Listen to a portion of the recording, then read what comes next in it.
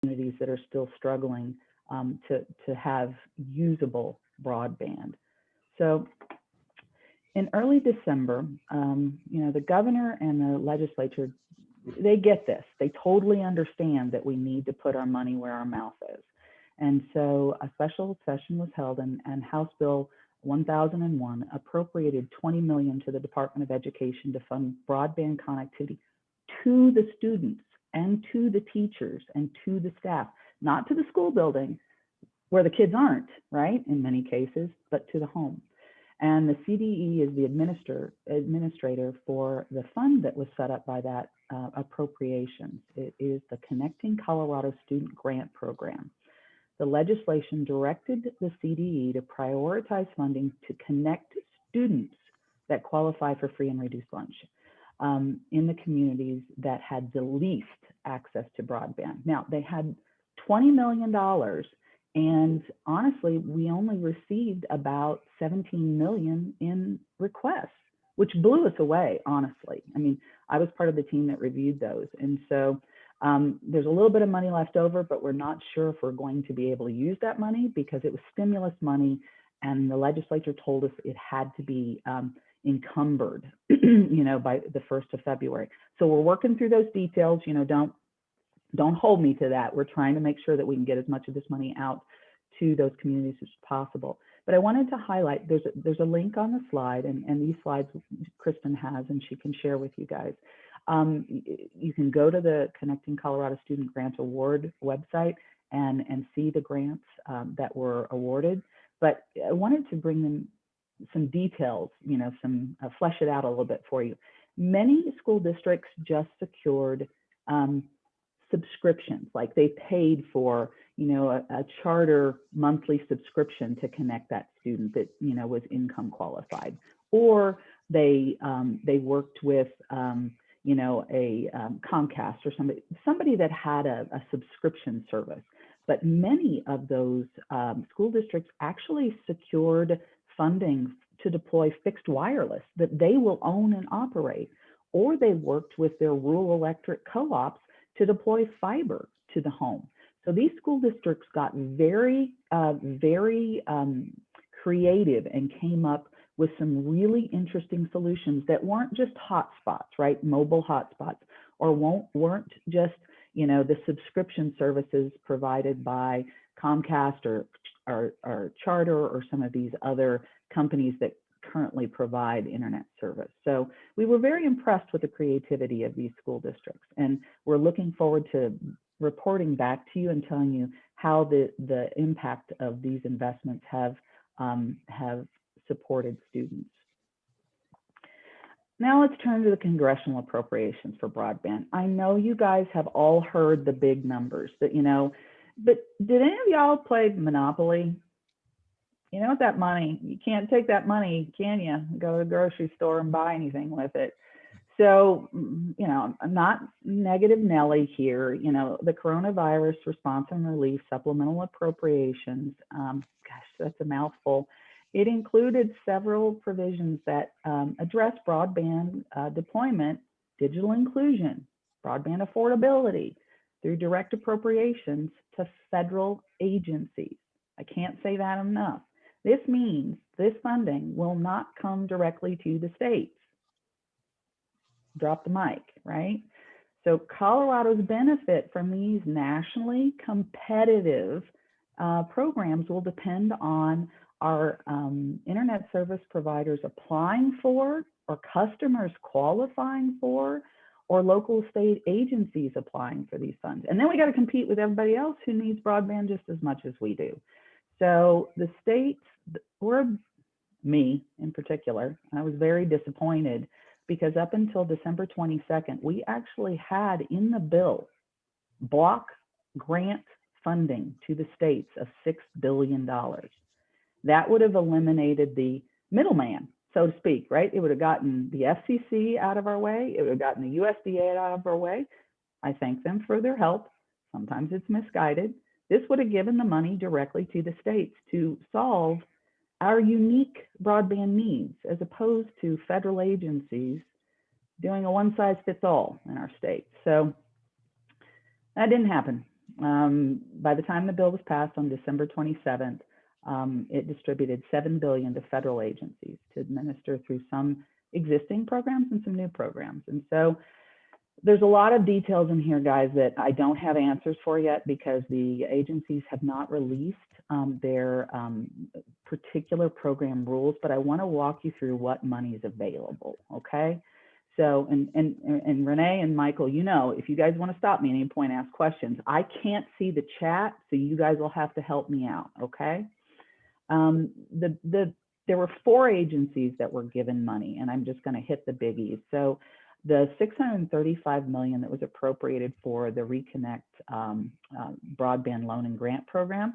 Now, the state of Colorado has had some success with this one, right? We've gotten some money out of this, especially out in your area, right? We've received over $15 million for projects in the Northwest Colorado, up in in the Yampa Valley rural electric serving area, and in the Southwest with Emory Telecom. So there will be, when it's rolled out, and they have 5 years to roll it out, guys, right? So it will be gigabit fiber to the home to over 1,200 homes in Northwest and Southwest Colorado. So that's good, right? It's good, right? But it's not tomorrow.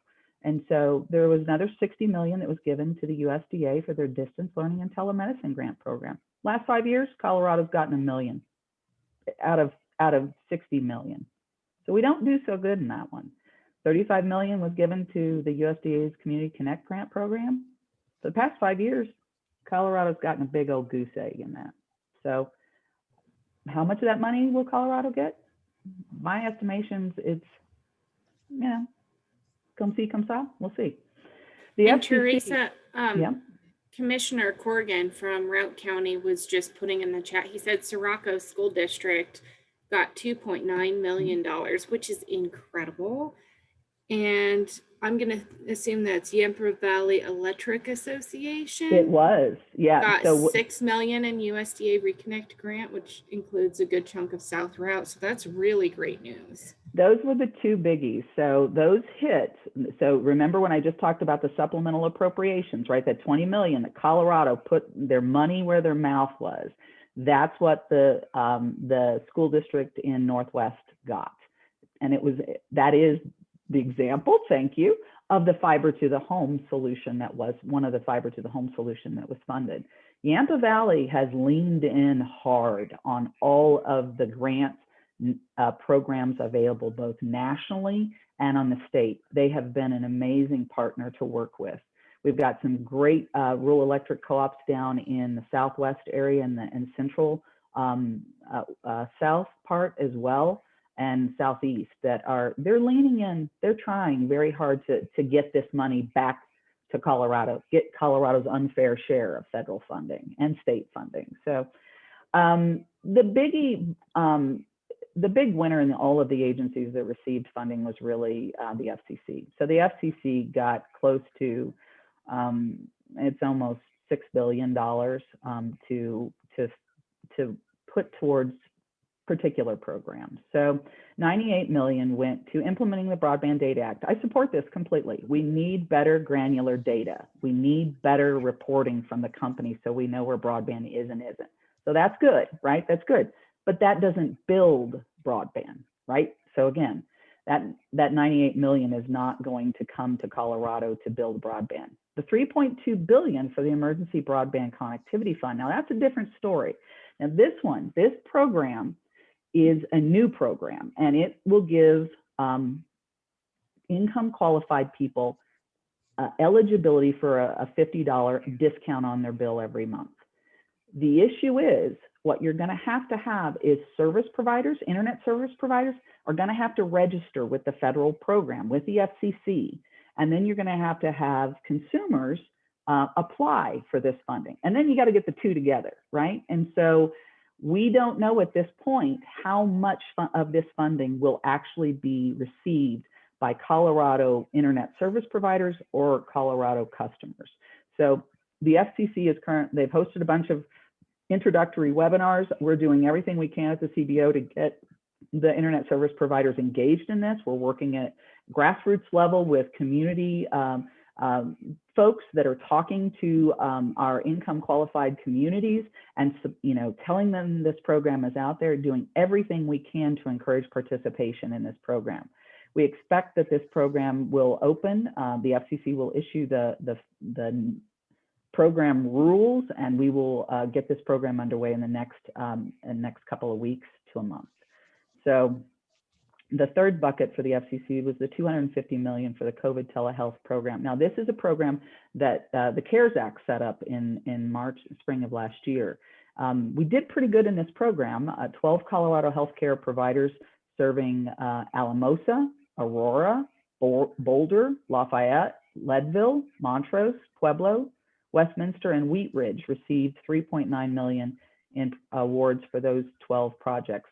Need to see more, Kristen, out on the Western Slope. We need our healthcare providers, when this window opens, and you'll be the first to know, I need my healthcare providers and clinics applying for this funding. It's not a tough application.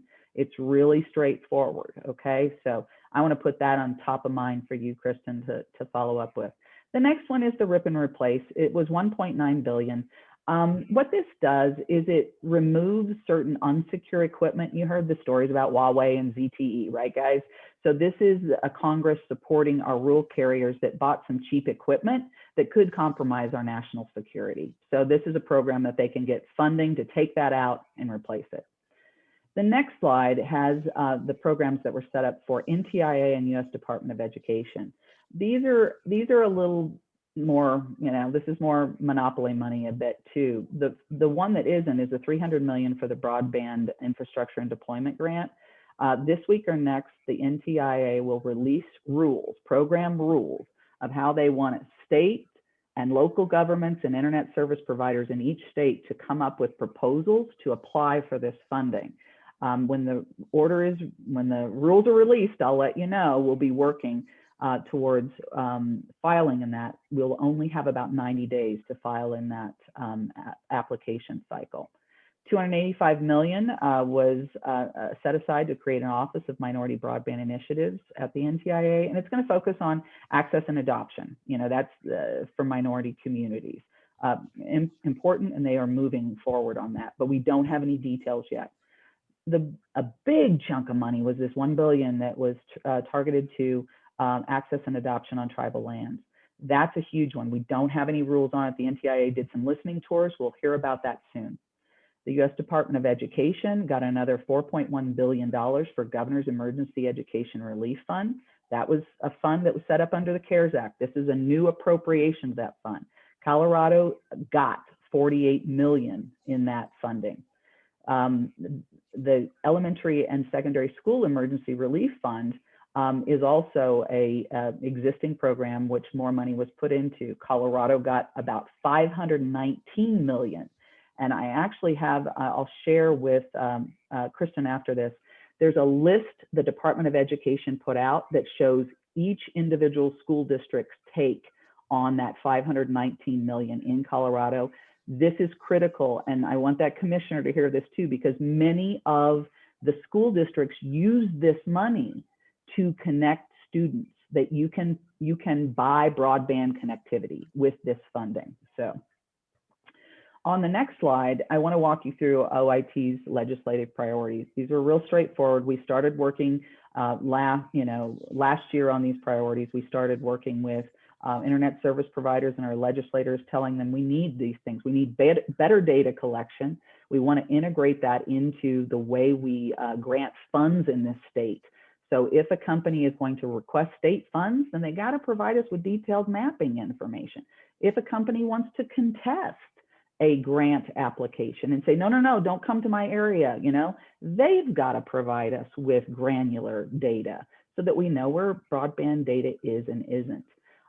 We believe that there would be some good changes we could make to the Department of Regulatory Agencies Broadband Deployment Board. We streamline the board, have more representatives from geographically diverse areas of the state, and to target funding through a request for proposal for those areas that we never get grant applications from. People live there. People need broadband in these areas that internet service providers many times just aren't interested in serving because they're so high cost to serve. And then we want to focus on the Colorado Broadband Office was set up through executive order. It is not, codified in legislation.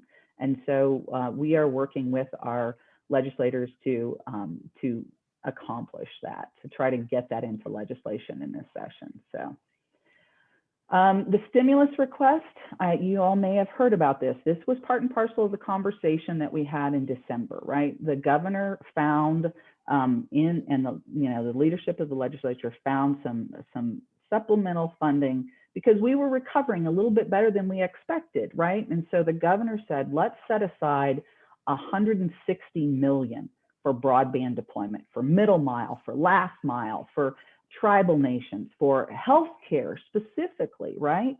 And that kind of fell apart a little bit in December. And so the 20 million was pulled out of that, okay? And so this 140 million was set aside to be discussed in this legislative session. And what we targeted in the broadband budget funding was 90 million to be appropriated to middle mile, telemedicine projects, and tribes. And so we also earmarked funding for digital inclusion that would allow connectivity and devices to support connectivity. And we identified that there would need to be requests for applications to the OIT and CBO to apply for this 90 million in middle mile, telemedicine, or tribal nations. So we set up a new structure for that funding to be received by the OIT and the CBO, and then disseminated through requests for applications for middle mile projects through the Department of Local Agencies, telemedicine projects through Office of eHealth Innovation, and directly to the tribal nations. The second bucket of money is 50 million that would have been appropriated to the Broadband Deployment Board under their existing programs for funding last mile connectivity for broadband. Well, in the first day of the session, we had two broadband bills that were introduced, Senate Bill 60 and House Bill 1109. And the CBO is currently working with both sponsors to incorporate our priorities that I just went through in that previous slide. That document and that last slide really encompasses the legislative priorities that we released through our Office of Information Technology, CBO Legislative Liaison, Kate Sneed. She has a bi-weekly call that I would invite you all to participate in, where she covers all the legislative activity related to broadband every 2 weeks. And so I'll make sure I get that contact information to Christian for you guys to participate in that if you'd like to as well. Now, what's Congress going to do? Well, as you know, right now there's that $1 trillion package that's sitting out there. That is their first priority, but we do expect Congress to transition their attention to broad economic and infrastructure bill. Representative Clyburn, who's the majority whip, has already indicated he's going to reintroduce his accessible, affordable internet access for all. It would allocate $100 billion to broadband expansion, provide low-cost plans for consumers, and it would require pricing data to be reported to the FCC. But Clyburn's bill continues to direct federal funding for broadband to federal agencies. Juxtapose that with the Bridge Act, right? The Senator Bennett introduced the Bridge Act, which is Broadband Reform and Investment to Drive Growth in the Economy Act, last June. I know you all are very familiar with it. Many of you contributed to that act and provided the support that they needed. Really what the Bridge Act does is it empowers states to create customized solutions for broadband that fit the state's unique needs. I know we've been in contact with Senator Bennett's office. He is doing some tweaking to that bill, and we expect him to reintroduce that bill very soon so that it is forefront in everyone's mind as these negotiations go forward for broadband infrastructure bills. So thank you for your attention. You guys are always great. If you have any questions, I'm always here. Just remember, you know, the CBO, we're your library, you know, on broadband. We're like books. Come check us out anytime you have questions. My cell phone number is right there. My email is right there.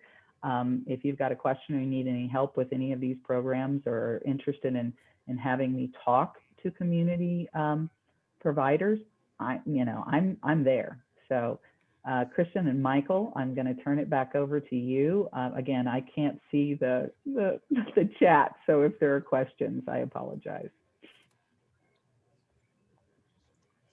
Christian, do you want to go through any of the questions that may have come up on the chat board? The only one we haven't really, it got addressed, but you know, Merritt was saying that CenturyLink has put a lot of fiber into the ground over the last few years, but it didn't really seem like anybody got connected.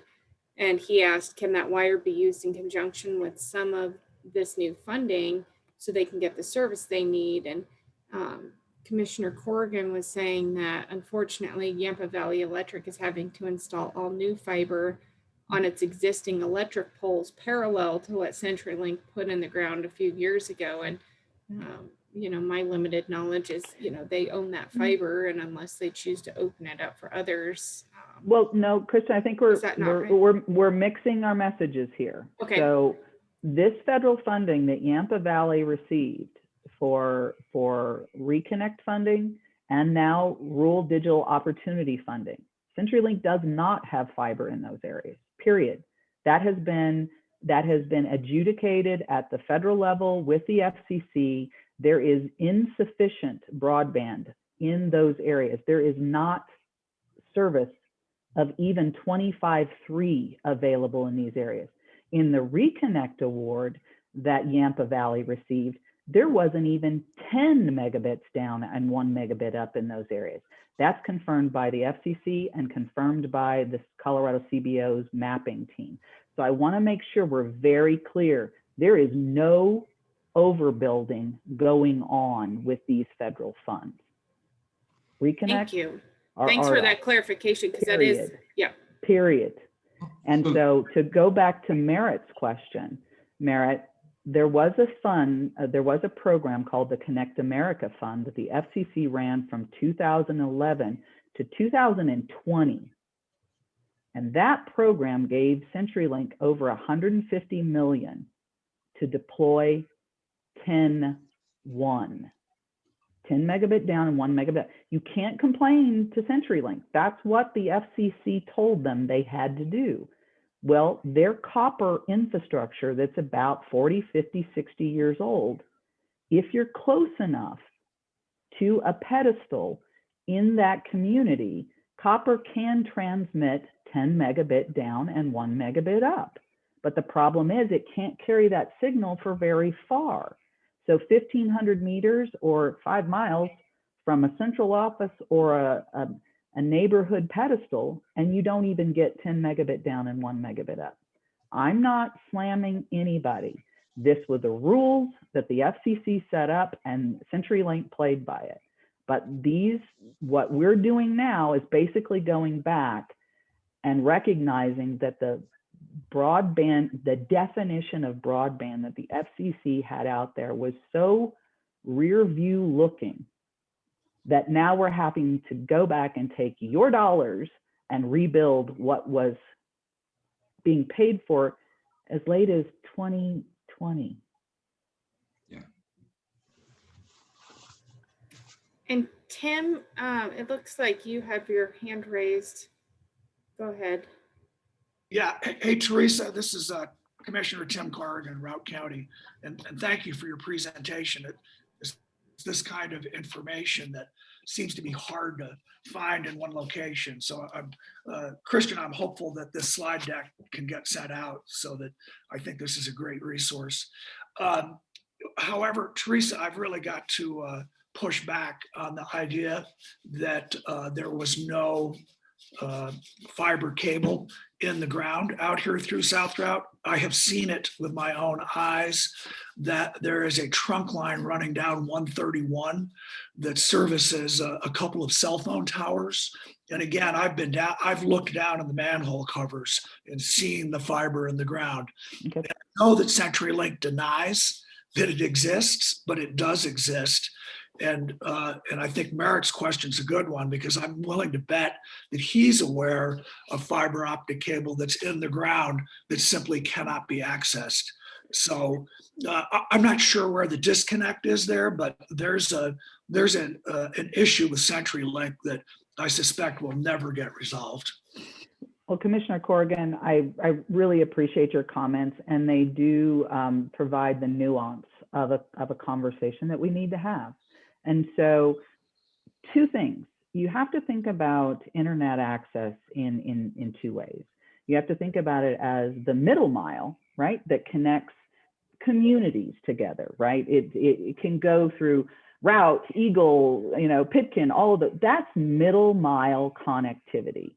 And if that was put in, even 5 to 10 years ago, sometimes there are not those egress points for communities to get access to that middle mile fiber deployment. So if you've got a fiber sheath that's running down Highway 131, there may be fiber there to connect those cell towers that you're talking about, but there's no laterals coming off of that or egress points that allows an internet service provider to run the last mile connectivity to the home.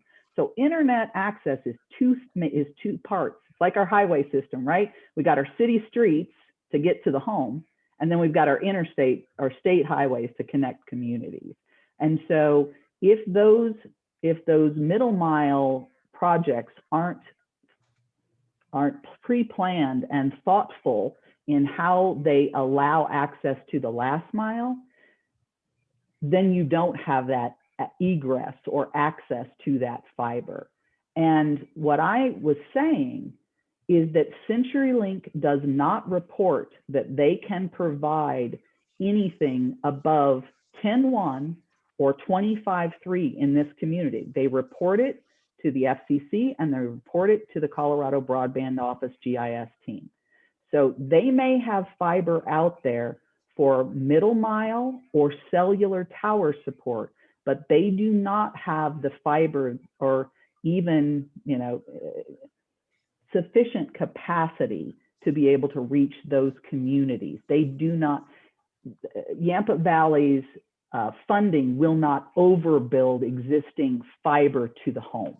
And that's what these projects reconnect from the USDA and the Rural Digital Opportunity Fund, or RDOF, both provide funding to connect homes, not the middle mile necessarily. Does that help, Commissioner?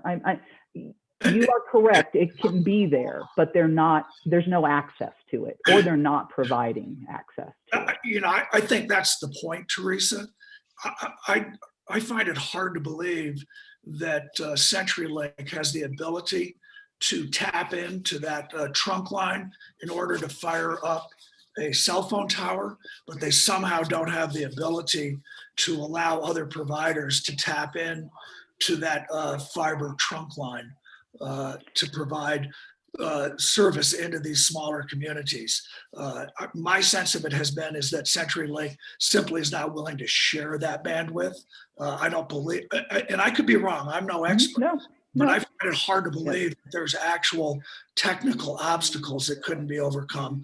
I think that's a situation where CenturyLink is looking out for CenturyLink and really doesn't care about our communities. Well, there are requirements on the books. So the CenturyLink under the Telecommunications Act of '96 is required to provide access if an internet service provider approaches them for interconnection. That's what you're talking about, Commissioner Corrigan, interconnection. And so there's a couple of things happening. Either their pricing is so high when an internet service provider, a local internet service provider approaches them, Either CenturyLink's prices are so high that they can't make a business of it, right? Or CenturyLink is not getting requests for connectivity to their infrastructure in those locations. Or like we saw in Lake City, Colorado, sometimes the fiber is just outside the city, and CenturyLink, because of economic considerations, they're not willing to invest to bring that connectivity into the community. And with the deregulation that occurred of local service was deregulated in this state by our legislature in 2014. And there's no requirement. The PUC cannot require CenturyLink to deploy investments in areas. You can only use a carrot and say, here's money, we'll give you money. I mean, CenturyLink could have applied for this money too, Commissioner Corrigan, and they chose not to. So you are not wrong. I am not right. It's just there's nuance to this that everyone wants to kind of avoid because they feel it's sticky. But in that part of the world, we've got providers that are leaning in to, and they are getting that middle mile access from other providers like Project Thor, or down in Region 10 with my good friend Virgil Turner, right? He's making middle mile internet access affordable in the communities that Region 10 serves. So you got the picture. And you're going to get You're going to get build out much sooner than most of our communities are going to get because of these federal funds. I agree, and thank you for clearing up or showing some of that nuance that maybe I didn't quite understand. But and you're right. We're going to be moving forward with YVEA, and we're going to get this done regardless of CenturyLink. But it's still a point of frustration for those of us that have seen CenturyLink receive so much in the way of taxpayer dollars through the years, and we've just finally had to give up on that investment and start a whole new round of investments. But it is what it is, Teresa, and I'm not blaming you for it. No, and Commissioner Corrigan, I know you're not. I've been in this game for 34 years. I've been begging. I've been walking around with my hands out begging for broadband funding, 3 different states and the FCC and the federal. And I spent 17 years building fiber networks. So, I mean, your frustrations, I have the scars on my back to prove it. They are real, and we get it, and we are doing everything we can to move the ball forward. I know I grew up in rural Missouri. I had to drive 30 miles to get, start my college classes. I didn't get to take them, remotely. I mean, the reality is we're choking off our rural communities. If my farmers and my ranchers don't have the high tech, broadband capacity they need to run their farms and their ranches, I'm just cutting my nose off to spite my face. I mean, these are the people that feed us. These are the people that educate us. These are, teachers and students, and it's, yeah, you're preaching to the choir. I'm here. Guys, I think you can see now why I am so high on Teresa and this OIT office in Club 20. Teresa and I have, I dare to say, become pretty good friends over the phone calls and communications that we've been able to share. And I am just absolutely beside myself with joy to have her pitching for rural Colorado. And I think we all owe a huge amount of debt, Teresa and OIT, to help us with our kids and our businesses and everything that we all fight for. Teresa, just can't thank you enough for being an integral part of what we do and helping all those folks. Well, Michael, thank you for inviting me. And I know I haven't told you guys, but I'm a teacher's kid. My mom taught 6th grade social studies for 35 years, and my dad was a carpenter in Missouri. And so I built networks for school districts. That's in my DNA. And Kristen, I would be remiss if I did not mention that the Colorado Broadband Office just announced last week the new executive director, Antonio Martinez. Antonio has joined our office. He's been with us for probably about 6 or 7 days now. And he will be the new executive director, and I'm sure you all will be meeting him soon. So I would have been in trouble, Christian, if I didn't, announce that to everyone. And so Michael and Christian, thank you so much for giving me, I know this is a good bit of your time, but please don't be a stranger. As Michael said, I pick up the phone. So give me a call if you've got questions or you need support. And I'm going to be the one working with all of our federal grant recipients to make sure that this round our communities know about and they get access to, because the CBO is here. Guys, we're all in this together, and it's very passionate. And I started this meeting saying it's not left, right, middle, up, down, purple, yellow, or green. We're all in this together, and we're very fortunate to have the folks we have at the state office. And I actually got to attend the meeting where Mr. Martinez was introduced, and we knew each other, and it was wonderful. And he understands what Club 20 does, and he really made a point to bring up rural Colorado and Club 20. He's lived it. He understands the San Luis Valley and what we do on the Western Slope. And I consider San Luis, even though it's middle, it's not Western Slope, they still have the same issues we do, as does Southeastern and Northeastern Colorado. We're all in the same boat together. So with that being said, one of the things that the executive committee and I spoke about was we wanted an opportunity to bring what we're calling last mile heroes into this meeting.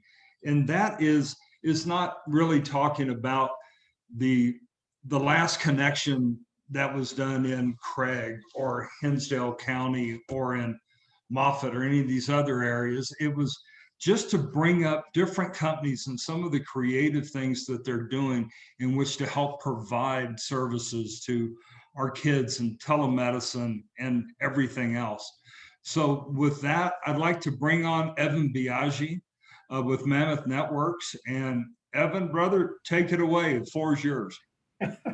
Well, thanks, Michael. I appreciate the first of all the invite here to speak to this group. I've talked with many of you in different forums, but this is my first time speaking with Club 20 as a group, and obviously it's always fun to follow Teresa on a call like this. But yeah, I appreciate the opportunity to speak with everybody. I'm going to go ahead and share my screen here. Let me know if you guys can see this. Is that working for everybody? Okay, thank you. So I'm going to start here. Michael introduced this as a last mile hero, and I'm going to focus today's conversation on our visionary broadband company. Wear a couple different hats here. I think a lot of you guys know me as representing Mammoth Networks. Mammoth Networks is our middle mile entity, but Visionary Broadband has been in the background slowly doing a number of last mile projects throughout Colorado. We service a very large area throughout the Rocky Mountain region that I'll get into. And let me just see here if this, let me get my slide deck working.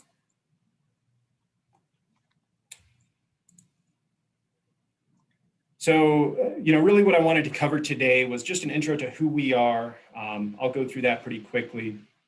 I want to talk about some of the last mile solutions that we've been offering and that we provide here on the Western Slope. And then I want to take a moment and talk about the RDOF auction. I think that's something that dovetails nicely into what Teresa spoke about. There's going to be a couple key points there that I'd like to make. And then really kind of wrap things up on how I see things that Club 20 can do to help providers similar to a visionary move the needle here throughout the Western Slope. So first and foremost, who is Visionary Broadband? We like to think of ourselves as a very rural focused, Rocky Mountain based. We have operations in Wyoming, Colorado, New Mexico, Montana. That's really our region. We currently service more than 16,000 customers.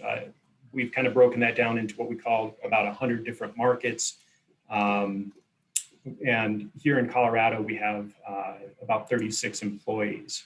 We're a privately held company. Like I said, roots in rural. We've been around the block. We got started in 1994 as a dial-up company. So we've seen technologies change. We're very much, we like to pivot a lot, is what we like to say, where we continue to change with the times and do what's necessary to accommodate that. And here in Colorado specifically, we've grown organically throughout the years, but we have had some acquisitions that have cemented a few of our different markets, including the ValeNet ColoradoNet acquisition, Skyworks Industries down in Southwest Colorado, and then most recently Internet Colorado based in Gunnison with operations down in Lake City as well as up into Crested Butte.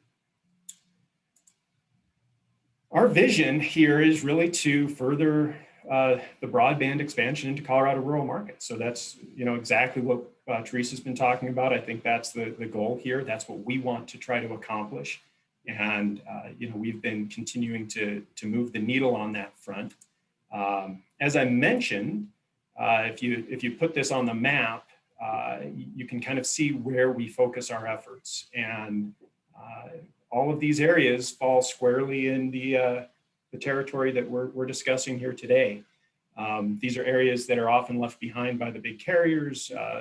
Money is often diverted from these areas and focused on more metro areas. And I think the struggle is real in all of these communities to keep up with the demand and providing the same level and quality of service that people enjoy in more metro areas. So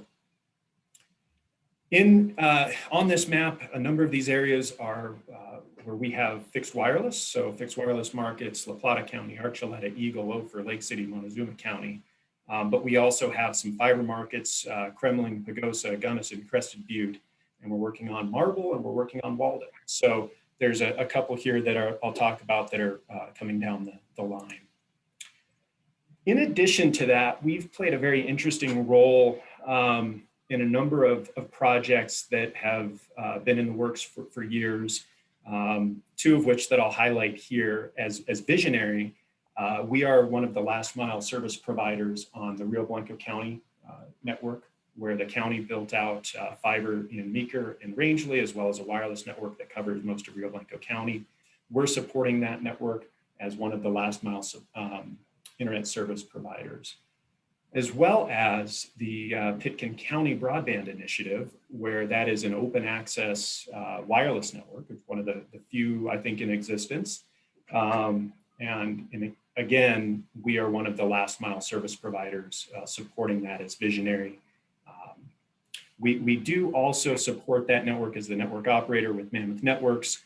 And one of the things that Visionary has been able to do as we continue to expand throughout Colorado is that we've been able to leverage what our middle mile company has put together with Mammoth Networks. So Teresa touched on this a lot, the difference between middle mile and last mile.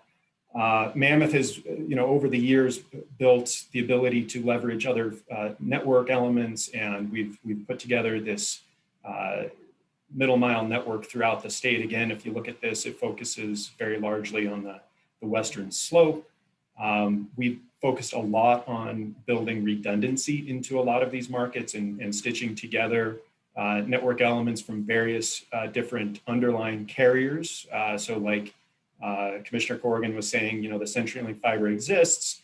We do, have the ability in certain places to go after that fiber, procure that fiber, and use that in such a way to create a middle mile network that then we can leverage to put on top of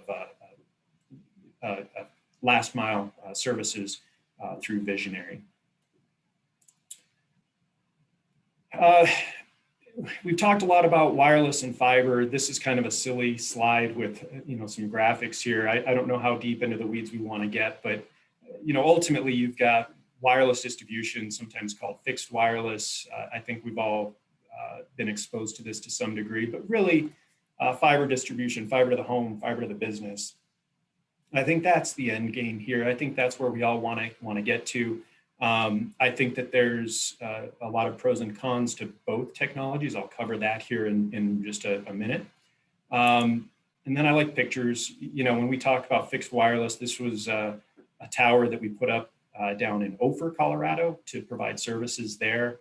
The picture on the left is just, you know, what gets installed on a person's home or a business that links up to a tower, and bam, you have internet service. Fiber, obviously, we've all seen different fiber elements. I just like to put this into context. You know, there's overhead fiber, there's underground fiber. There's quite a bit of work that goes into deploying a fiber network. It all starts with a very comprehensive design and engineering work in order to build out communities with fiber optics. And as I mentioned, you know, there are pros and cons to each technology. Wireless is much lower deployment costs. You can get it up and running a lot quicker. You know, we're offering speed packages from 25 meg to a gig on wireless. You know, there's new technologies that allow for that. We're limited by the spectrum that's available. And we've seen, you know, quite a bit of advances in equipment, and every time there's a advance in equipment, everybody needs more speed. There's an equipment refresh, so there's you know, more refresh cycles involved in maintaining a wireless network. I put high reliability on there because I think that there is a you know, an idea that wireless is not reliable, and I think that that's simply not true. I think if you build out a wireless network correctly, it can be very reliable. Fiber, as we all know, has a very high deployment cost. The cost to build fiber networks is very costly. It takes a lot of time, but like I said earlier, the end game is fiber because it's virtually unlimited speed potential. By changing the equipment at each end, you can crank up the dial, so to speak, and continue to provide you know, more and more speed through fiber networks. I always like to say, nothing that we've ever been able to figure out travels faster than the speed of light. So to this day, nobody's figured out how to break that barrier. So that's what we're dealing with a fiber network. Some of the challenges that we always deal with in fiber, other than rocks and cobble, are you know, rights of way, easements, things of that nature for the construction component. That's always one of the hurdles in deploying a fiber network. But really, fiber is a long-term asset, and again, it's highly reliable. So as Visionary, we don't you know, get on a bandwagon and say we're strictly a wireless company or we're strictly a fiber company. We really feel like there is a happy medium, and really we call it a hybrid network, where there's a place for fiber, there's a place for wireless. And I think that hybrid network over time is going to shift into a fully fledged fiber network, because that's, you know, where we all want to go. But that doesn't mean that there's not a place for wireless today, and that wireless can't make a huge impact on a community and a community's ability to connect. Again, Teresa, you mentioned earlier, a lot of school districts are looking to fixed wireless to connect students and bring them in. You know, because of the low deployment cost and the quick installation times, you know, we need this now. In order to do fiber to a bunch of these students, you're talking the design phase, the permitting phase, the construction phase, and good luck finding a contractor right now because everybody's super busy. So, you know, there's a place for wireless, there's a place for fiber, and, you know, we certainly, we deploy both and we support both types of last mile technologies. Our approach in general is, I kind of broke this down into 4 things. We kind of choose areas that we want to serve. When I say we want to serve, that means that it's a place that's close to existing infrastructure. It fits our profile. It's rural in nature. It's the kind of community that fits where we like to do business. We like to focus on communities that need to be served. We are not out there trying to go in and compete unnecessarily with other service providers that are doing a good job, that are providing a need and fulfilling the need in a community. That's just foolish for us to do that. We're trying to focus on the communities that don't have that level of service today, and we can help fill that niche. We do look at markets where we know that we can be successful. This comes back to business case, and I'm going to use that term a lot here in the next few slides. We try to do our homework and make sure that if we're going to go into a community that it works for us, because we don't want to be the provider that promises the world, comes in, realizes it's not going to work, and then we leave a community stranded. And then finally, delivering technology that we know will work. This goes back to the wireless and the fiber. We've been doing this a long time. We really understand the nuances with technology and how, what technology to use where, so to speak, and how to leverage that. I'm going to talk a moment here, and this will kind of lead into the next phase here on grants. And again, piggybacking off of where Teresa started us in the discussion this morning, there are a ton of programs out there. And, we've tried to focus as a company on grant projects that really work for us. And, we're looking at the different grant opportunities in the future. But ultimately, my philosophy, or our company's philosophy on grants, is the purpose of a grant is really to help build a business case where no business case exists. If we're looking at these communities that are unserved, they're unserved for a reason. Nobody can afford, as a private company such as Visionary, to go in and invest in that community and get a return on our investment. Grants supplement those areas, those business cases, and help create that. So here in Colorado, we've gone after and been awarded a couple of the DORA Broadband Deployment Board grants. First one, Archuleta County Wireless. This is based on 6 new towers in Archuleta County that's going to provide a number of homes that were previously unserved.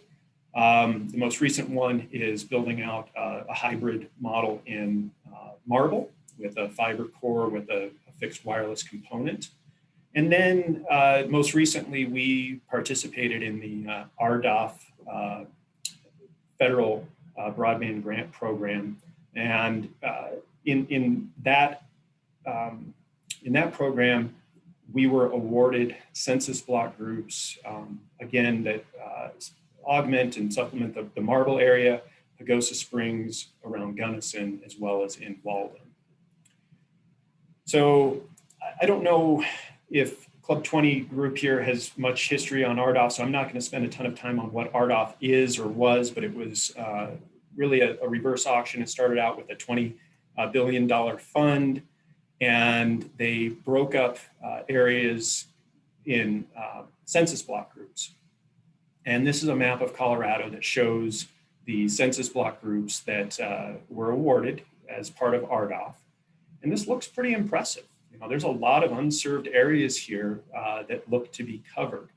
And I think there's, if you troll the interwebs, there's a lot of controversy around the RDOF auction and, was it successful? What are the issues with it? And I'm going to give a little bit of my take on that here. But this is where we as a state ended up. And the gigabit, looks like a green or a teal color, those areas are at 1 gigabit service commitments, and the orange areas are at 100 meg. So certainly I think the intent of this program was great. And if, all goes well, that this would certainly help us get to the goals that we'd like from a state's perspective. The winners here in Colorado were pretty interesting. This list shows that, ultimately we were awarded $249 million, and that's over a 10-year period through the RDOF program. LTD Broadband is a company that, to my knowledge, doesn't provide any services in Colorado today. They're a Minnesota-based company. They were extremely aggressive. I think they were the #1 overall winner in the RDOF auction. So there's a little bit of a concern or a question there, and how new entrant into the market. I guess that's a good thing, but it'd be interesting to see how that unfolds. Connexon, they were very much involved with a lot of the rural electric cooperatives that bid. Luminate Fiber is the Yampa Valley Electric subsidiary that was part of that consortium that bid. This list here breaks out what they were awarded. So Teresa, as you mentioned, they are leaning in hard and getting every dollar they can from every area that they possibly can to build out their network. So good on them. Starlink, Elon Musk, he was the #3 on the list here, winner in Colorado using his satellite technology. Again, there's a lot of, I don't want to say controversy, but he was deploying these services anyway, and here he is receiving additional federal dollars to do that.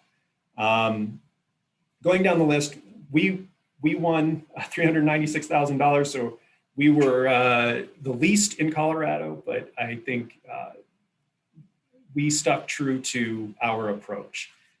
We only won in areas that we know that we can deliver and that makes sense for us to do so. That's really where we focused our efforts. We're on those areas. So it was less about the dollars for us, more about continuing to fill the need and work on the areas. So I've kind of opened the door here. I want to just point out maybe one of my concerns with expectations from RDOF. Like I said earlier, when you look at this map and you say, wow, this is going to solve all of our problems. I kind of want to work through that with everybody here and just maybe have a little bit of a level set. I went through and I literally just picked one block and said, well, let me analyze a block and just kind of work through some math on that. So I picked this block that's just north of Grand Junction, north of DeBeck, I believe, right there. And this was a block that LTD Broadband was awarded. According to the FCC, there are 140 locations in this block. The FCC, through RDOF, also sets maximums on what you can charge for services for winning census block groups. That number for gigabit services is $133.52 a month. So I'm going to play very conservative here. If they were to get 100% of those 140 people, which we don't think is realistic, at the $133 a month, that would be $18,000, almost $19,000 a year in revenue. Their support boils down to $11,000 per location for this block. They won this block with a support of $165,000 a year. So that boils down to $11,000. So the combined total revenue that they could expect to receive, combining the grant revenue plus the monthly service fees from those customers, would be $1.8 million. And that sounds great until you really dive into, where is this block? How big is this block? What would it actually take to deploy services to those 140 homes? And I know this is a little bit hard to see, but there are some little yellow dots that are the locations for these spots. And I'm sure a lot of us have driven through this area or by this area.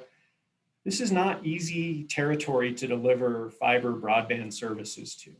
And they are committed to providing via fiber gigabit services to these 140 locations here. So again, I look at this and I say, this is roughly 1,000 square miles of territory. We have a tool that calculated it at 2,462 road miles. And if we looked at saying that we were building down 10% of those roads to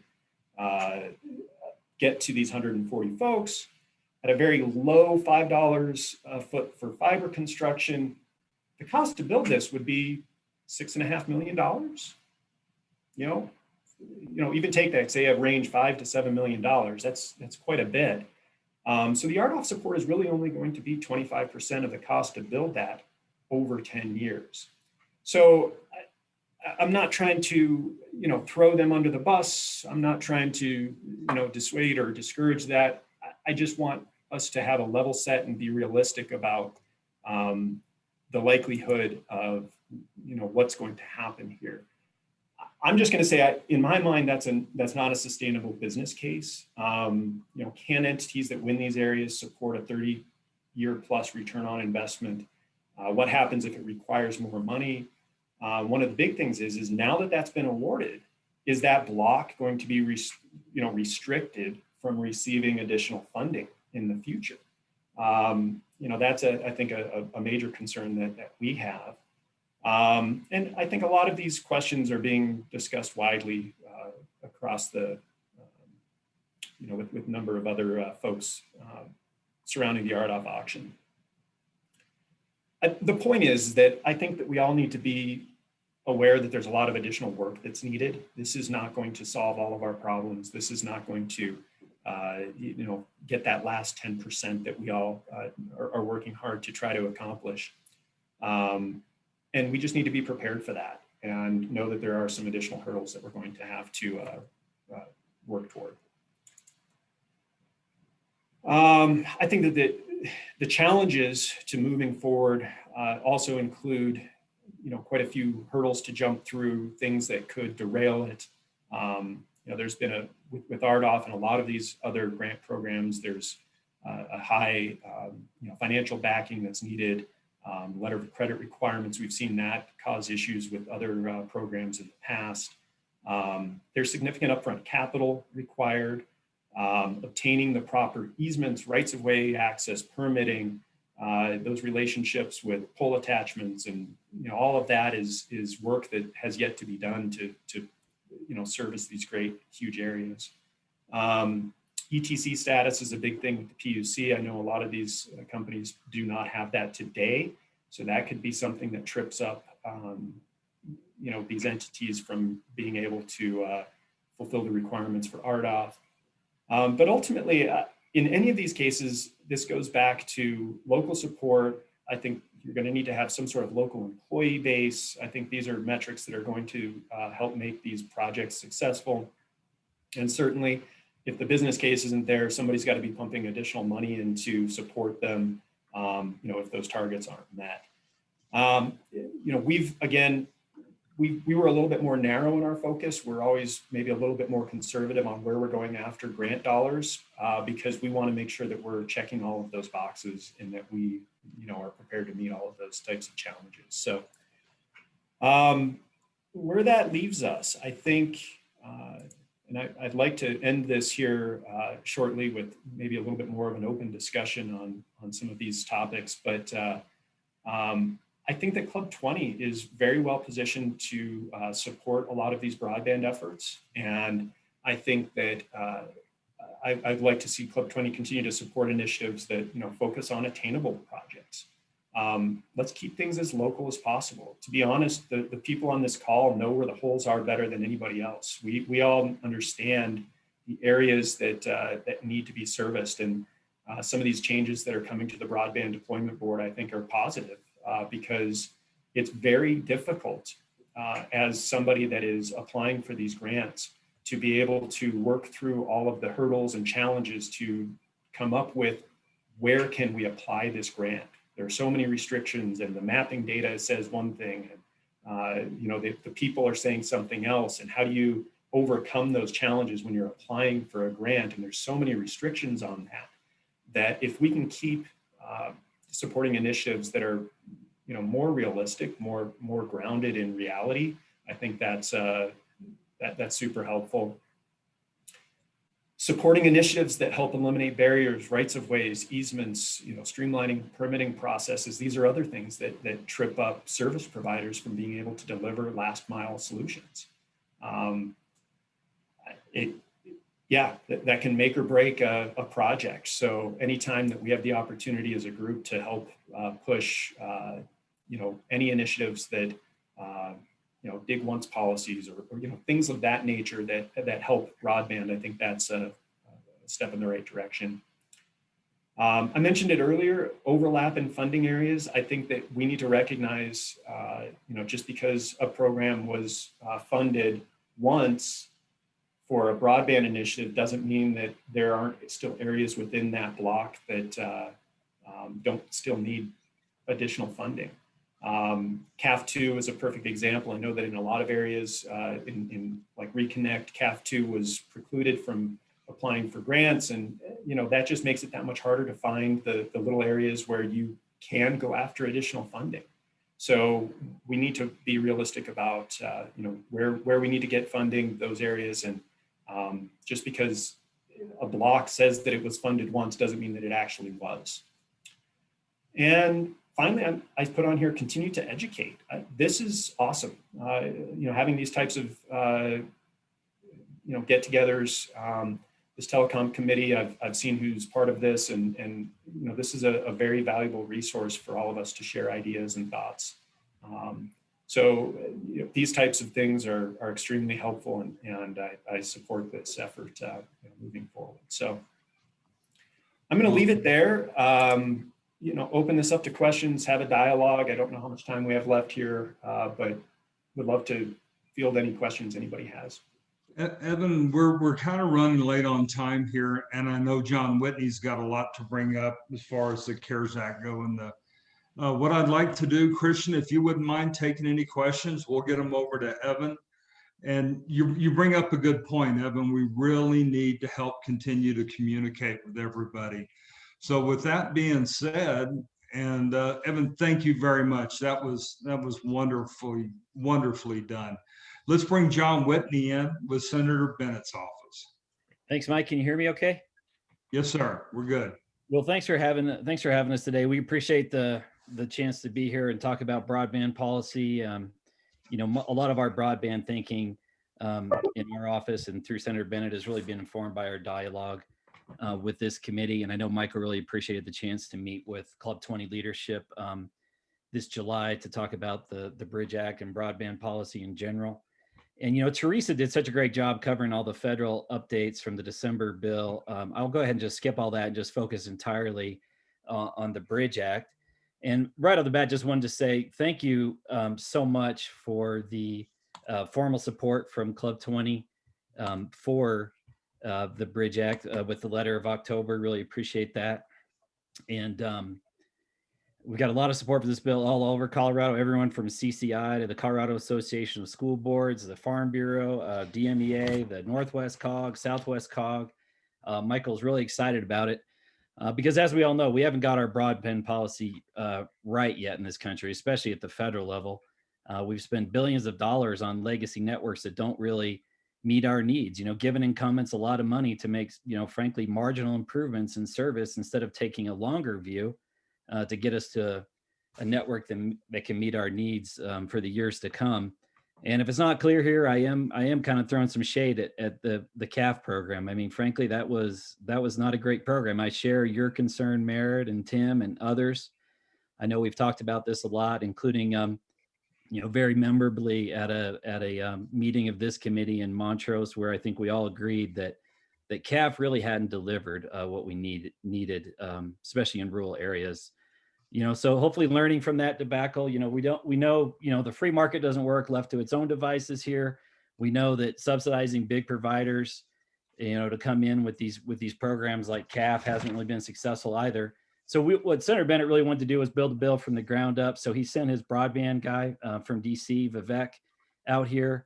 And both he and I did a tour on the West Slope, hearing from ideas on here from the West Slope on what we need to do with broadband. We topped that off visiting with Teresa in Denver, who we worked very closely with. And that gave us the Bridge Act, which essentially does three big things.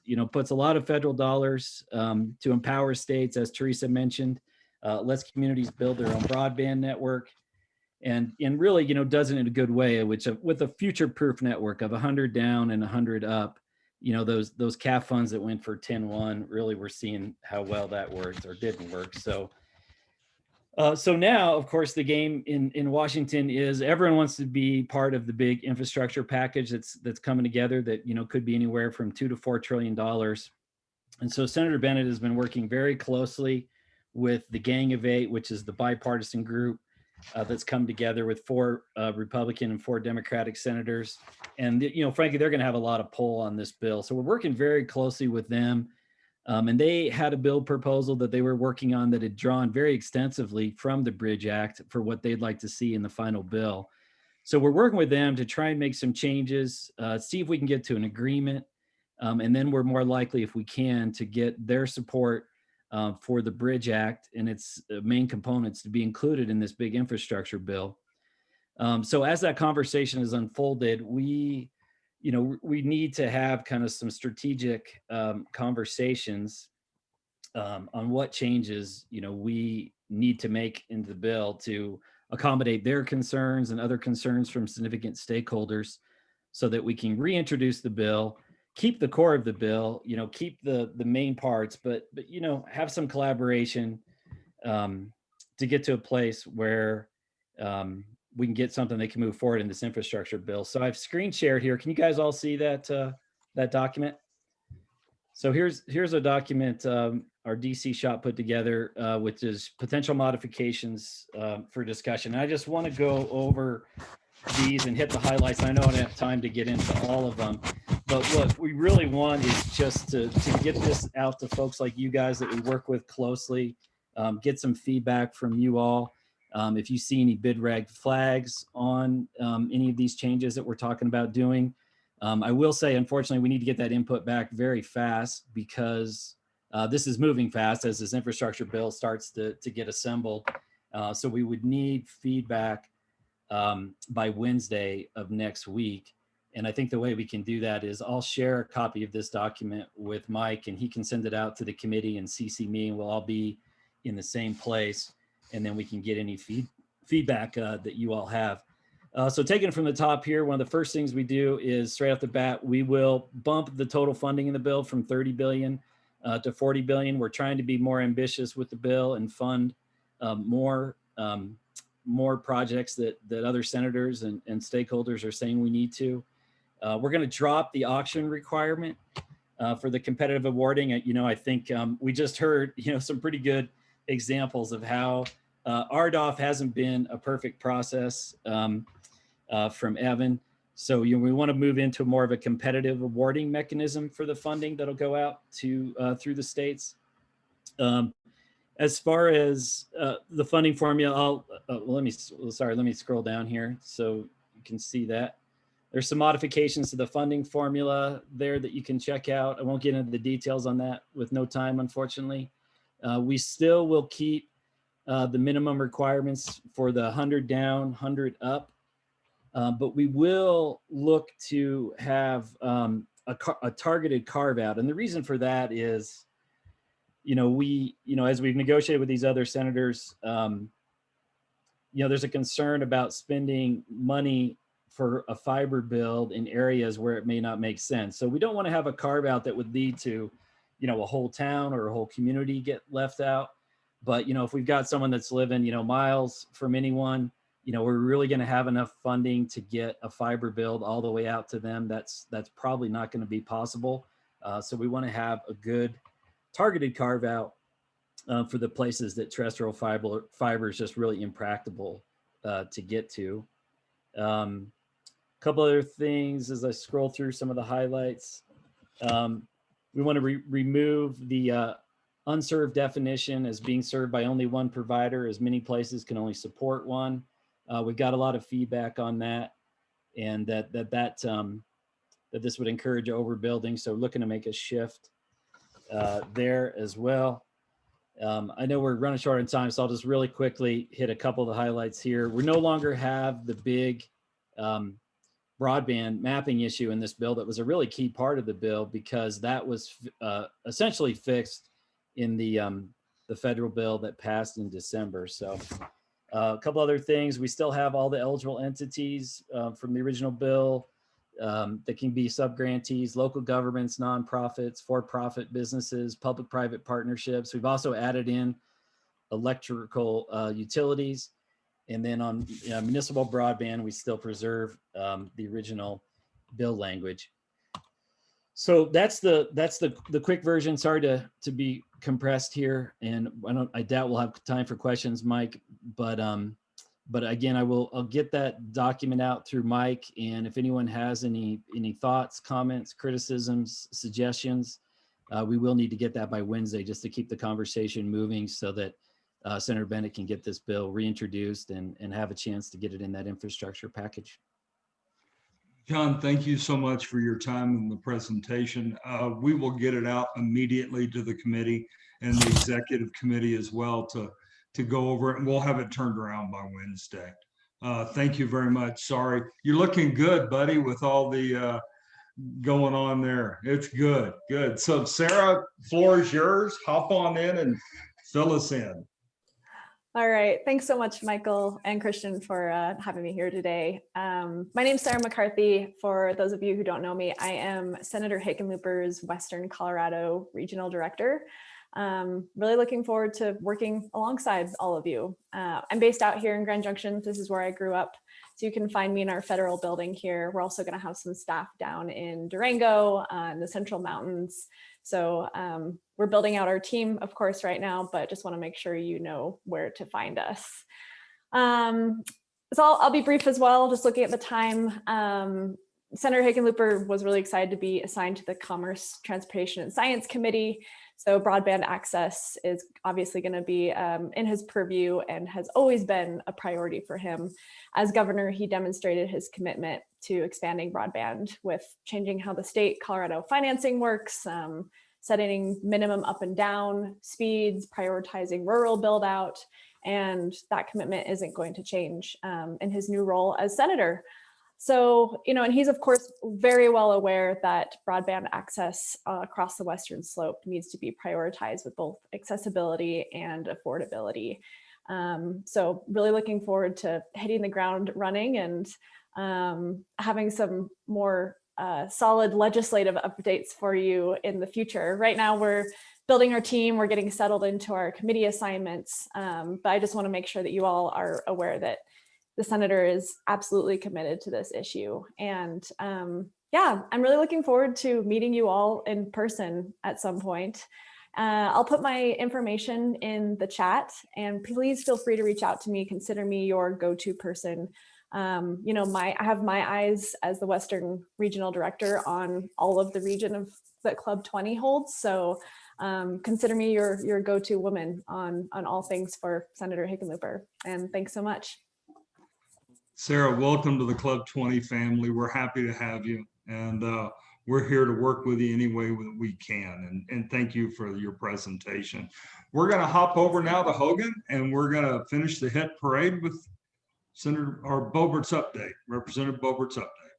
All righty. Well, thank you, Mr. Murphy, and thanks to Christian and Club 20 for the opportunity to be here today as well. Although I certainly see a lot of familiar faces, I'd like to introduce myself, or at least reintroduce myself to those of you who may not know me from my time in Senator Gardner's office, or those of you who may be new to Club 20. So my name is Hogan Peterson. I'm Western Slope Regional Director for Congresswoman Boebert. And like Sarah, I'm also based here in Grand Junction. I grew up in Rifle like the Congresswoman, but I've lived in Grand Junction the last few years. And let me just say to any county commissioners or regional officials on the call, I've been saying this to everybody. My household is myself and a dog. So if you invite me to something, I'll come to it. I'll go to anything, and I'd love to come visit you. I'll keep things short today by sharing this message, and that's that we're here to listen. As a freshman legislator, Congresswoman Boebert doesn't necessarily have 10 or 15 years worth of policy proposals and portfolios to draw on. But that having been said, let me say this. There's only a handful of issues that the Congresswoman consistently hears universal consensus on. These include retaining the BLM headquarters in Colorado, keeping Western Slope water in Colorado, and the fact that healthcare is too expensive, but most of all, the need for rural broadband and rural connectivity. This year and the beginning of Congresswoman Boebert's term has been particularly notable in that both staff and the Congresswoman herself have done infinitely more virtual meetings than we ever could have imagined. Obviously, the rest of you have as well. And then in every meeting, without fail, inevitably, there's some sort of awkward glitch, kind of like the little bit of a delay between all of us on the pledge this morning, where a county commissioner, a business owner, an organization sighs deeply, pauses, looks at us and goes, hey, while we're on the subject, something else we need to talk about is better internet. So that certainly brought some attention to it. And I'll be clear, we understand this is critical for a big number of reasons. They're all interconnected, they all overlap. Obviously, broadband touches education, like you talked about earlier this morning. We certainly hope our schools can transition back to something resembling normalcy soon, but I think we can all agree that in some way or another, the future of education is going to be very connectivity dependent. Of course, I'd be remiss if I didn't mention the advent of telehealth and the importance of broadband in healthcare, especially in our more rural areas where there's a limited number of providers and specialists. And most of all, Congresswoman Boebert understands exactly how important broadband is to our economy in the 3rd District, particularly in regards to small businesses and particularly in regards to our most rural communities, places like Craig, places like Nucla, areas that have been impacted by changes in natural resource development and that are trying to hang on to their way of life. Obviously, broadband can be a big piece of that puzzle in a time of transition and a time when we're increasingly seeing people whose jobs are no longer tethered to a particular physical location, wanting to come out in areas that are a little bit better, like the places that we live. It took me probably 4 minutes to get to the office this morning, and that's to an in-person office. And that's only because I caught 2 red lights instead of 1. So I think there's a certain appeal to that, as we all know. So with all that in mind, I'll just leave you with a reiteration of my earlier comments, and that's that we're all ears. We're here to listen and act on any legislative proposals, ideas, grant requests, and federal barriers to progress on broadband that you'd like to talk about. Although being new means being inexperienced, it also means a new perspective and a fresh willingness to listen and to engage. So like Sarah, I'll leave my information in the chat box, and I look forward to hearing from anyone and everyone that's here today. Thanks again. We'll see you. Thank you very much, Hogan. I'd really like to thank Teresa, Evan, Mr. John Whitney, Sarah, and Hogan, along with all the rest of my Club 20 committee members. We truly appreciate your passion and your desire to make this Western and rural Colorado the best place we can possibly be. Christian, do you have anything we need to close with? Or Jay Paul did put a question in the chat. I just messaged him to ask him who this was directed for. I'm going to say John Whitney. Jay Paul says, I and many others are very concerned about the deficit spending by the federal government. A $4 trillion infrastructure bill is appalling. Another concern is the feds taking over projects that should be handled by private industry and local and state government. What are we going to do about the deficit spending? Sorry, John. Yeah, no, happy to take that. So, I mean, so obviously we're living in historic times right now. And I mean, I think, we're seeing even the Republican chair of the Federal Reserve Committee appointed by President Trump, who's saying, the economic situation is worse than we think. The official stats and figures don't really accurately capture where we're at. He says that, unemployment is really more truly at 10%. So we're in a situation where we need to go all out, to go big, to recover our economy, to pull us out of what could be a devastating long-term recession that could even turn into a depression. So I think, Senator Bennett is supportive of doing a large infrastructure package. That the infrastructure package has been talked about for years and years. There's a lot of bipartisan support. I think there's going to be an attempt to do it as a bipartisan package, working with the committees that have jurisdiction. There's a lot of senators on both sides of the aisle that feel the time has come to address the infrastructure backlog that we have in this country. So, but I'm sure there's going to be a good, vigorous debate in both chambers on where we go with infrastructure. What's the appropriate size? What's the appropriate remedy? All that will be considered by Congress as we work towards a final package. Thanks, John. That's all I have, Michael. well, guys, thank you for attending our broadband meeting, telecommunication meeting. It's really kind of morphed into broadband, but I guess that's where we really need to be. Thank you all once again, and stay here for the Healthcare Committee meeting. It was sponsored by Rocky Mountain Health Plans and Connect for Health Colorado. So thank you all once again. Thank you to our sponsors, and we will see you all soon. Thank you. And the Healthcare Committee will begin in approximately 13 minutes.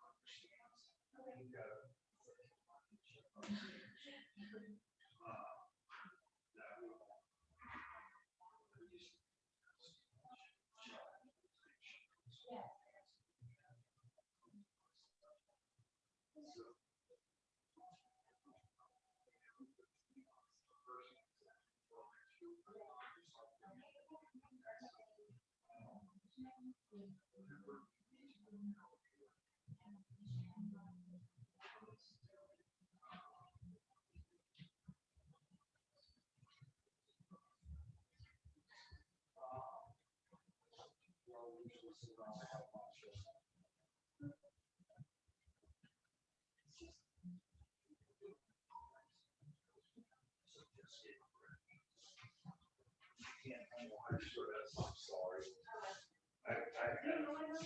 Yeah, I did very well. And she was high stress. Who's one of the toughest ones I ever worked with.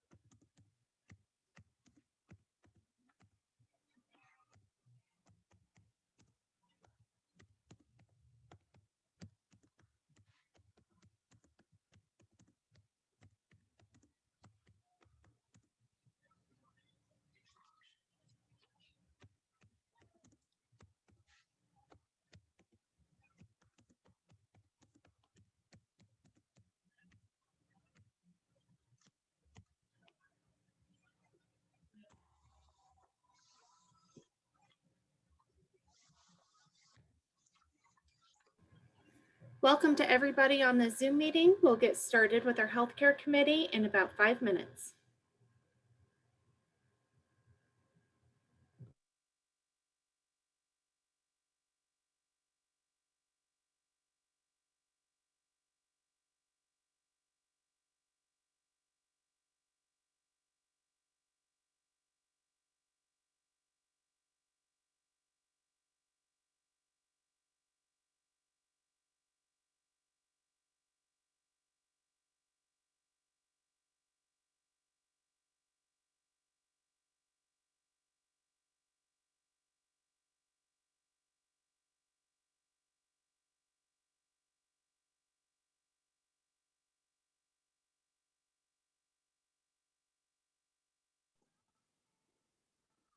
Hi, Christian. How are you? Well, hello. How are you doing? Doing good. Good. Congratulations on the new position. Thank you. It's been going well. I'm really excited to be part of the CHAPA team. It's a great team. Thank you. Yes, they are. They are a dynamic team. Very, very progressive. Yeah, definitely. So I know you're getting ready to launch them, but I'll text or email you, and maybe you and I can set up a time just to visit. Oh, I'd about love to. All the stuff. Definitely. Yeah, just take 30 minutes, no more than an hour, but I'll send you a meeting notice and we'll coordinate it. That sounds great. I'm excited to hear the healthcare committee today and then the business affairs this afternoon. Yes, and thank you for sponsoring the business affairs committee tomorrow. Certainly. Miss Jerry Lynn was on that. Yes, she is. She usually is. She does, and she sends her regards today. She has a board meeting, but so she says to say hi. I'm sorry to be missing things. Well, I can't wait to be able to see her in person. We usually try to circle up and get some time together at the Colorado Cooperation conferences, but haven't had those for a while. So one of the when we kind of pop our head up over the COVID hurdles, well, we're getting closer. Steve Reynolds, were you able to get into the meeting? I know Steve was having some difficulties with Zoom.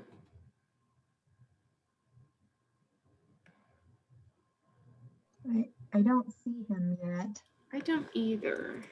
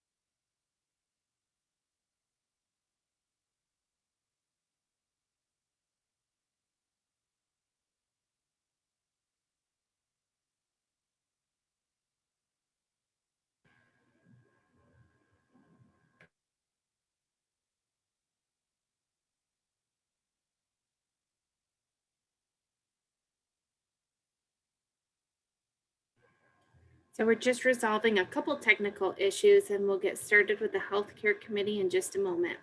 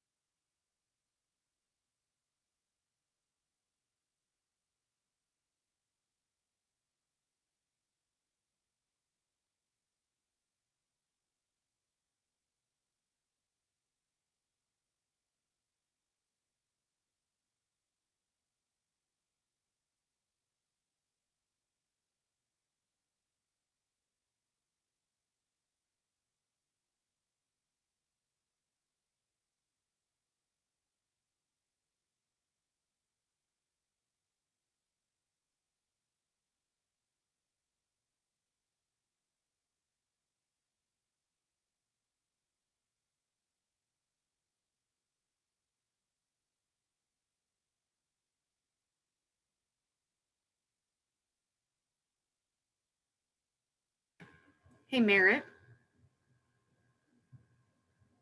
Yes. I just wanted to test the audio because both George and Steve are having problems with their audio. So I wanted to make sure that, that you could hear the audio and I could hear you. So. Yes, I can hear just fine. Yep. Okay.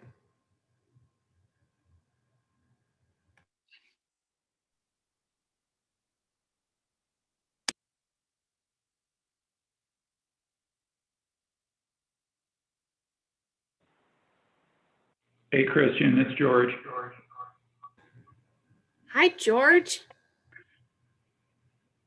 I have to dial in. For some reason, the computer isn't allowing.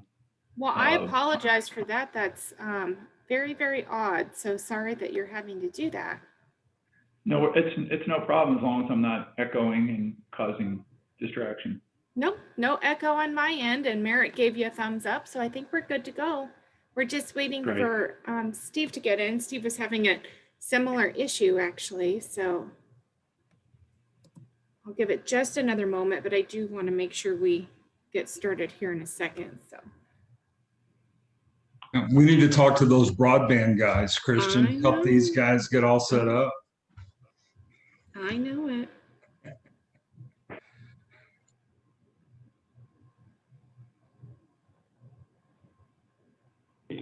Morning, I'm Rob Santelli, and I'm not sure exactly the protocol, but I was listed to have some conversation and discussion about public option and the pandemic at this time. Is that correct? Yes, thank you so much for joining us. We'll get started here in just another minute.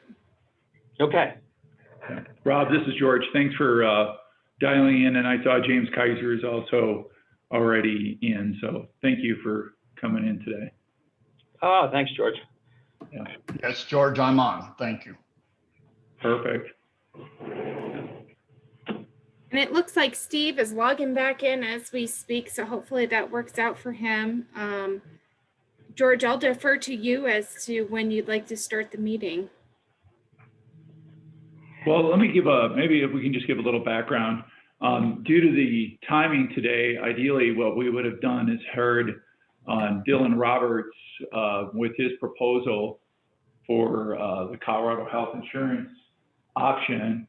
And then we would have had a good discussion with James Kaiser, who's at Memorial Hospital in Montrose, and Rob Santilli at Gunnison Hospital.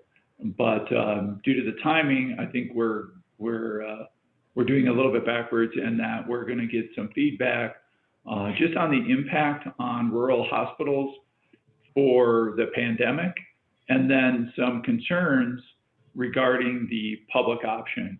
And I thought that was important because I think many people don't understand how much impact the pandemic has had on the hospitals.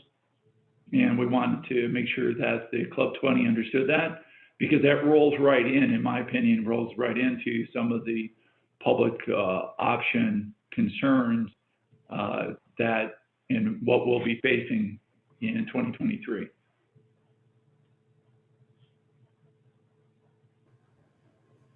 Perfect. So I'm not sure if Steve's in yet or not, but I think we should go ahead and get started with that presentation. Okay. Well, it's less of a presentation than we just wanted to be able to have an open discussion and more kind of a Q&A and for the committee to understand what the impact is. So if we could, let's start with the impact of COVID. And I can tell you from Valley View Hospital, which is in Glenwood Springs, we've actually started tallying the amount of workforce that's pulled in for everything from our incident command meetings to administering vaccine. And the unfunded,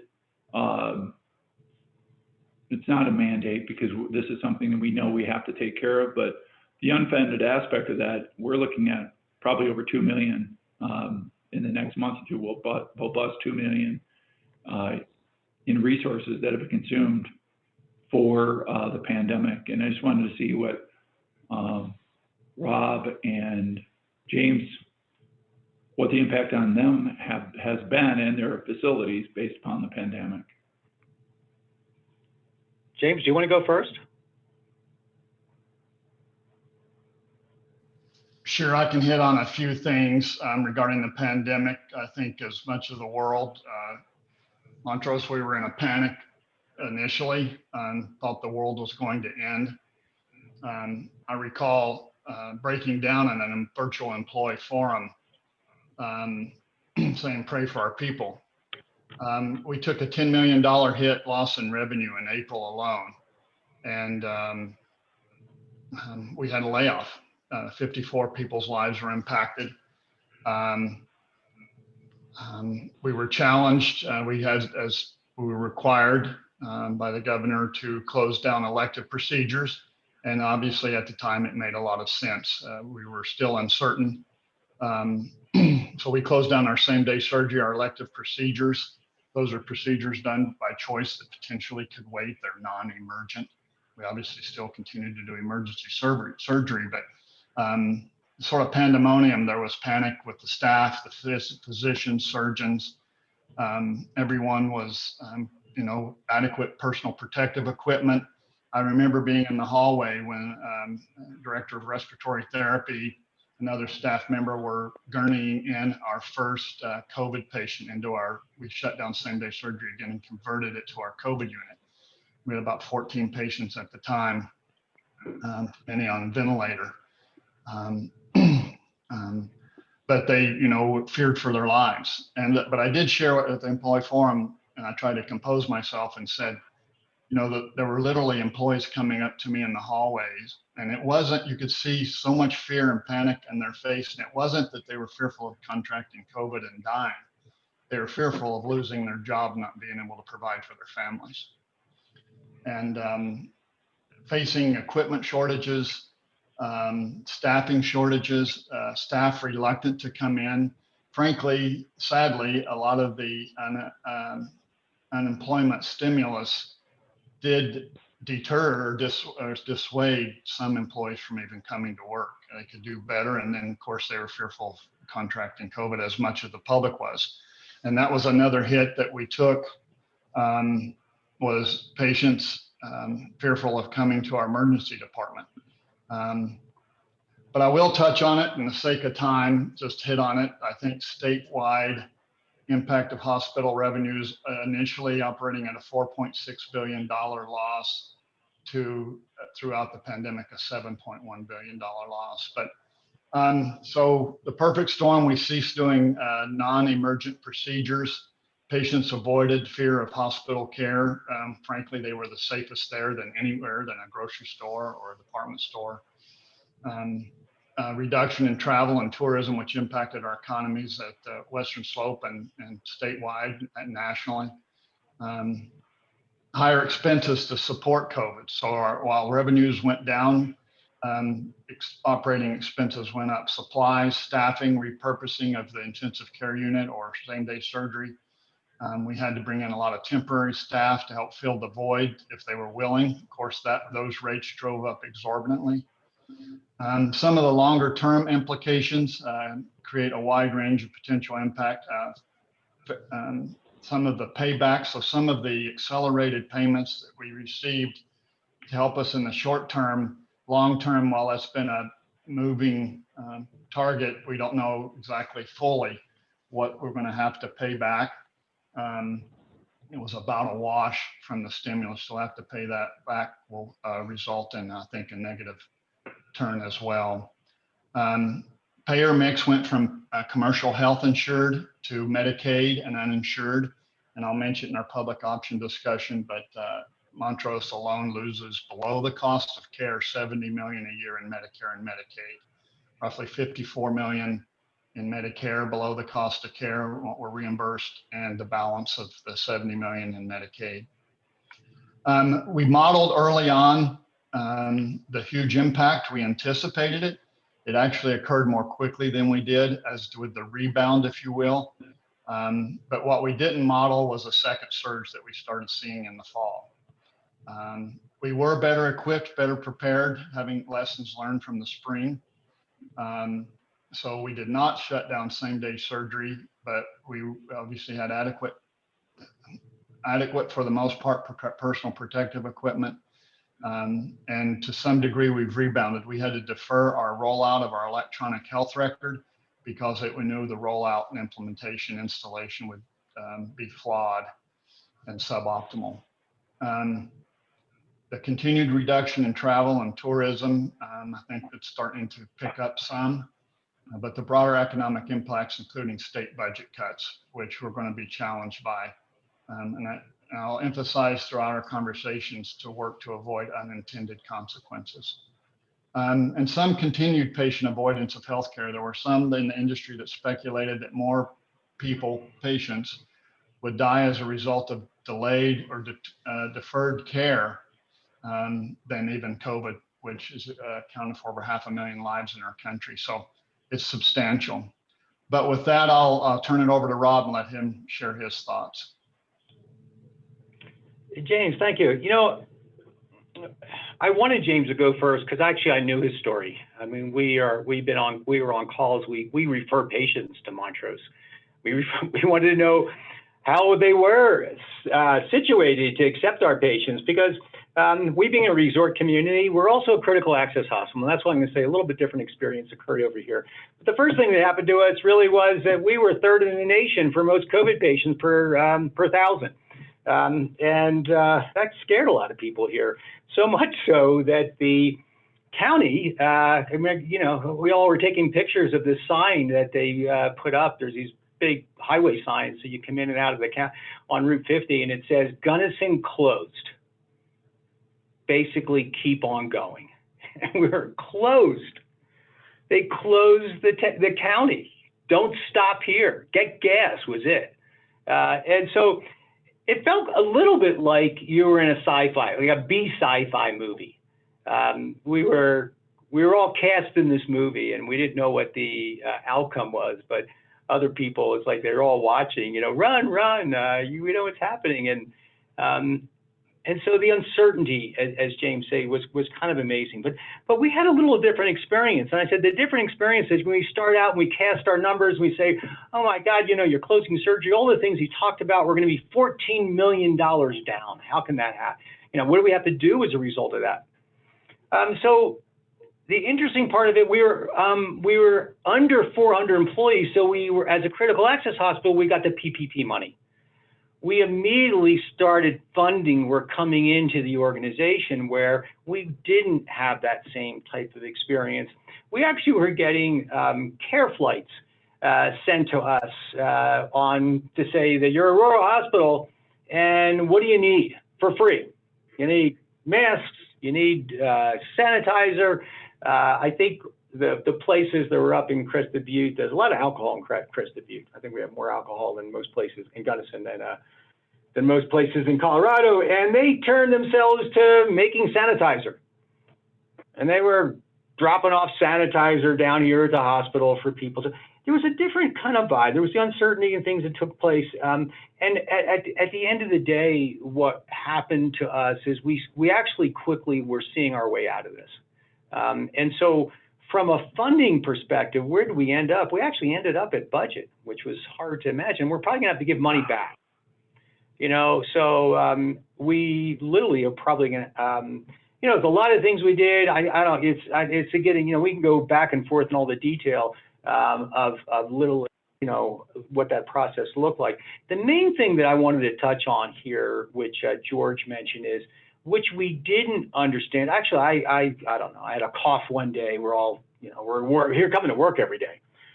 You know, you use your left hand. Everybody had their way. Use your left hand, and because I'm right-handed, you know. So let me use my left hand when I touch everything.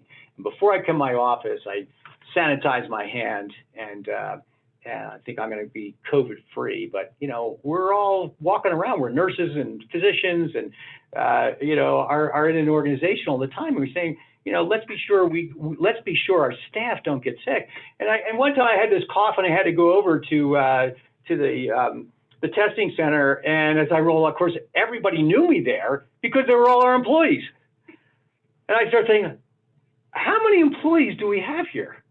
There were doctors and nurses and nurse practitioners and medical assistants, all doing the lines. And what we quickly found out is we became, as George said, the incident command center. The county didn't have staff. In some ways, you could look like we saved the community. We were literally staying up on testing. When actually testing wasn't funded anymore, we took our dollars because we were getting COVID funding and we sent it to Mayo Clinic. We never missed a beat. And so then, the idea that how is it that you're going to run not just, the guidance and the testing, we started moving to the school district. And so we were buying light bots, UV light bots, smart mops, changing out all our policies and procedures, what we were doing in the operating room. And we said, let's offer it all to the school district. Because if they close, our employees weren't coming to work. They're saying, this is innocent. We're staying home with our kids. And so they never closed. And then the college, the university, we became the employee health center for the university. We almost made it with the university. Halloween came and they started having Halloween parties, and I think there was an entire dorm full of COVID. And so they closed the university. But we had a brilliant guy here that created an app, and literally before you came to work on the app, we were giving you thermometers and the ability to symptomatic clear for work. And we did that for all the students, and we did it for the high school. And I think so that for a lot of reasons, we came out better, and we, in a similar way, vaccinations work well. Here's the one thing that struck me about this, and this was the nursing home, and it's still an issue. When you looked at the state of Colorado, I think the number was something like 67% of the people that died actually were in nursing homes. And you hear all the saga that's going on with New York. At this point in time. And what struck us was we own the nurse. There's only one nursing home in Gunnison, it's 50 beds. We own it. We manage it. And when COVID came, they were the highest risk individuals. And as soon as a patient we thought had COVID, we brought him into the hospital and we kept him here. We didn't send him back. Actually, I had physicians saying, we need to send these patients back. And there was a group of us, we're not sending anybody back in the nursing home. You know why? The nursing home wasn't equipped to manage high-end infection disease. So actually now surgery is closed. So we redeployed all of our OR nurses into the nursing home to care and to teach what appropriate PPE protective equipment was. They had to gown up, the things they had to do. And we started realizing, one nurse said to me, listen, if you don't get it right, I'm not coming back here. The staff were not equipped. They could not have been equipped in that nursing home, in any of the nursing homes. And so, people didn't make it. And hospitals didn't own them, so they didn't get the support. And so what I started to find out was that the state, the state actually came in. They were so confused over the rules. They didn't know what to do. They just saw these people dying. So they said, let's lock it down. Lock down your nursing home. I couldn't go in unless I had a rapid test. We didn't get the rapid test till later. So lock it down. They quarantined every resident in their room. They could not come out of their room. This was just horrendous about what was happening, and it's still going on. And we reach out to the state, we reach out to the nurses, and they keep talking about hospitals. They said, you know what, where's the funding for the nursing home? They gave us $40,000. We're losing $3 million over there for what we're investing into that nursing home. And if we didn't have the money to do it, it would be bankrupt. And so, they said, well, now what we're going to do is we're going to survey all the nursing homes with infection control procedures. We have survey teams checking on the nursing home. And they said to us, you know what, you need to actually take all of your, automated, we have these, on the wall, there's these automated, hygiene dispensers that are there, and they said, you need to take them all out of the room and put them on the outside of the room. Take them out of they were on the outside of the room, you need to put them inside the room. I said, you want to spend our time taking the dispensers? There's got to be like 100 of them here, and put them into the resident rooms. And the reason they're not in the resident rooms because the residents touch these things. They automate them out and then they lick them and they eat it, in some cases. So this is the craziness that still is going on. So then we start saying, well, let's get visitation. They say, whoa, you can have visitation, but oh, you can't have visitation. I said, the governor getting cold in Gunnison, guys. Goes down to -24 here. And we're working on that. No, you got to work on it today. And we were on a call with the governor, Georgia may know, every week. I said, where is the nursing home support over here?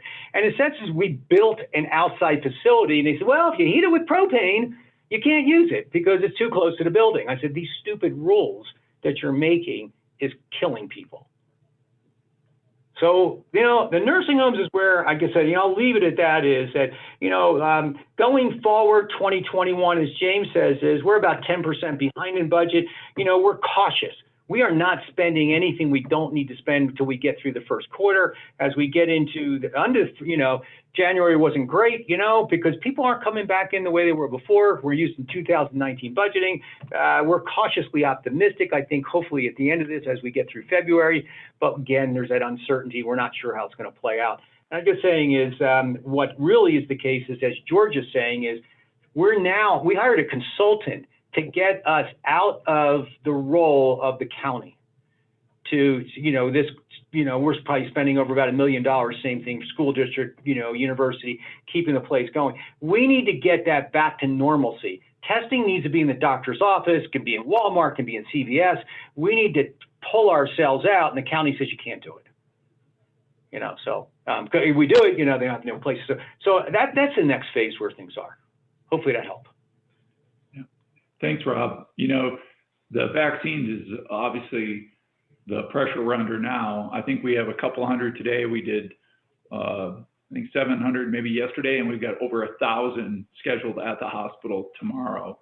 And so the vaccine burden, basically we're just pulling staff off of the inpatient units, out of clinics, impacting normal patient care, and acting as the county health department. And we know that that's the higher purpose, especially through the 65 and older. But at some point, the counties and the health departments need to take that back. And when we go to age 16 to 69 or 65, they'll have to step in. And we're working with our county to try to get there, but there's a very big reluctance. I think it's interesting, Rob, that you have got a consultant just trying to help you navigate to get out of a role that isn't your role. But the higher purpose is to make sure that we take care of our community. And if we didn't vaccinate those 65 and older, those are the people that are in our ICUs and in our hospital beds. So. George, I think one of the things we had to do is we actually established a full-blown COVID department because of the expenses that were going in. You think about, again, you got $1 million expenses plus $2 million in your case. And we don't have the right people in the right role. I'm out there and watching a nurse practitioner do swabs. And, so our people were getting burned out. They're, quote, volunteering on our dime, so we had to figure out a process to manage the cost. And we started our own COVID department. Now what we want to do is be sure that COVID department can transition and can transition the right way. And what we're getting is the health department said you can't do it. So that's where we said, listen, as a consultant, it's sort of it really is, again, this suggestion that let's collectively realize we have to imagine COVID being a different process that works within the established health systems that are in the community. And let's turn that around and let's, make that, let's look and let's, extract ourselves from that in a way that makes sense. That's kind of where things are. Yeah. And that's what we're trying to figure that one out also. I know our other co-chair, Steve Reynolds, is on the phone now, but do we have any questions for Rob or James regarding the impact of COVID on rural hospitals? You can see what a difference between, a critical access hospital and a regional hospital. Just amazing, the differences, but also the similarities. And I just want to say too, is James did not get the kind of support that we got for, as a critical access hospital. I was, wow, we had to help these critical access hospitals. That was great. We actually got a lot of support. Yeah, and we were Well more said. in James's field. No, I agree with everything Rob in particular and George have said, but I just wanted to have a couple of thoughts. I agree with, Rob mentioned about staff. One of the, I think, the silver linings or blessings in disguise was early on where and we'll talk about, which very relevant to the healthcare committee, but hospitals in particular are sort of a four-letter word in society. The misperception that we're greedy, overcharging, lucrative, et cetera, when really we're surviving for the most part, particularly in rural healthcare delivery by shoestring. But what we realized early on is the community, in a time of crisis, a hospital better be there. And Rob certainly demonstrated it in Gunnison, his community, and we did in Montrose. They really recognized frontline workers. The community stepped up with some free coffee, free meals delivered. But when the second wave hit in November, the staff had been at this for the better part of the year, and they were burned out. What they didn't realize when visitation was limited, they also had to become the emotional support for these patients.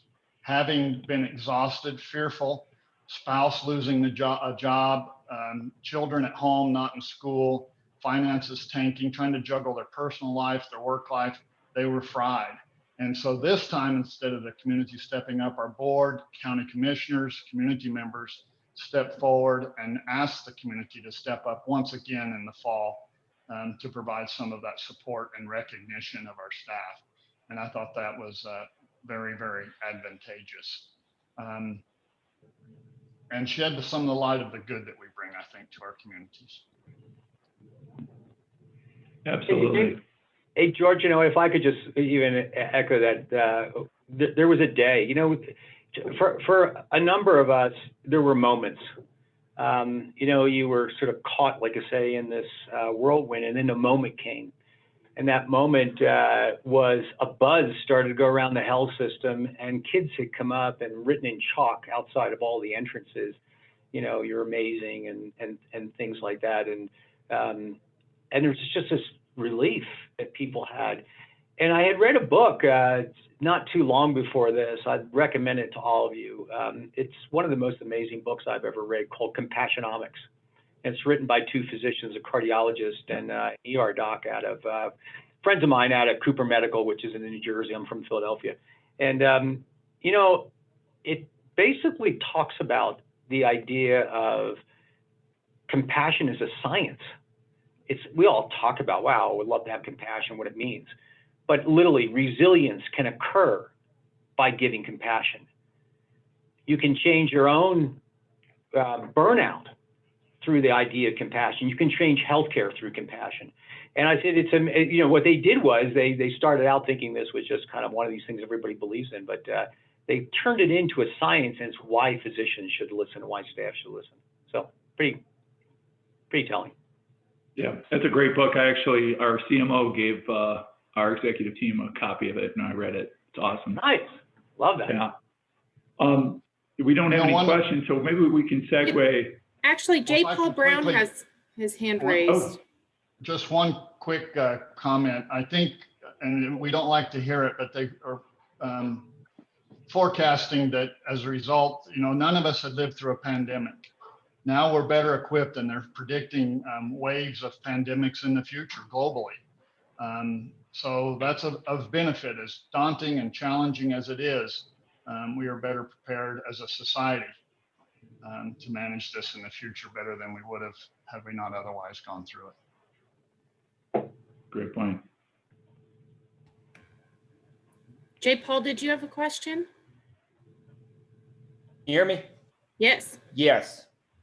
The statement that I heard that struck me more than any was that stupid rules are killing people. And I think that might be something that Club 20 could help the hospitals with. And that is when there are stupid rules that are killing people. We can band together, talk to the people that are making those rules, and try to make some changes. That's ridiculous. We need to band together to change those stupid rules.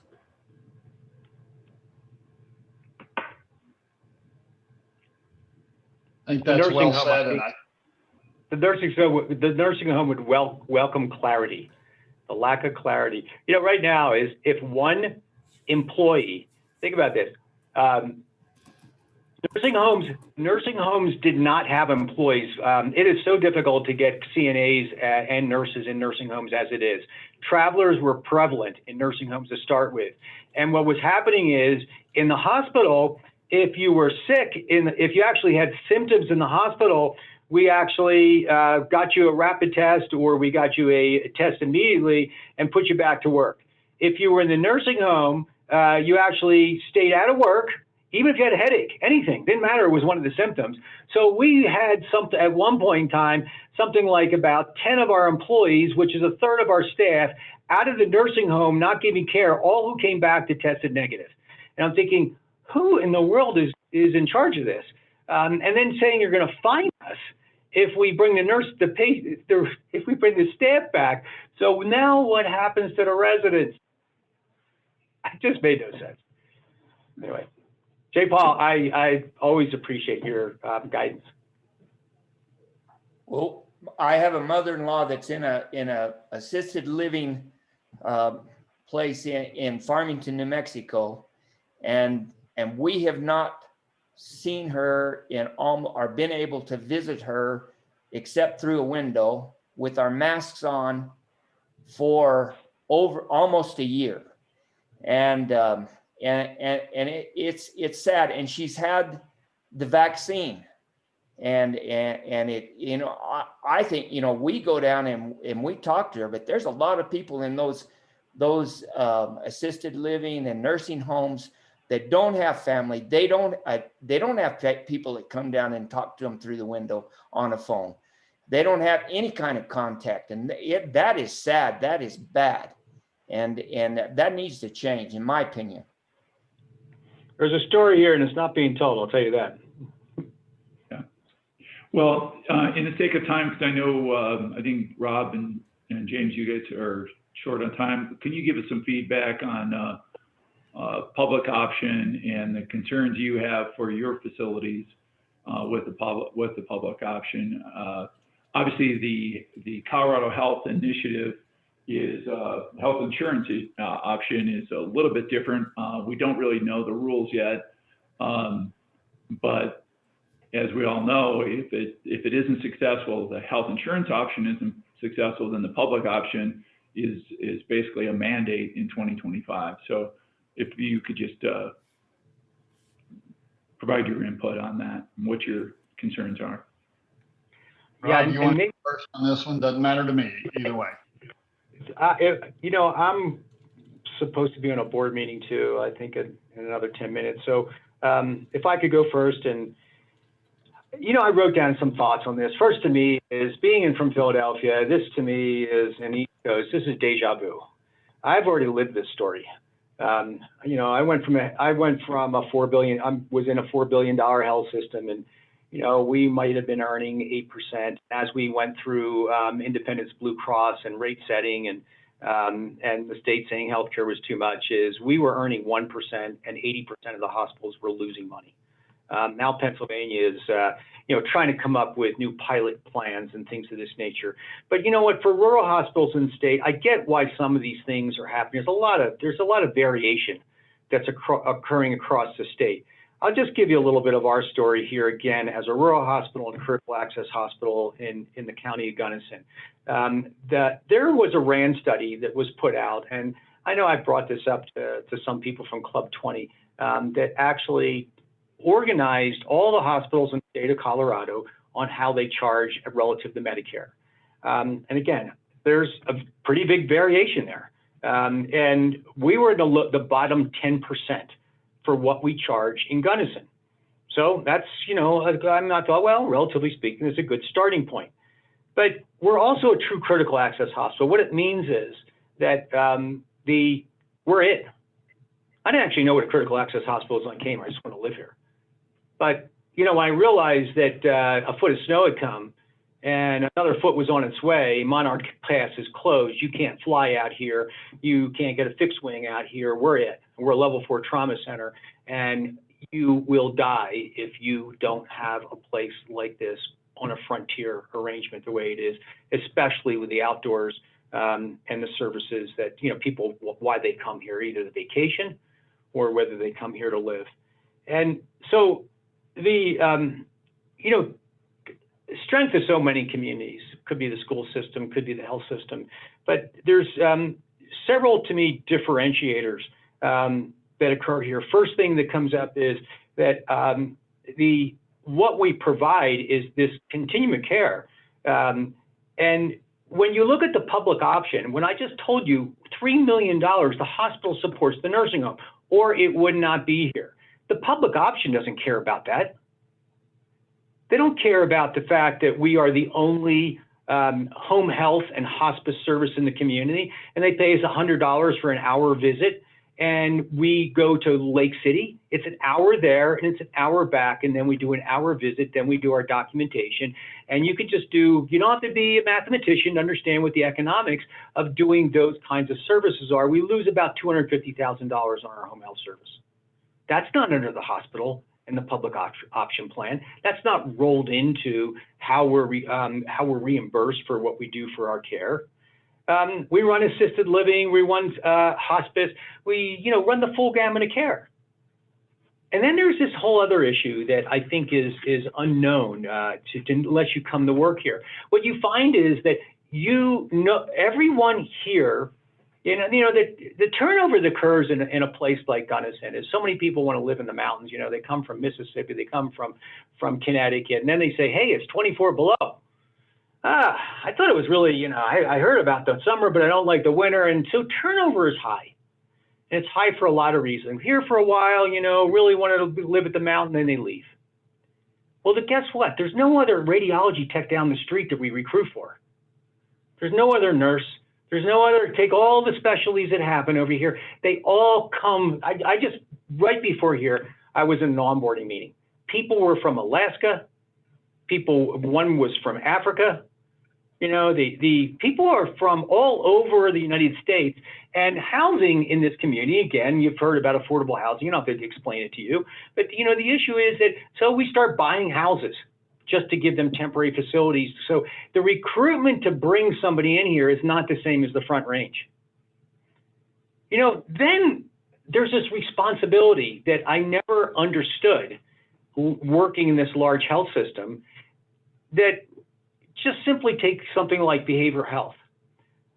It wasn't until about 4 years ago that I got a phone call one day, because I said, listen, we're a acute care hospital. We take care of people sick. And this parent called and she said, you know what? The forced suicide occurred in Crested Butte, and it was my son. What are you doing about it? You don't know what to say. But I know what I thought. What I thought was it wasn't my responsibility. There's a Center for Mental Health that covers Region 10. They're not effective. At that point, I committed for us to be the behavioral health service and create the strategy, the plan, that we will have no one fall through the cracks. We will have integrated primary care. We will have peer support specialists. We will develop a crisis intervention center. We will look at the best practices, and we are doing it, and we are leading that particular effort. When we started to understand that social determinants wasn't, that was really a differentiator in healthcare, we started to say is, listen, there's people in Gunnison and the county can't do anything about that. And as a result of that, we now become the assessment in primary care, in maternal fetal postpartum depression, in the cancer support services, and we will be that support understanding of the assessment and care management, and then getting you to the appropriate services. So, and I just said, we had the COVID department for the doing. Where's all that get allocated into the public option plan? Because they already told us what we're going to get paid, and it's real simple. We can stop doing all these things, and we'll be okay.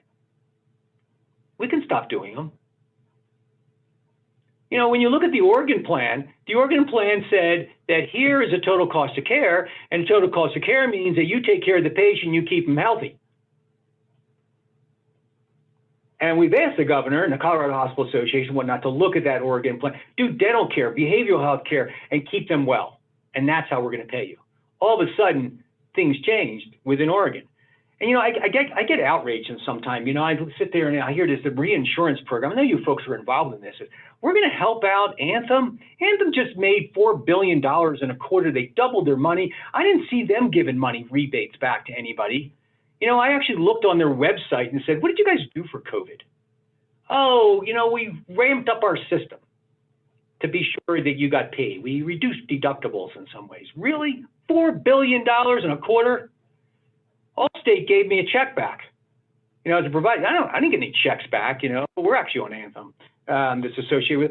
Where's the reduction? Public health option supposed to get a reduction insurance plan. Where's that happen? It doesn't ever seem to happen. So, you know what? Western Slope has its own ACO, Western ACO, Animal Care Organization, excuse me. And, you know, again, it's where can you go? You know, you want to do public option, you want to reduce costs. The Western Slope is a pilot program with rural hospitals. There's 28 of them, you know, that are on the Western Slope. There's, you know, a group of them that we participate in, and we were part of an innovations funding arrangement about 3 years ago. We're going into year 4. We have saved Medicare about $3 million a year under a Medicare shared savings plan. We have seen the cost of a participant be reduced from the national average by about 30%. The governor's talking about reduced costs by 10%.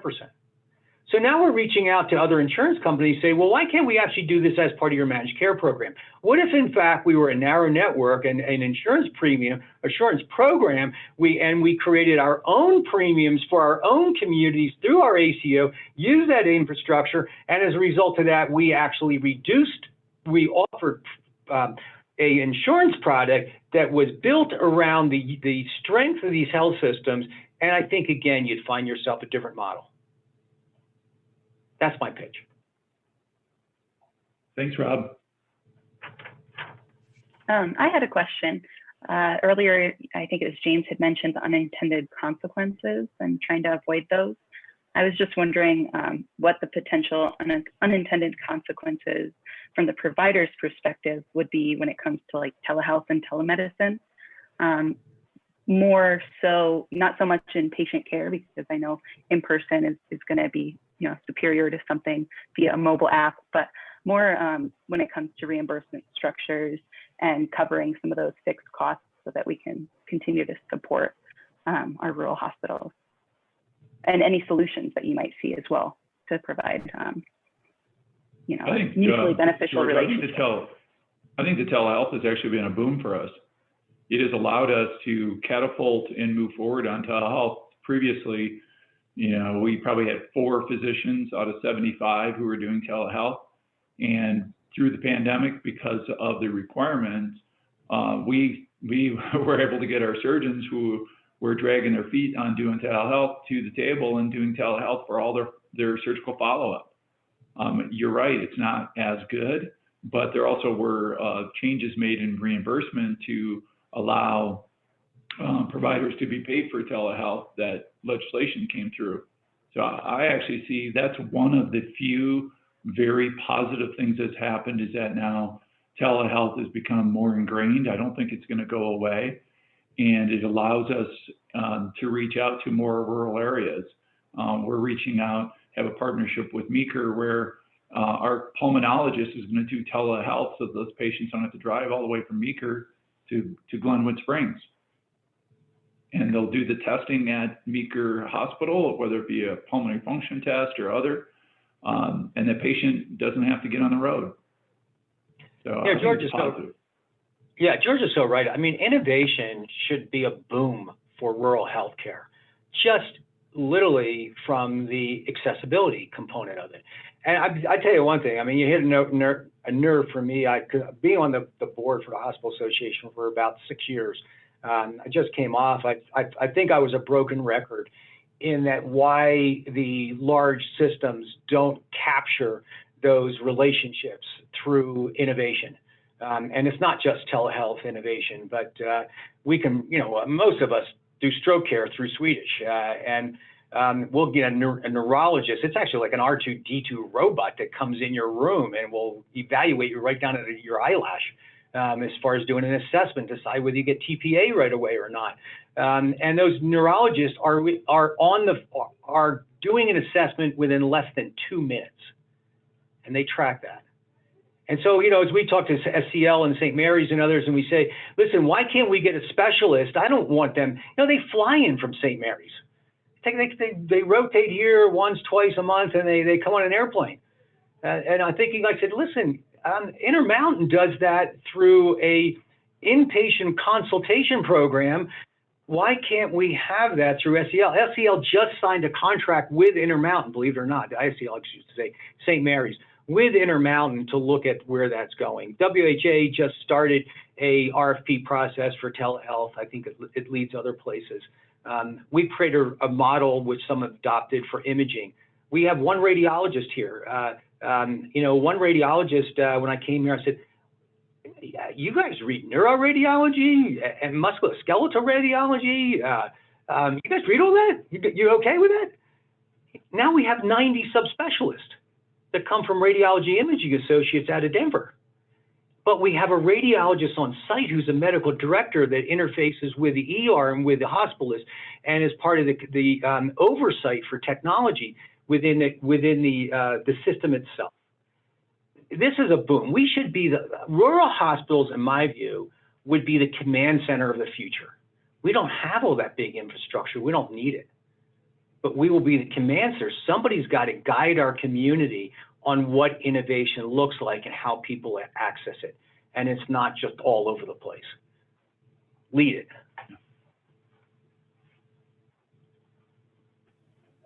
Hey, Christian, if I could just check in. I know Dylan Roberts popped in for a second. What time did we have Dylan on so that we don't?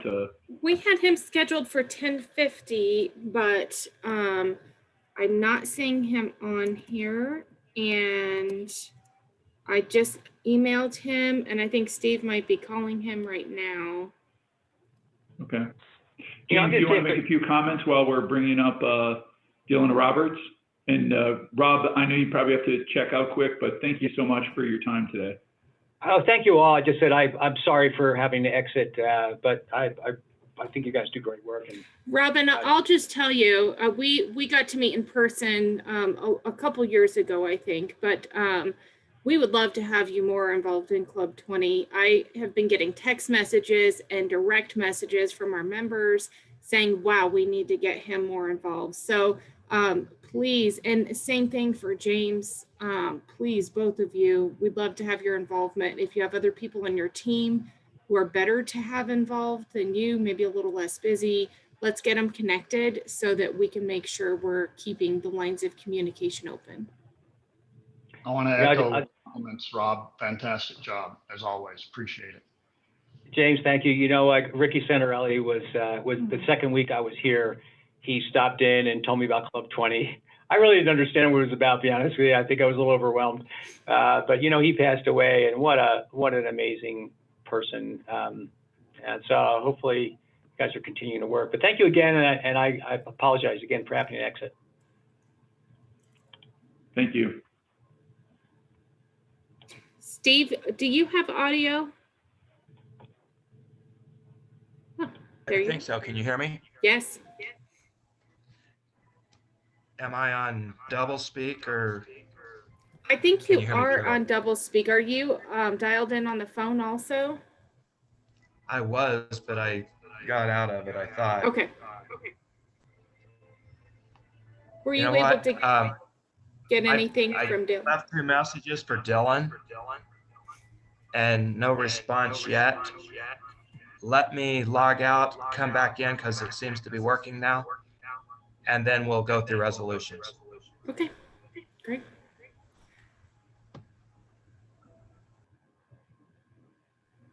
And I think meanwhile, we still have James. I don't know if you go by James or Jim, but I've heard George call you both. But if we have any questions, for Mr. Kaiser.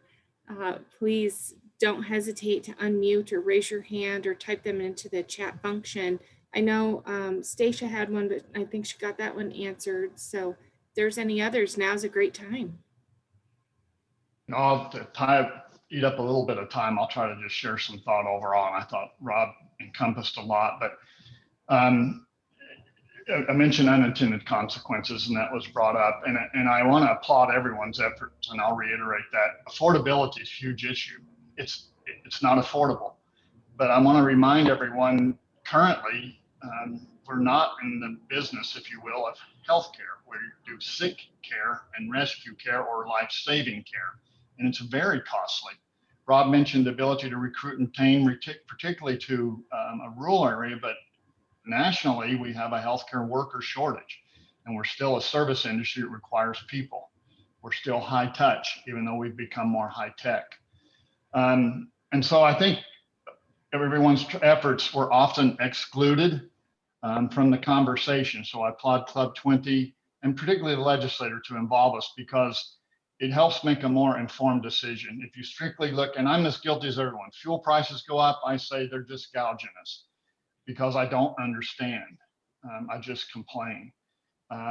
But if we're brought to the table, at least the perspective is brought into consideration to make a better decision. It's very complex, and that's an understatement. But I mentioned earlier, Montrose alone loses $70 million a year below the cost of care in Medicare and Medicaid. There's a large issue. So what happens is we're not allowed, someone mentioned stupid rules kill people. We're not allowed to charge anyone less than we charge Medicare. So our charges, not necessarily what we collect, our charges are high. So it's really the haves paying for the have-nots. So if any gouging's occurring, it's in often specialty care, surgery, for example, diagnostic imaging, particularly that's overutilized, that needs to be reined in. But it's often that commercial health insurance pays more than their fair share, or those with us. So our premiums are high because we're covering the cost, particularly of government underfunding the care that we provide. And so it's a shell game. It's cross subsidization. So you have certain services that are profitable, and they fund the large percentage of services that don't even break even, that are mission or community critical, but reimburse well below the cost of care. And so how do we grapple with the source upstream in order to deal with all the symptoms that create the challenges? But we all have to be at the table. And Rob gave some example of Anthem's $4 billion a quarter profits. You can say that about United Healthcare and others. They are often seen as not the problem. Yet if we have a shared savings program, somehow we're able to reduce costs, that has to formally result in a reduced premium to an employer from a commercial health insurance company. It can't be they continue to drive costs up with higher premiums while we're trying to get costs lower. And I can go on and on about that, and certainly willing to.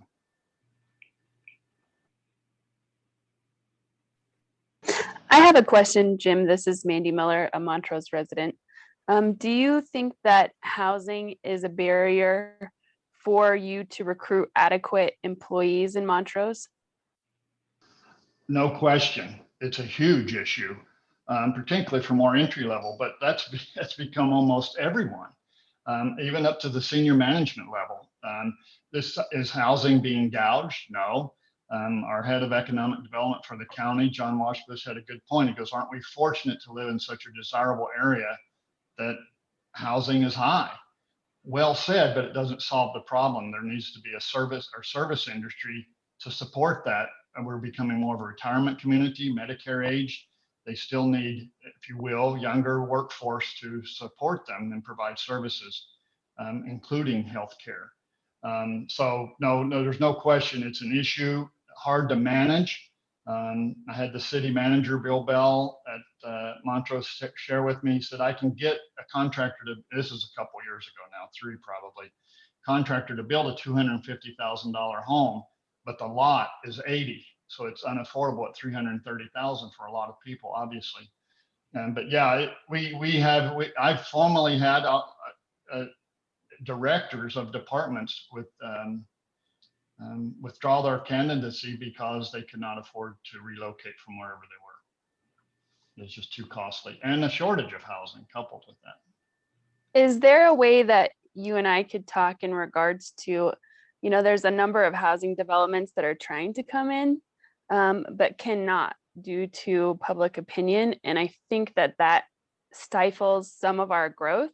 And there's not enough people active outside of the people that don't want the housing to show what this need is and how it affects the rest of us. I'm a Montrose resident, and if I didn't buy in Montrose 3 years ago, I'm pretty sure I wouldn't be able to come back today with my family. And this is where I want to live and raise a family. But Montrose residents are being bought out of the opportunity for housing because of a lot of people migrating that have sold homes for high equity and buying every inventory in Montrose and reducing the amount of rentals that we have available. I would echo that for myself too, man. I agree with you 100% and happy to assist with that. I've had some conversations. I know development you're speaking of at Cobble Creek. Easy for me to pitch it and support it. I don't live there. Might I have a different perspective? I don't know. It's easy to be critical from afar, but I agree the need is there regardless. Yes, I think if we had a more unified voice of why this need is important, you know, and how it affects not just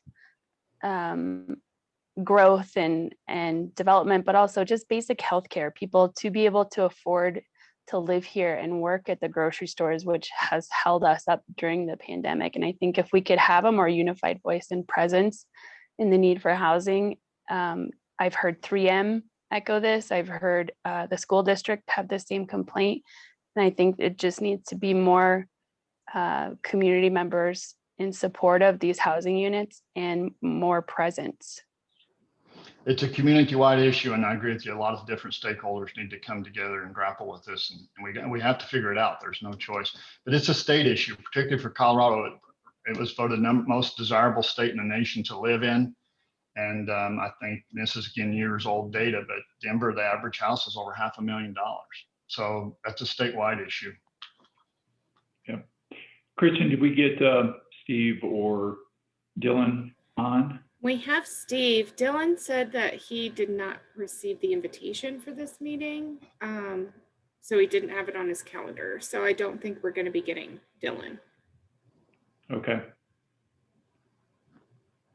I have one more question, if that's okay. Yeah, sure. I was just wondering, I was surprised by the cost of air ambulances, people who need to take a Flight for Life ride.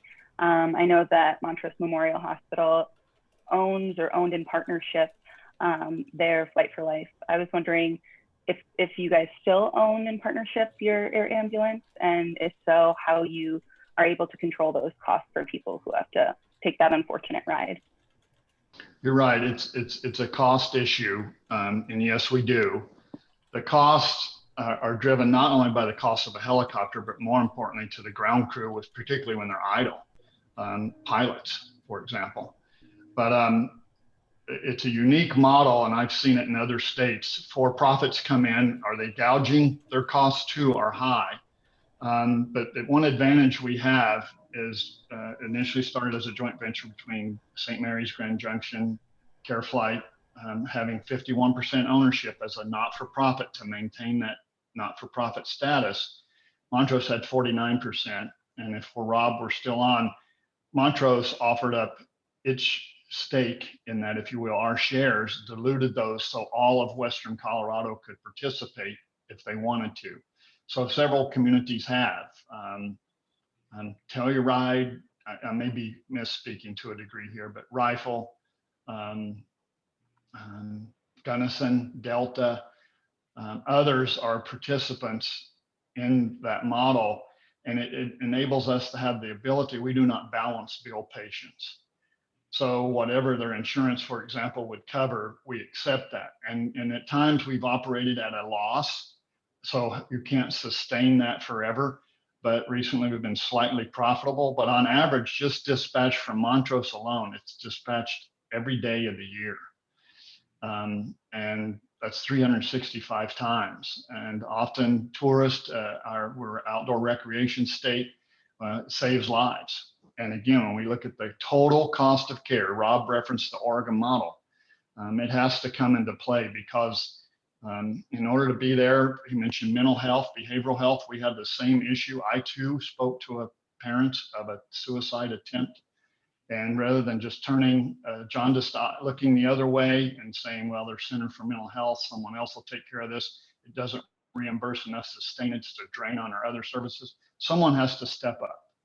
And our key value, our core value is response to need.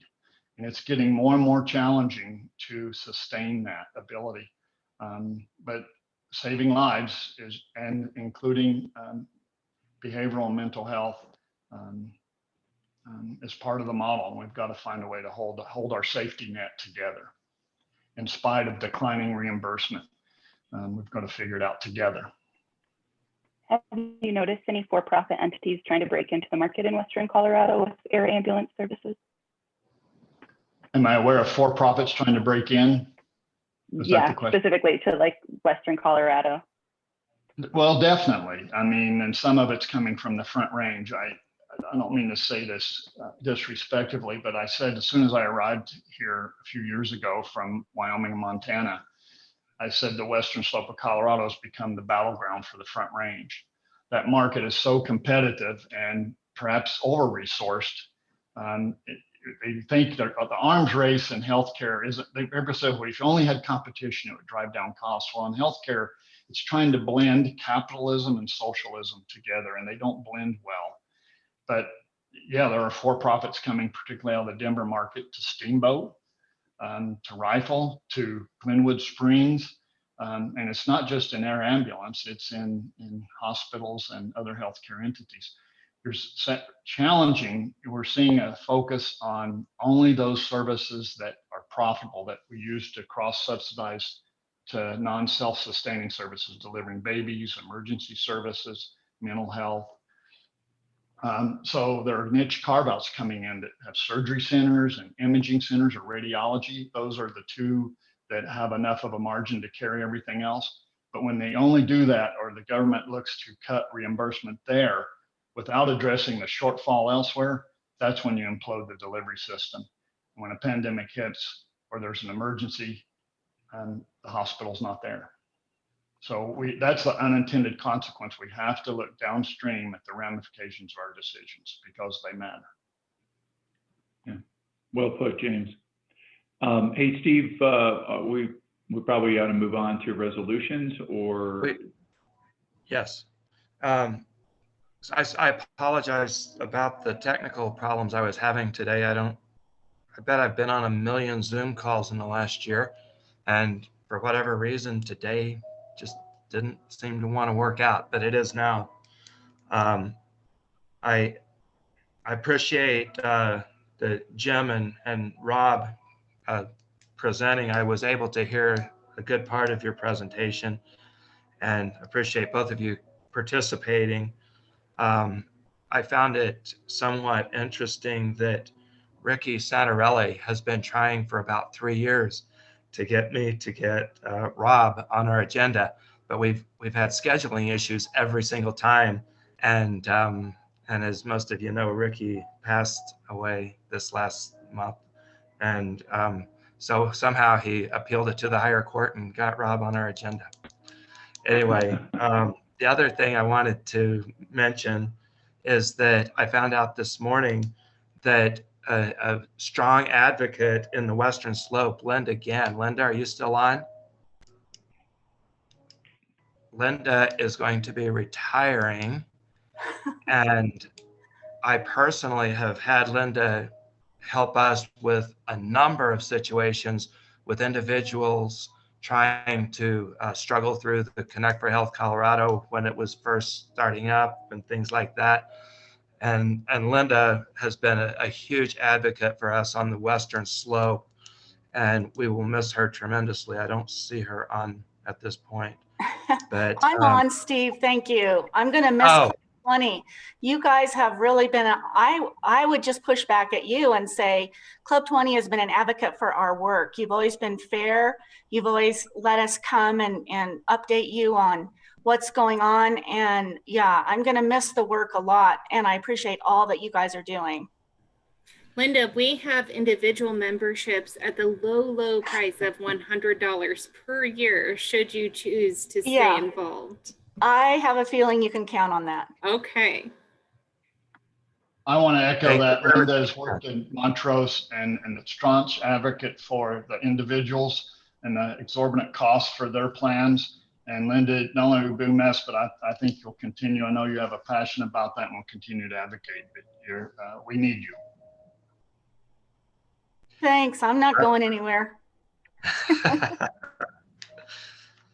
All right. Thanks again to Rob and Jim for speaking about their perspective on the public option, as well as the situation with the coronavirus impact. We do have a ton of unupdated resolutions, and Brittany has pulled up, it looks like, or Christian One has pulled up the HC 03-5, government's role in healthcare. This has been on our books since 2003. We've updated it twice. As we look through this, especially with the presentation we were hoping to get from Dylan today, it's very relevant to us now. And so Christian and I had talked the other day, and of the 9 that are due to be renewed, we wanted to make sure and hit the 2 that covered government's role. If everyone could take a second and walk through this. So Brittany, if you'll zoom in just a touch and really slowly kind of scroll through it. We also emailed these out to all of the folks who registered in advance for this meeting. So you should have a copy of this in your inbox, but we'll very slowly scroll through it so folks can read it. Christian, would it help if I read it? Or do you think it's better for people to read? I mean, it's pretty short. Yeah. So go ahead and take a look at it, and I want to have discussion.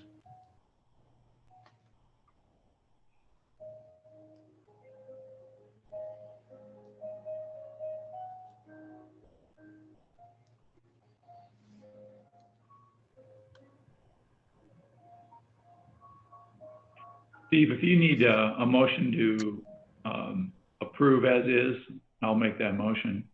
Or is that the format you'd like to go with? That's a good start. That's a good start, George. So we have a motion to approve HC 0305. Brittany, that'll be a motion to renew by George Trantow.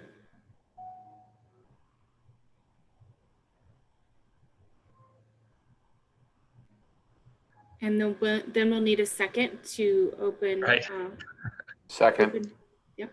Who was that? Brad McLeod. Okay. So now we can have discussion. Right. Any thoughts about anything that might be added, subtracted, or changed in today's current environment?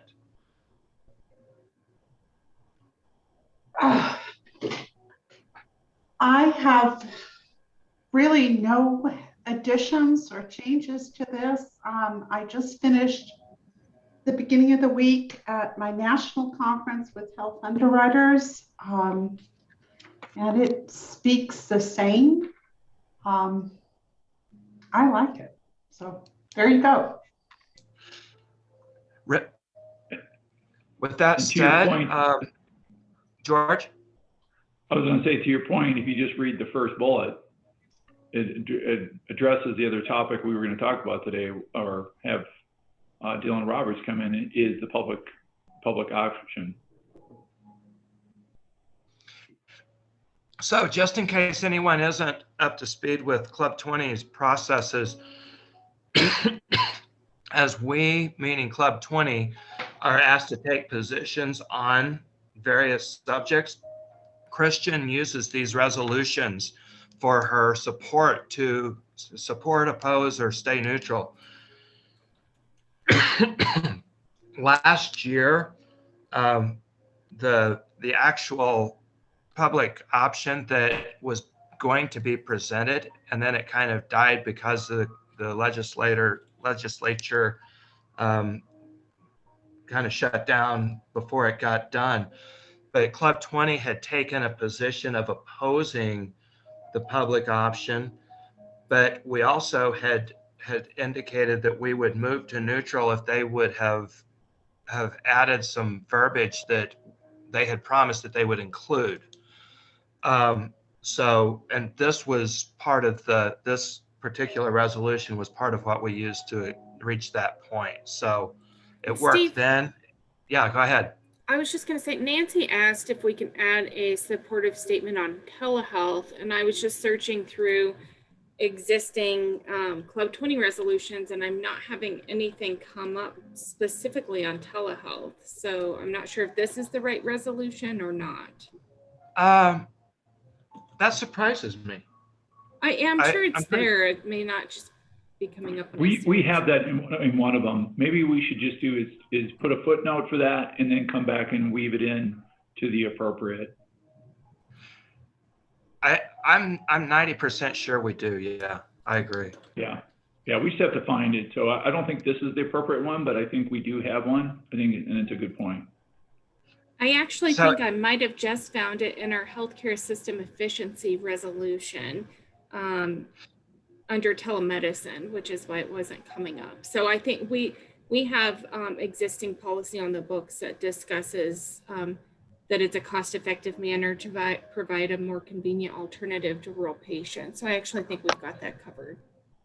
So if that's in our guiding principles, we should probably make a note at our next meeting. And what we're going to do with some of these is to resume a meeting with our advisory panel to work through all of these.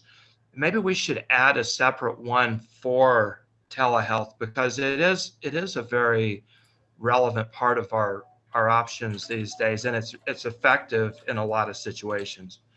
So can you make a note of that, either Christian or Brittany, just to make sure that we so made. Okay. And who had asked that we consider that? Nancy. Nancy, are you okay with that solution instead of adding it into this?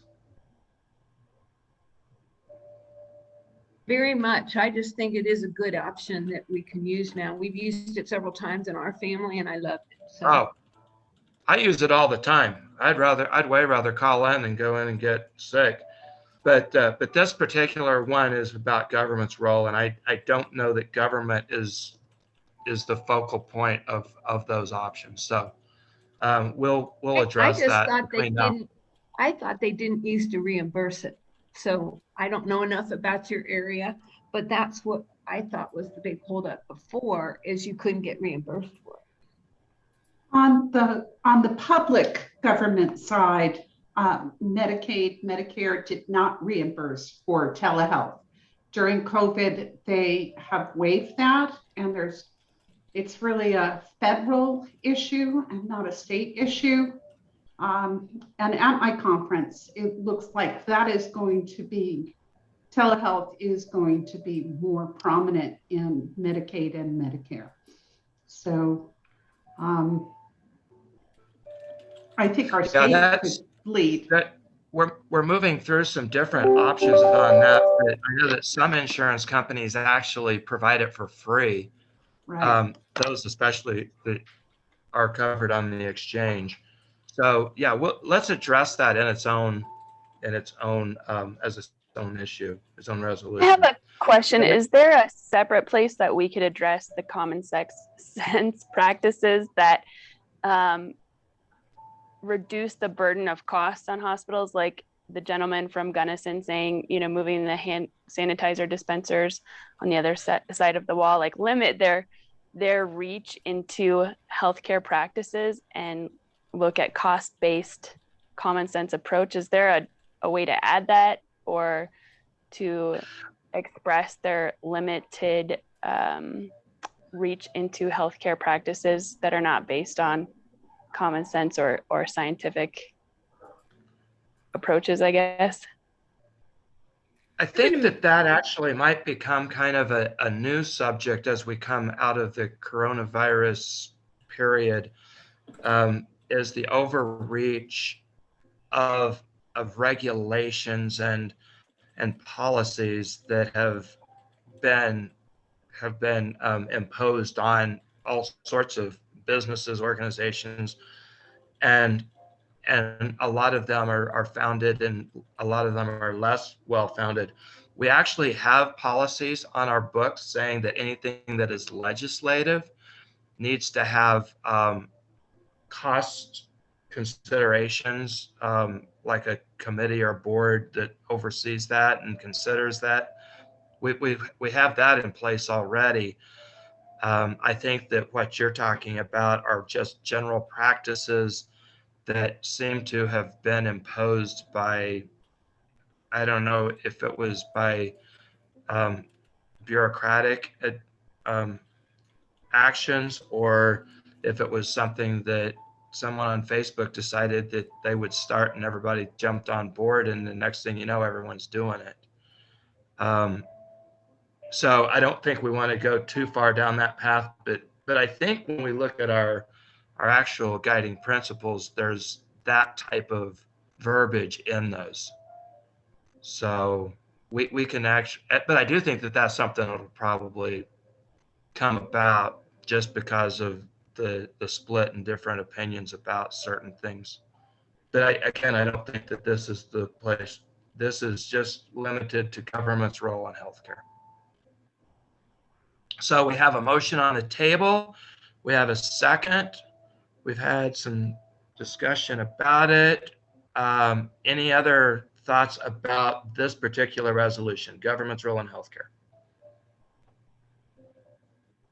Hearing none, seeing none.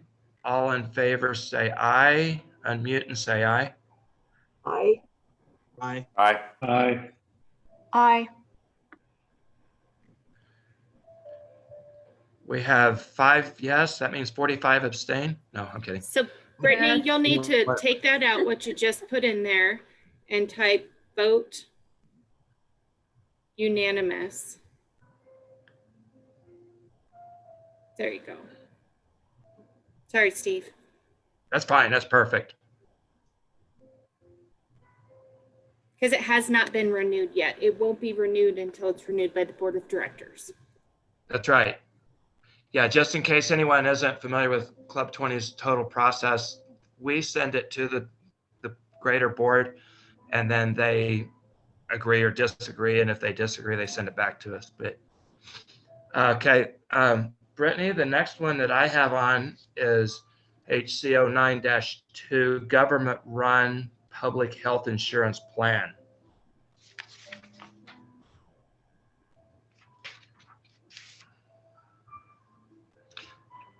And if everyone could take a quick look at that one as well.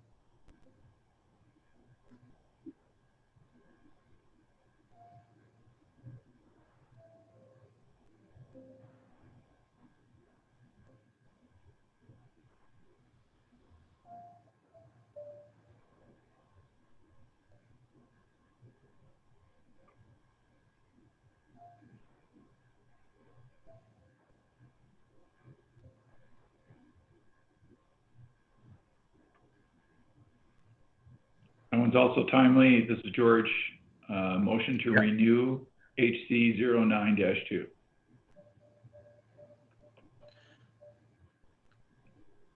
I hear a second? Second. Who was that? Christine. Okay. So the only thing that actually it still is kind of relevant, it's just a different one, where it says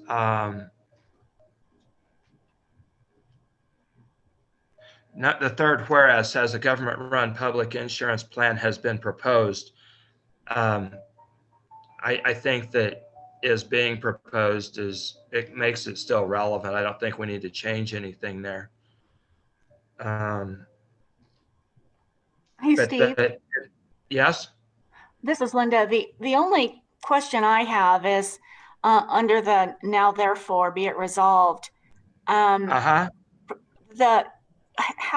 are we going to determine undercompensating providers or increase cost shifting? I totally support the concept, but I'm concerned. How do we know? I mean, that's the whole debate, right? Well, it kind of is. And if we go back to some of the discussions that happen, I know that with the proposal that was put out last year, they were looking at, was it 1.8 or 2 times Medicare reimbursement? Is that right, Christian George? Yeah, I think that's about right. And if I remember right, when we talked to our administrators from the hospitals, that's not something that works in rural Colorado. The other thing that happens in anytime you have that kind of undercompensation is that to keep facilities open, we increase cost shifting. And as we continue to tighten the screws, we're going to have that. I guess I'm kind of thinking of the healthcare meeting we had last year at this time in Grand Junction, and we had Sharma Vaughn and we had Tamara, and they were talking about what they've done with their models. But all I'm saying is, certainly, undercompensating providers, does that mean that there's going to be this broad brush of whatever 1.8 across the state, or is it going to be by region? I'm just concerned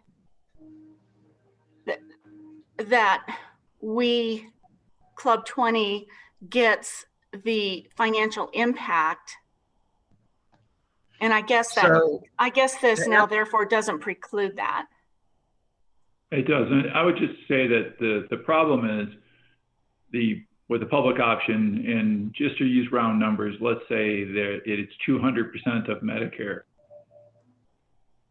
If you take your non-Medicare and Medicaid at 200% of Medicare, but you're losing money on Medicare, because Medicare is still only going to pay you 100% of their fee schedule.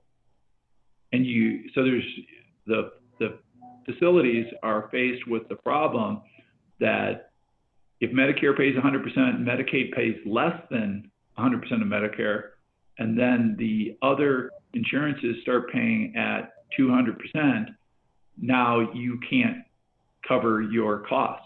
And so what services do you want not to provide? And what, right. Right. What will happen is the subspecialties and those things that save your life will have to be those things that be sacrificed. George, would it, and Linda both, but would it make sense to add down there under our therefore be it resolves something about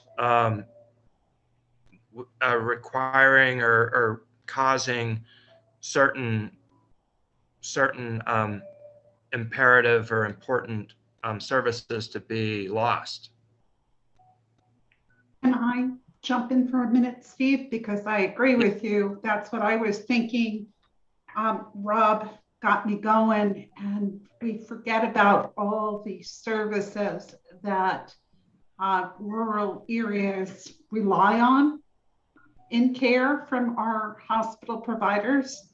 So somehow we have to put something in there that clearly says without reduction of critical services needed for communities.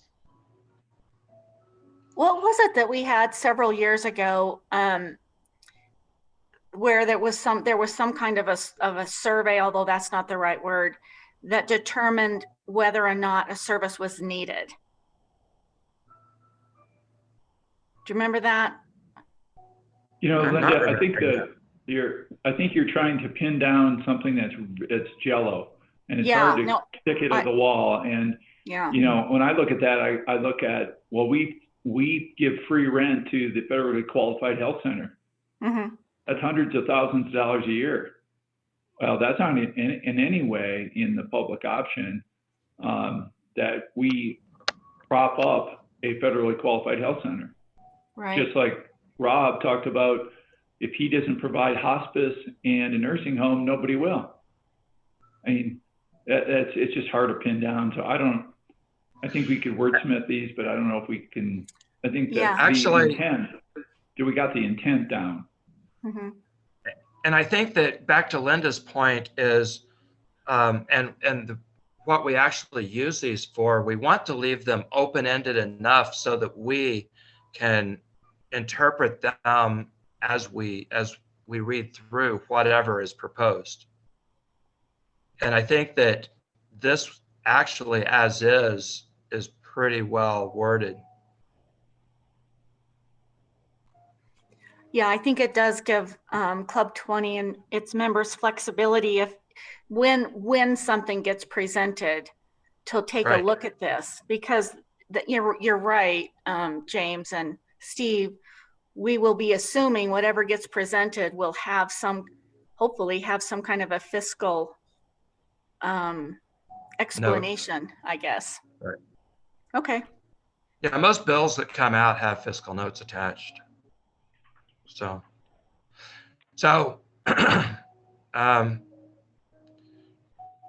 can we take a vote? All in favor, say aye.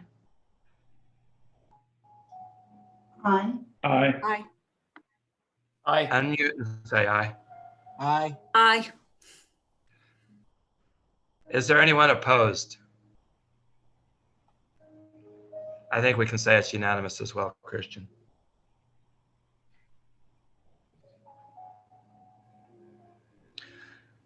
And with that, we are less than a minute shy of our cutoff time. And I really appreciate everybody participating today. I'm not sure what happened with Dylan, but he and I have been texting, and we will get a chance to visit with him, whether it's just a small group of us, or we might, if it's big enough a deal, we might ask that he do something for the whole group, but we'll make that decision. But we do want to know what is going to be in this public option. And so we can work with them to make sure that those reimbursement rates are adequate and that they don't sneak stuff in that we don't want them to. Anything else, Christian? I think that's it. Before we adjourn, though, I do want to make sure that we recognize our healthcare committee sponsors. You can see them there on the screen. Rocky Mountain Health Plans and Connect for Health Colorado. These two sponsors sponsor this healthcare committee regularly, and we could not be more grateful for their continued support. So thank you to both of those incredible organizations for your support today. And not only do they support us, they participate with us, and they help us in all kinds of ways. So absolutely, Rocky Mountain Health Plans and Connect for Health Colorado. With that, it's 11:45. We'll say it's a lunch break and we're adjourned. Thanks, everyone. Thank you. Thank you, George, for stepping in when I couldn't get in. That's why you have a co-chair. Thanks, everyone, for your work. It's a noble cause and very appreciated. Really appreciate your time, James. Thank you all. Be safe, everyone.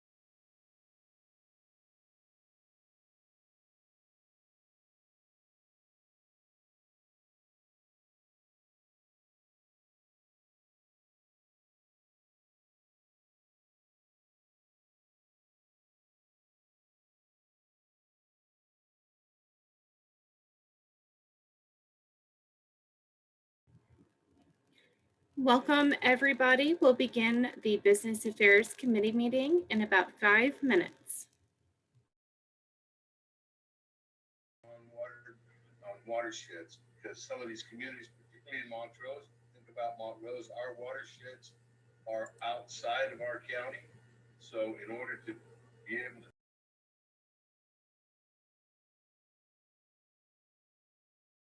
homeowners association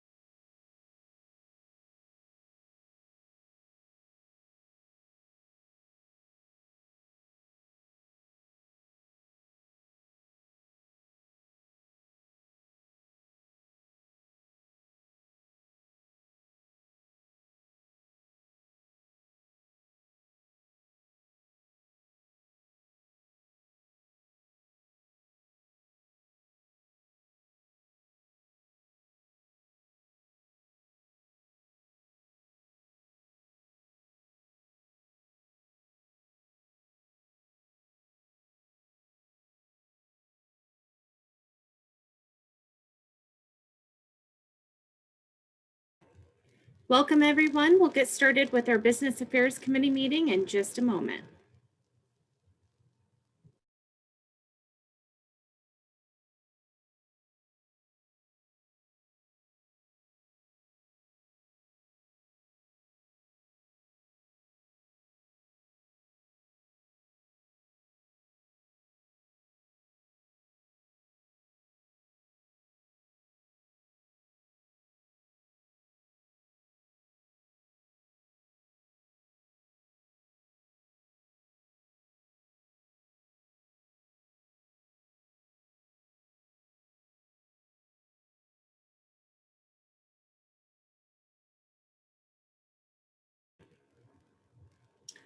Welcome, everyone.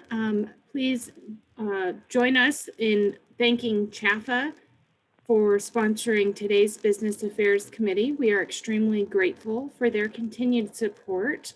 And Phil Vaughn, I'll turn it over to you. Great. Thank you so much, everyone, for attending today. I sure appreciate it. And yes, I certainly want to thank Jerry Lynn Martinez and CHAFA for sponsoring our meeting today. And I greatly appreciate that. And folks, I apologize, Christian, have you generally gone around just to note who is on the line? We have not, just in the interest of time. Okay, that's great. No problem at all. Well, again, folks, thank you all today for attending the Business Affairs Committee meeting. At the last part of the agenda, you all will see all of the Business Affairs Committee advisory panel members. I just want to thank these folks for all of their hard work on behalf of Club 20. They're the folks that I go to, that Christian go to have discussions about whether that be about state issues or federal issues, and I greatly appreciate their involvement. Jerry Lynn, of course, is a member of that group as well, so greatly appreciative. Our next item on the agenda today is the benefits of Club 20 membership, and Ray Beck was unable to join us today on that, so Michael Murphy is going to do that presentation in his stead. And Michael, are you on the line? Yes, sir. Phil, thank you so much. Guys, I'm honored to actually give the Club 20 pitch for Mr. Ray Beck. I figured I'd probably have to do a little of this, but anyway, benefits of membership for Club 20. I'm going to read a few things that Ray put down here. The benefits: you can receive up-to-date information on key issues affecting Western Colorado. The big key here is you get to participate in the policy committee meetings that guide local and state elected leaders on the from the Western Slope. We also have annual trips to Denver, biannual trips to Washington, D.C. You get to vote in county caucuses, and that enables you to pick your representative for your specific county on the board of directors for Club 20. Also being able to vote on all Club 20 policy meetings. Sorry, that's redundant. You get to understand the different topics. But most of all, and I'm going to kind of segue out of this and go into some personal stuff. Club 20, and over the last 10 years for me, has meant more than any organization we've been a part of. We're a part of Cattlemen's, RLI, you name it, we belong to all the groups. But the greatest group of people and the most information that we at M4 Ranch Group have ever found is Club 20. It brings all of the current information. You get a seat at the table. You get the ability to share your opinion, share your voice, and help mold Western and rural Colorado. So if anybody out there is looking to join Club 20, get a hold of Ray Beck, and I guess I can fill in if Ray's not around, but it was without question the most valuable group that we represent, and it's by far the biggest bang for our buck. So with that, I'm going to turn it back over to Phil, and thank you, Phil, for putting this together. Great. Thank you, Michael. I greatly appreciate you presenting on that today. And again, folks, reason why we have this discussion at the beginning of every Business Affairs Committee meeting is membership in Club 20 is the lifeblood of Club 20. This is how things continue. And we need, obviously, more business people and more folks involved with this process, especially from the Business Affairs Committee standpoint. So that's why we concentrate on this, and that's why we've been successful since 1953, is the ability to have members and to continue forward. And that is our engine and that's our fuel. So I appreciate that, and thank you again. I appreciate your help on that, Michael. So next item on the agenda is presentation, Double Trouble, Business Issues from the 2020 and 2021 Colorado Legislative Sessions. Diane Schwenke is the President and CEO of the Grand Junction Area Chamber of Commerce. Diane obviously is a hardworking member as well of our Business Affairs Advisory Panel. And Diane, I greatly appreciate your attendance today, and the floor is yours. Thank you. Thank you so much, Phil. I really appreciate it. Christian, it still says I can't share my screen. So if there's a way you can make me a co-host, that'd be great. I have just a few slides basically to keep me on track, because we could talk about these things all day long. But the reason that I actually labeled this Double Trouble is because, as we all know, there was a lot of bills that were left on the cutting room floor, shall we say, when the legislature adjourned last spring. And so we anticipate that we're going to see some of those coming back. So there we go. Thank you. All right. So let's see if you can now see my screen. Can you? Awesome. All right. So that's the reason I called it this. And again, as we all recall, there was some last minute scrambling, particularly around some of the tax issues and the tax credits and exemptions available to business. So a good subtitle for this is also the good, the bad, and the ugly. And there is some good, which I always like to start off on a positive note. So the good, maybe. And I put that in parentheses, but there has been some good signals coming out of the legislature, even in this first week as they're actually getting down to work. One of the things that I don't have on here, but it's something that moved very quickly, and it may not impact the Club 20 region directly, but possibly indirectly, was the resolution around relooking at the Space Command. And as we increase in the state overall, our presence within that sector, we see benefits for manufacturers across the state. But probably the most exciting thing we heard was that Governor Polis has proposed elimination of business personal property tax for most small businesses. Now, this basically means that they're going to raise the cap. And that's something that small businesses in across our region have been concerned about for years. And frankly, the ability to do this is brought about in no small part by the passage last fall of the Gallagher reform. So we will wait and see what form that takes. The bill has not been formally introduced yet. We don't know what cap they might be looking at, but this is good news, particularly for the very small businesses. And the other thing that COVID has brought up that I'm glad to see the legislature actually starting to address, it's a concern that we heard early on from the federal level. There has not been much activity yet in the state around, but it's around liability for businesses related to COVID. And that meant if you'll remember, there was even a bill that was initially introduced in either the spring or the fall session that would have flipped this liability on its head, in that someone could file a workers' comp claim and say it was related to COVID, and the employer would have to prove they didn't get COVID on the job. So this has been an area of concern. Senate Bill 85 actually does provide some limited liability protection for businesses that actually are following their public health orders, are perhaps five-star businesses as well. That's a great defense from either customers or employees that might want to sue around a pandemic. And there's no crisis that's ever gone without that possibility and folks taking advantage. So we're really glad to see that. And the other thing, Right now, as we look at unemployment rates around 8% statewide, maybe a little less in some of our Club 20 counties, but we are looking at workforce and workforce development. If you can remember the pre-COVID days, we were down around 2-3% unemployment. I had employers across all sectors that were scrambling to find skilled workers for the positions they had available, to the point where it was actually limiting their ability to take on additional work, be more productive, and expand.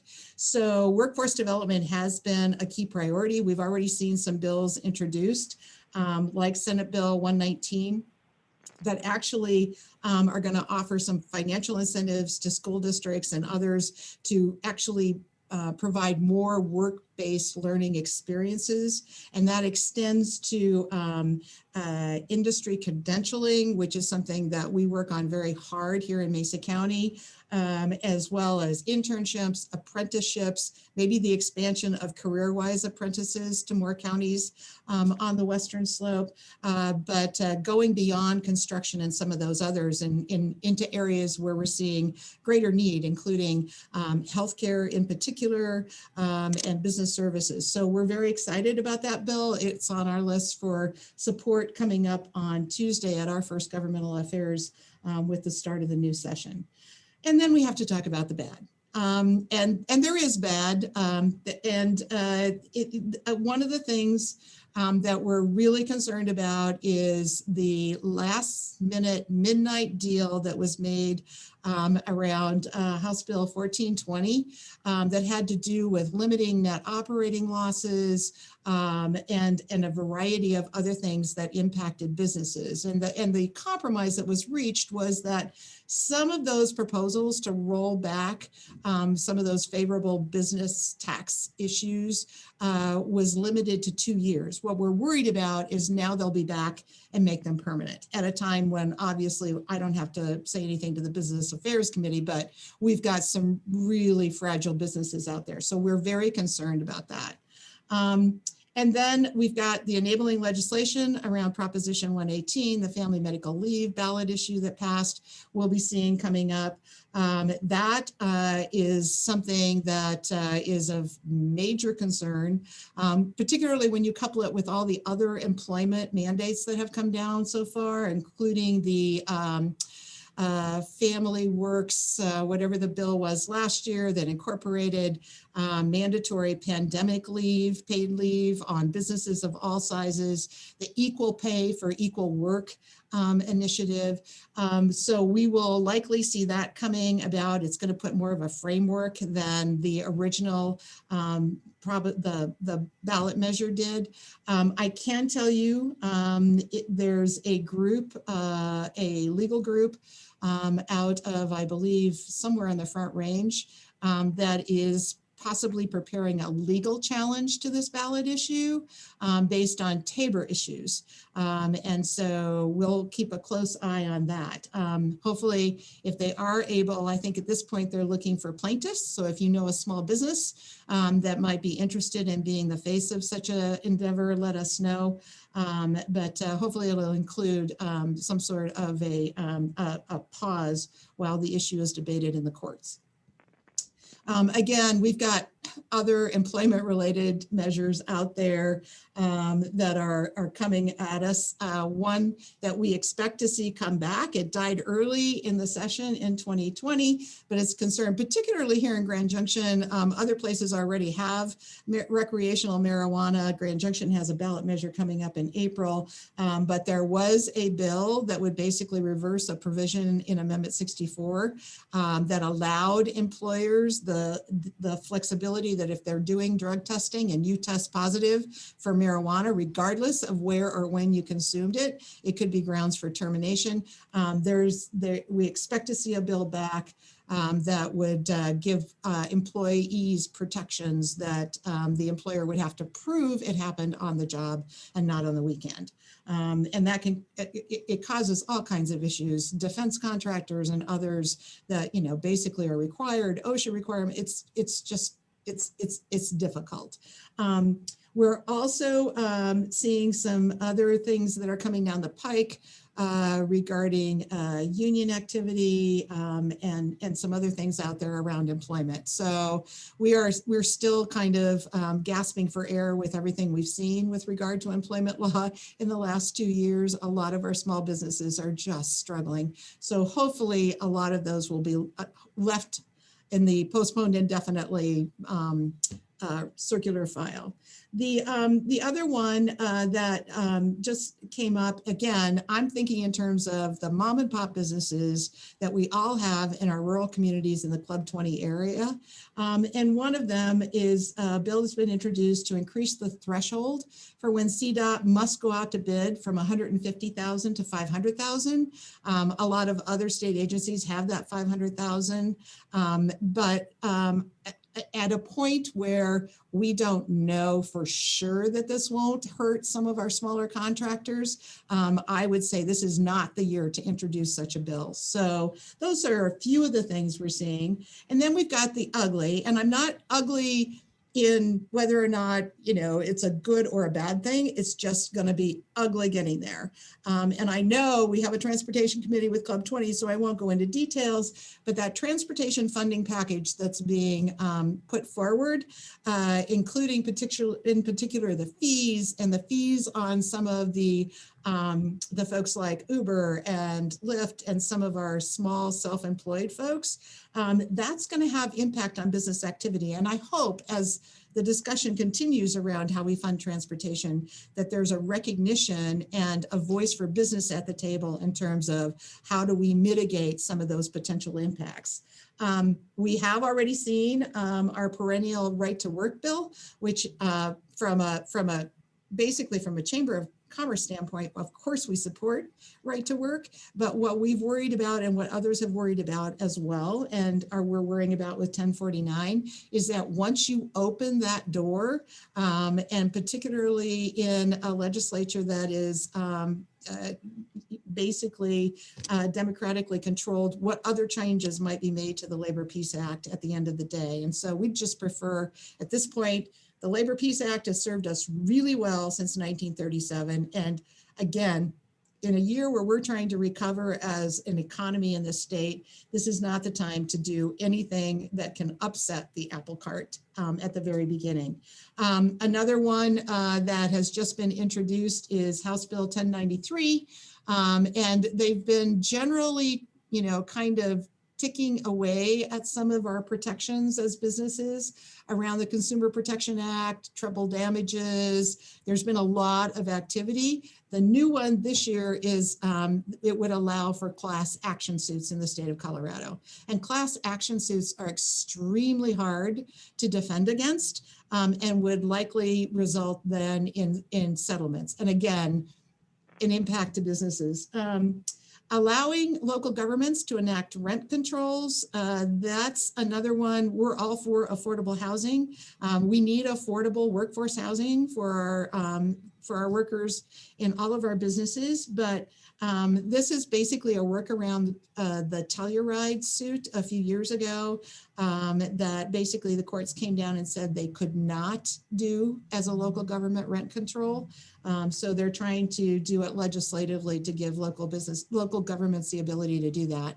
And my guess is local governments have very little understanding, as we do in this committee, in terms of what the impact will be in basically driving away developers and actually causing a dearth of affordable housing if they cannot see a return on their investment in a community.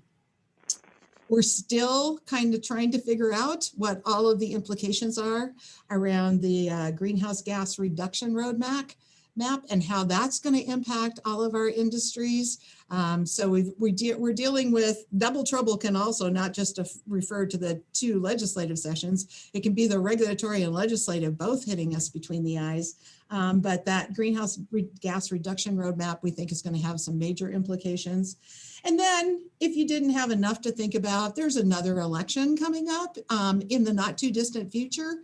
And so just for grins and giggles, I went out to the Secretary of State's website to see who has already filed filed for ballot issues for 2022. And you can see what we've got.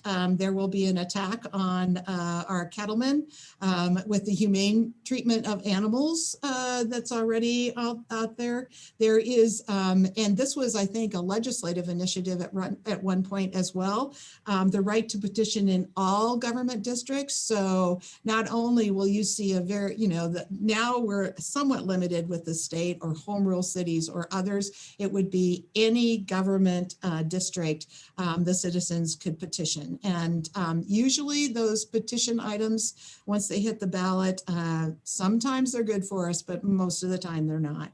And then, of course, we always have the perennial, let's ban hydraulic fracking or something else related around the oil and gas industry, because Senate Bill 181 and the current rulemaking isn't going quite far enough. So there's a lot of challenges before us. And I did want to close. Kelly Broff is someone that I truly admire as the CEO of the Metro Denver Chamber. And she wrote, it was basically just 2 paragraphs right before the session started. And I think she put it the way that we all feel in terms of these issues.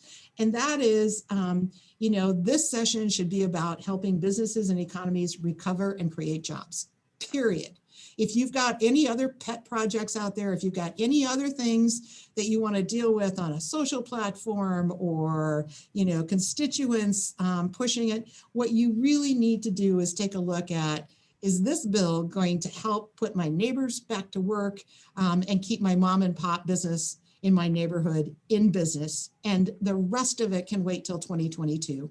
As businesses, we all need to be able to get back to normal, particularly our hospitality and tourism industries, but across the board, businesses need time to be healthy again before you basically put more obstacles, more stumbling blocks in their way. So that's the end of my presentation. And I find it interesting that I think I was on a call this morning with the Colorado Competitive Council, and we had, I think, a dozen bills to consider in a week's time. So, things are going to be coming at us really quickly. So I'm happy to answer questions, or I can just keep talking, as you all know, who know me. So a couple of other things that are out there that weren't in the presentation. One of the things that's still unknown is the public option for healthcare. We think something is coming back. We don't know what yet. I've heard we'll give the hospitals and providers a year to get their cost under control before we introduce something, or we're going to move ahead, which was their original intention in the 2020 session. Our fear always, as businesses who like to be able to provide healthcare for our employees, is that if you start squeezing that balloon at one end by capping what you're going to pay for services, usually businesses and small businesses in particular are the ones that have to make up the gap. So we'll be really interested to see how that goes. Couple of other things, 1420 version 2.0, I alluded to it a little bit. It's looking like there's going to be a way to, I think they're going to try and make up about $350 million, but they want to expand the early childhood credit. They want to expand and the earned income credit and a few other things. But right now they're not looking at some of the business issues that were really in the bullseye last year. One that I was particularly concerned about, actually testified on, was House Bill 1058 as it related to manufacturing and the sales tax exemption for manufacturers who use that who use energy in their processes. It looks like they've decided to leave that one alone for this year. So again, that falls in the good category. So anyway, let's see. I see a question. So yeah, I appreciate your presentation. And what we're going to do, folks, is we're going to take comments. If you do have a question, please type them in or raise your hand, use the little raise hand sign on there, and we'll recognize you. And yes, Diane, if you could answer Jasper's question in regards to emergency public health orders from the governor's office, how long you anticipate that those will last, and the CDPHE, and then secondly, the issue of legislative versus governor's emergency authority, who actually has the authority. Thank you. So you bet. And my crystal ball is as murky as anyone else's. I'm usually in very close contact with Jeff Core, our Mesa County Public Health Director, who talks to CDPHE about every other day. My guess, I think there's good news and bad news ahead. I think that he's just going to keep continuing his emergency public health orders for at least till mid-year, maybe to September.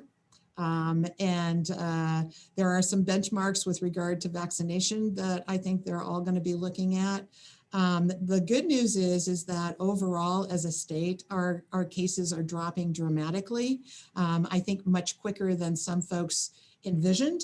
And I talked to a retired doctor about this last week who said his suspicion is that more of us actually had COVID than the tests and the antibody tests would show. And so that's why we're seeing it drop so precipitously. But I would say we're going to be looking at wearing masks and other public health orders through at least August, September timeframe. And then it depends on your county, because again, we all are familiar now with the governor's COVID dial. I was on a call with his office on Monday. They're going to be revising that dial again downward. I think they said as early as tomorrow or early next week. If we can get to the blue or the green, I'm going to buy the governor more colors in his crayon box next time.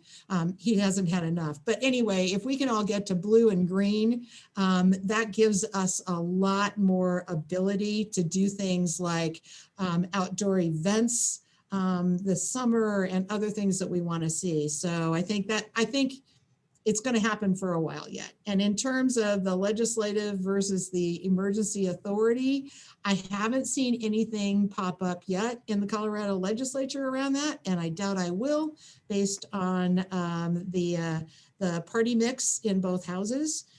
So I would say that while I think it's an issue, I don't anticipate seeing any particular action on it at this point. So. Thank you, Diane. Thank you for the question, Jasper. Jasper, of course, is a member of the Business Affairs Advisory Panel from down in Durango. Thank you for attending today, Jasper. Please raise your hand with other questions. Looks like there's one in the box from Melanie about childcare. And yes, there is some action around that. I'm hearing that from business owners as well. And in fact, we're trying to look at how we can address some of that, both from a workforce development effort, as well as providing business assistance to childcare providers, because if our employees don't have a place to put their children while they're working, that impacts workforce overall. So I am anticipating that we're going to see some help around particularly childcare in both the providing of technical assistance, maybe even grants to the childcare providers, as well as some workforce initiatives. Further questions for Diane?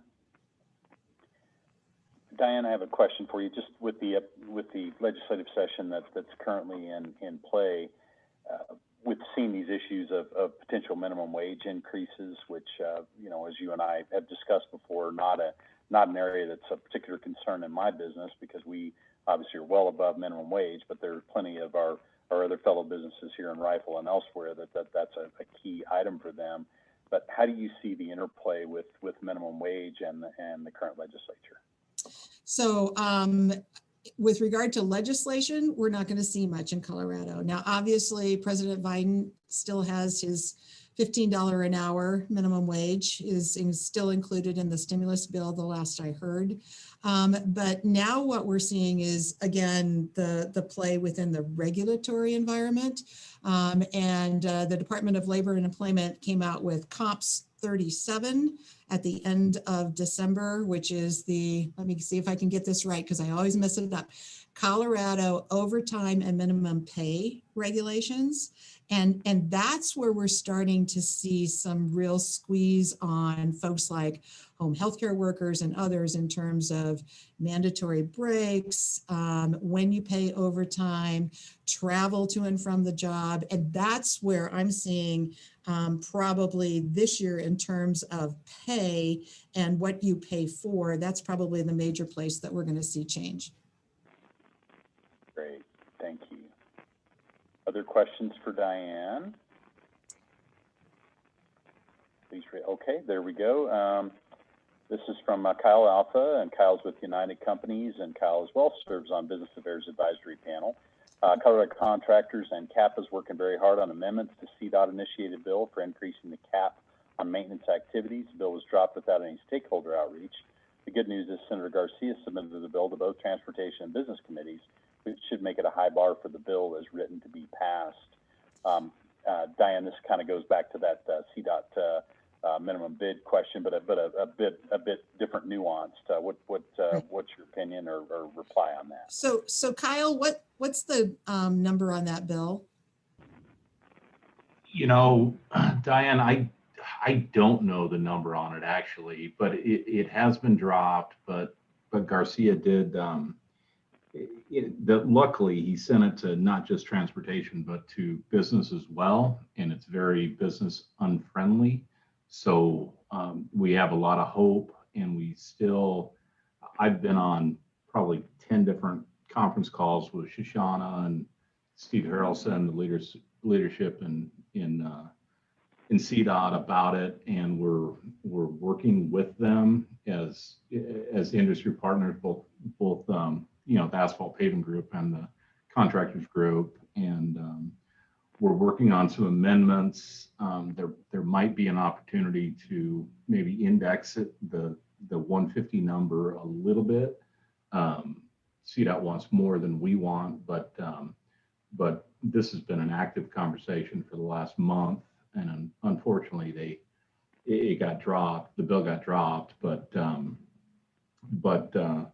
we got ahead of it with Garcia and the other bill sponsors, and we're able to at least get it, which is very rare to get it, introduced into two different committees, which obviously raises the difficulty level for CDOT to get it passed. So if you just kind of will keep me in the loop on that, I will obviously join you in any efforts around that bill. Again, we grow increasingly concerned that maintenance falls to the bottom of the pile. And again, this isn't the Transportation Committee, but that's one of the fears that we have on a regular basis. So if you could reach out to me offline and kind of give me some background, we'll move it forward in our Governmental Affairs Committee too. Absolutely. Thanks, man. Thank you, Kyle. And our friend Kathy Hall is on the line as well. Kathy, if you had a comment, please jump in. If you don't, I respect that you don't, but either way.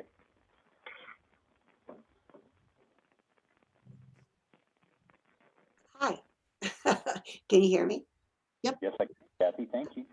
I don't have a comment yet. I'm sure we'll talk about this in transportation tomorrow. It's not a bill that came from the commission.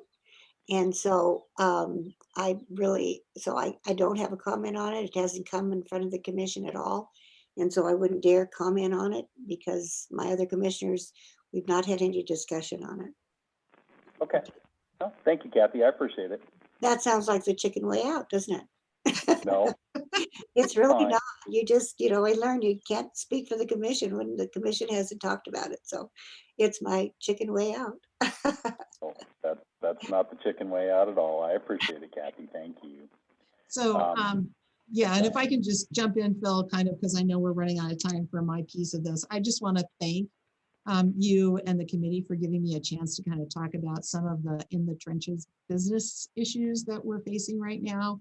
And I urge everyone to kind of stay on this as things move through the legislature. And if you have any questions about anything, or you have bills like the one Kyle was talking about, please forward them to us at the Grand Junction governmental affairs as well. We can move pretty quickly, and you know, what's good for businesses in our area of influence is generally good for businesses across the Club 20 area, as well as the Colorado as a whole. So thank you for the time. Well, I appreciate it, Diane. We've still have a few extra minutes here, and we're good up until 12:55. But I wanted to thank you for attending today, and the purpose behind this, Diane, is because you were so dialed in to the business issues. But I want to speak to the Business Affairs Committee today on this issue as well, folks. It was certainly the case prior to COVID-19 in Western Colorado. We have been in a crisis in business since 2008. And as you all know, and for those of you who've heard this speech before, my apologies, bust in 1982, bust all the way through 1990, basically 1999, 17 years of bust over here.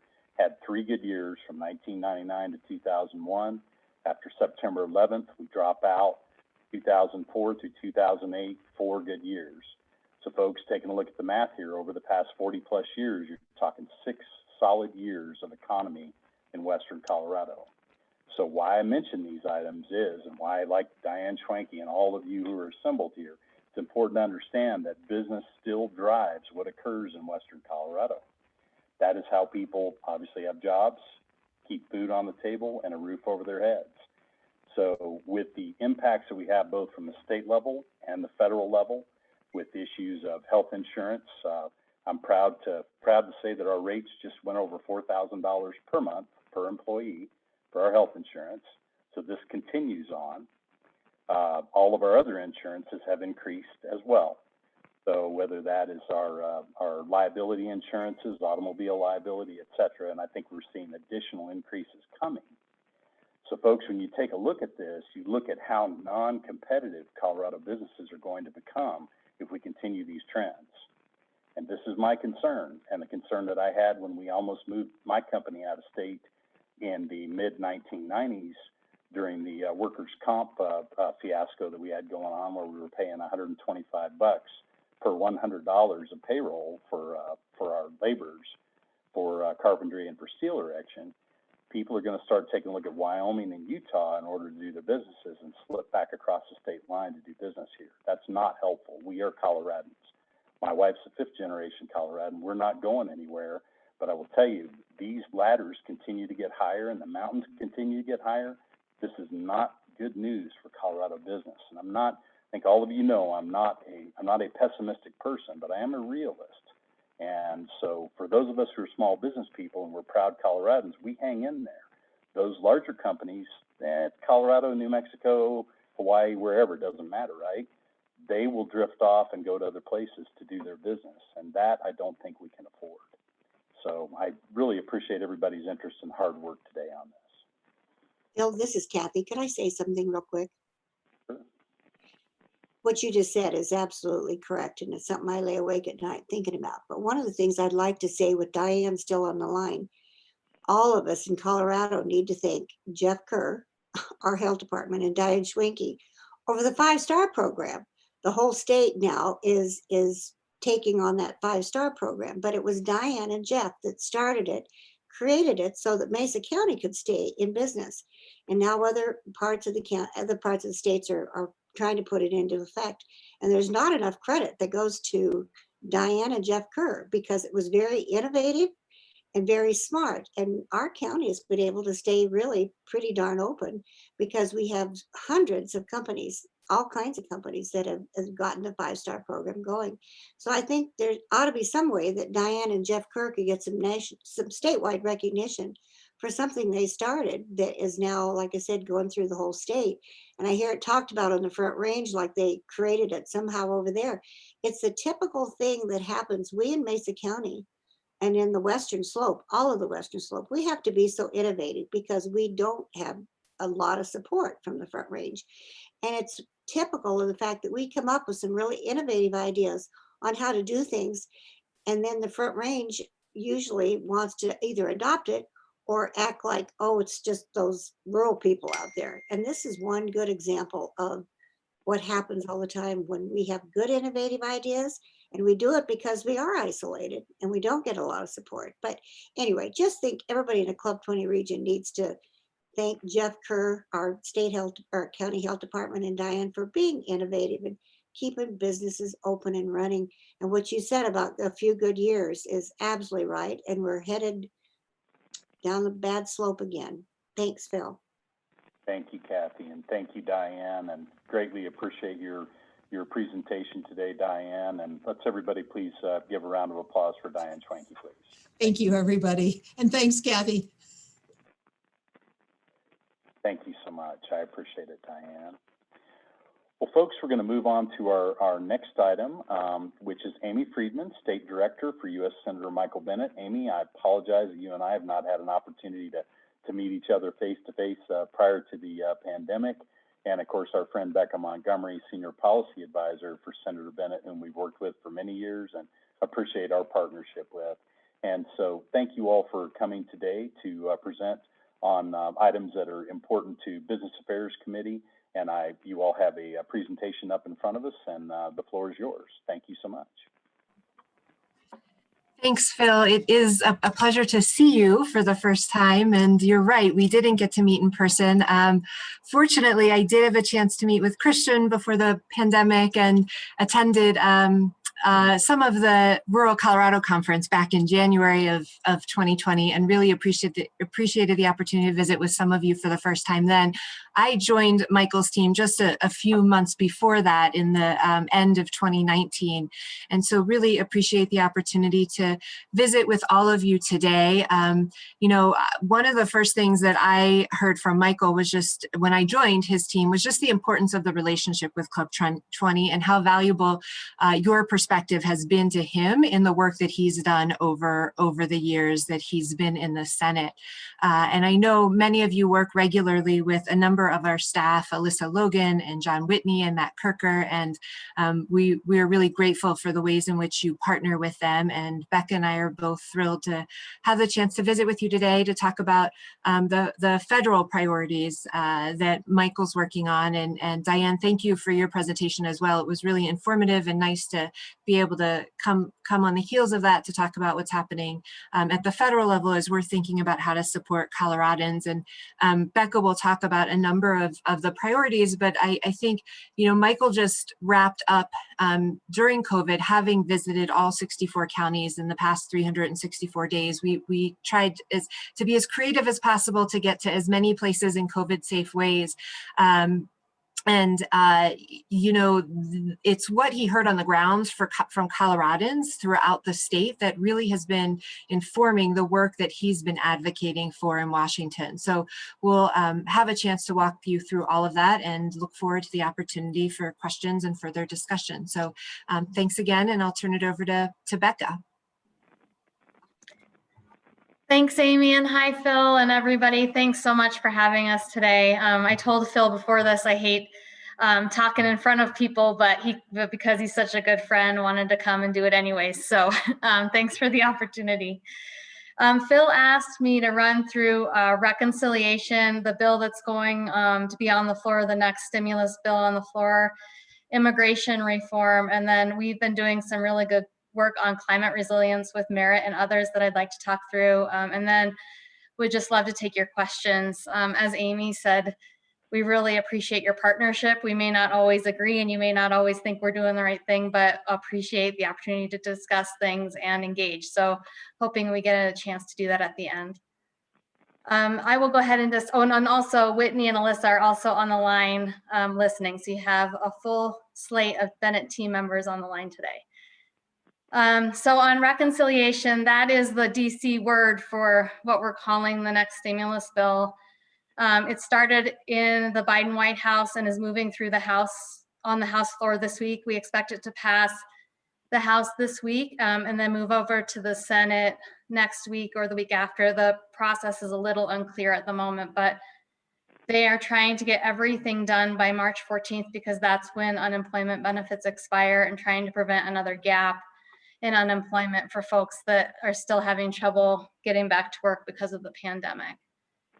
I assume that there will be some questions about the deficit coming up, and so we can answer those later. I'd like to lay out sort of the case for another big package at the outset here, so that you guys can argue with me about it at the end of this. But you know, things really still aren't good, and I know you all know that because you're in the thick of it on the business side. The Federal Reserve is saying that unemployment really is at about 10% right now nationally. I know the number in the public is around 6 to 7%, but if you count the people who have just dropped out of the labor force because they can't find employment, it's closer to 10 according to the Federal Reserve. And as you all remember, this is where it was nationally at the highest point of the Great Recession. So this is serious stakes here in terms of where the economy is. And I know you all know that too, because as Phil mentioned, the Western Slope has really gotten the brunt of a lot of this stuff for many, many years. There's bipartisan agreement right now among economists that we need to go big in order to get the economy back on track. They bring up the example of the Great Recession and the 2009 stimulus, which was not sufficient to get the economy back on track in a fast enough way. And it made the recovery really long and drawn out. And in some areas, they weren't able to recover at all, or just started to when the pandemic hit. And the last thing I'll say is, you know, when you're talking about the deficit, the CBO actually did a deficit projection after the December package, after we passed the December package, and their projections over the next 10 years actually had the deficit shrinking by about $345 billion because of the package that passed, because they believe that the investment in our economy would lead to greater revenue and growth and recovery faster than it would have beforehand. So I think the bottom line, or at least the theory of the case here, is the quicker we get to recovery and get the economy back on track, the sooner we can start addressing the debt, the national debt. This next bill has three main components. It's all focused on pandemic recovery and economic recovery. There is money for public health response, support for individuals and families, and then support for state and local governments and communities and businesses. I'm going to dig into each and then can take a minute for questions about the recovery package before I move on to the immigration stuff. The first chunk of this is about $400 billion for public health response. This includes money for vaccines, testing, PPE and supplies, including getting domestic manufacturing of PPE going so we don't have to rely on outside suppliers outside the country. It includes one of Michael's proposals that he started based on what he heard in Colorado, called the Health Force. It would fund 100,000 additional public health workers throughout the country hired through local public health agencies. So the local communities would have control over who they're hiring and what they need and where they're putting the people, but the federal government is supplying the support, the financial support to enable them to do that. It would be $170 billion for schools. That would include $130 billion to help K through 12 cover the costs of reopening safely, and as we all know, the additional costs of keeping kids safe while they're in school. And then about $35 billion for higher ed. I know you all know that higher ed has been hit very hard through the pandemic, and this support will keep them on track and be able to survive through this stint so that they can continue to serve communities and serve as the economic engines that they are in communities moving forward. The package also includes about $3.5 billion for mental health, which I think we are hearing about all over the state, especially on the Western Slope, and is just a dire need. I'd be surprised if 3.5 billion is just a start to what we need to be doing for mental health. The next section of the package is for direct support for individuals and families. Michael's big push here is on the expansion of the child tax credit, and we've been working on this for a very long time, so I'm sure that it's been brought up at Club 20 before. This package actually includes an expansion that would provide $3,000 to $3,600 of refundable tax credit per a child in the package. It's only a year long of a credit. I think Michael would like it to be permanent, and we will continue to work to make it permanent, but in the package, it's a temporary expansion. If this were to pass, it has the potential to cut child poverty in half. And the nice thing about it is that it would put more money in families' pockets to use however they want, for childcare or for covering that car payment or covering their rent payment. There's a lot of flexibility. There's all the flexibility in the world for the money, and I think that's what makes it appeal to people on both sides of the political aisle. This part of the package expands the earned income tax credit for people without kids, and includes direct payments of $1,400 per person. It extends unemployment benefits through September, or no, through the beginning of September in 2021. And that includes a big chunk of rental assistance, about $30 billion in rental assistance. I don't know if you all saw earlier, but last night, reports came out that there have been more requests and needs for rental assistance in the first part of this year than in all of 2020. So, you know, in a lot of cases, there have been people that have been taping things together and being able to afford rent, but the chickens are coming home to roost for a lot of families. And so this is needed now more than ever.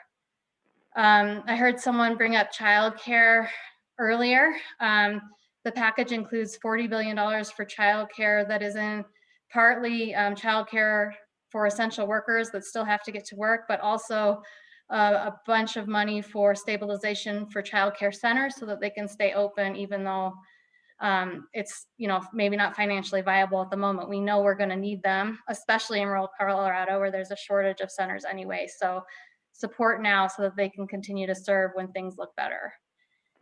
There's $5 billion for food assistance and $7.6 billion to help for emergency connections to broadband for students and other people that need it over the next few months.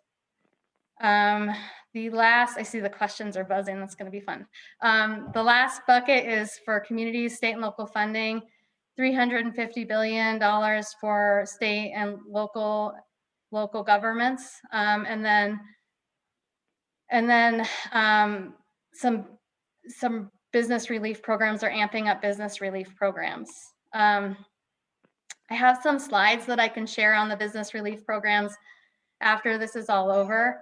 I would say, you know, the package is still being negotiated, so whatever we send out, just be aware that during the negotiations, things might get tweaked and changed.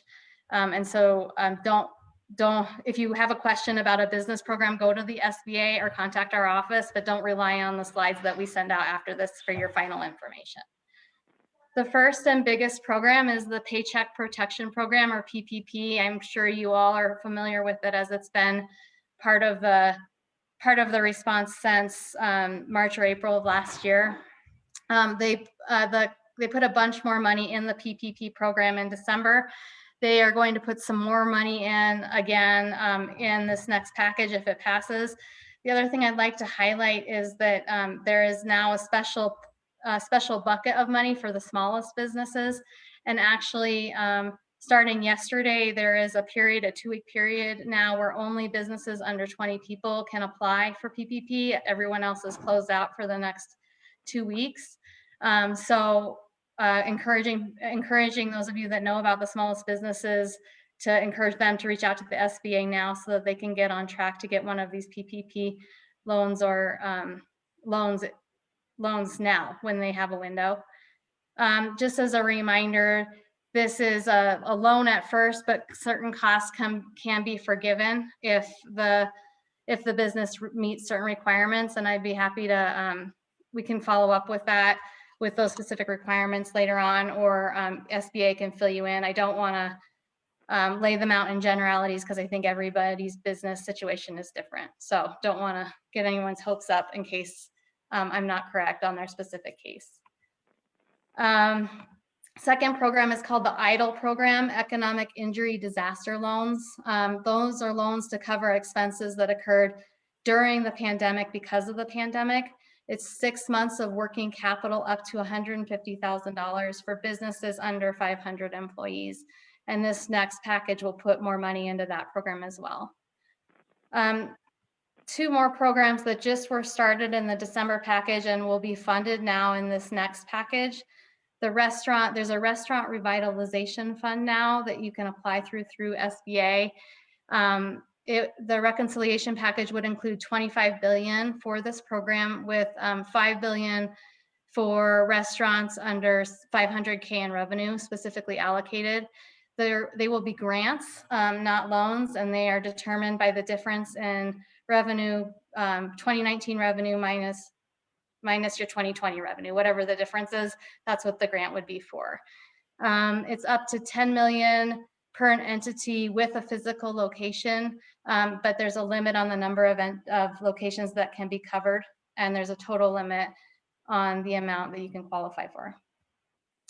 And then last, there's now a shuttered venue operators grant for concert venues and other places that haven't been able to hold performances since the beginning of this pandemic. There's also now a program for them. I would say a credit to our team in DC and Michael. I think the restaurant, the specificity on smaller businesses and the restaurant set aside and the shuttered venues set aside are attributed in part, at least, to Michael's push on Restart that made people pay attention that there are just some pockets of businesses that weren't able to access PPP in the right way, and it wasn't reaching everyone that needed it. And with that, that is the package. Phil, I'm happy to move on, or I can take questions on that and then move on to immigration next, whatever you think. You know, I think that's a good idea to take questions on the package right now, if we could. I think that's wise, and then move on to immigration. And so I'll just kind of hit the questions that I've seen thus far, and then we'll do the hand raising if you do need to ask a question, folks, and you don't want to put it in there. First question is generally about unemployment, and it's my understanding that the unemployment benefits would be increasing from $300 a week to $400 a week. And then the two questions that we have here are just some concerns about unemployment in certain cases being better paid than actually working, and just some concerns about that aspect. Got it. And just I need to put a caveat out at the beginning. I know a little bit about a lot of stuff, but don't go as deep as some of the other experts on our staff. So if I can't answer a question, I will make sure and talk to one of them and come back. On unemployment, you're right. The House package does increase it to $400, and we have heard concerns about the unemployment being more generous than the salary that someone could earn through a job, and obviously that is not what we're trying to incent. I think that bigger picture, there is such a need for this unemployment, and there are enough. The majority of people are in a position that they need unemployment because they can't go back to work because the pandemic has closed off their options, that it is the better solution for the majority of people. But I think, as in all cases with all things, there are outliers. To that said, if there are ideas on how we can make sure to address the bigger issue with also making sure to making it possible for, or making it the incentives without creating reverse incentives, trying to get the words out, would be open to hearing them and would engage with our economic expert on our staff to see if we could work something out. But that's the theory of the case. Yeah, and I would just add two things to what Becca said. One, when the unemployment benefits came out initially, it was $600 a week, and then it dropped to $300. And so this is a slight increase, but it's still not at the level that it was in the initial round of recovery funding. And the second thing I would add is that when Michael talks about this, and I appreciate, Merritt, what you're talking about, because Michael's heard this on the ground from a lot of people. And I think, he talks about automatic stabilizers, and with all of this relief, that it should not be that there are these cliffs that we hit and suddenly we have to go back to the table to renegotiate, but they should be tied to indicators in the economy. And so that as you see the economy improving, you should see declining benefits with levels of benefits, so that there is a direct relationship, and that it isn't seem that it's something that's in perpetuity, and it actually incentivizes people to actually get back to work, because that is a guarantee in the long term, whereas these other kinds of support are not designed designed to be in perpetuity. So automatic stabilizers is a concept that he supports in a number of these areas, whether it's talking about unemployment insurance, it's with SNAP benefits, a number of other things as well.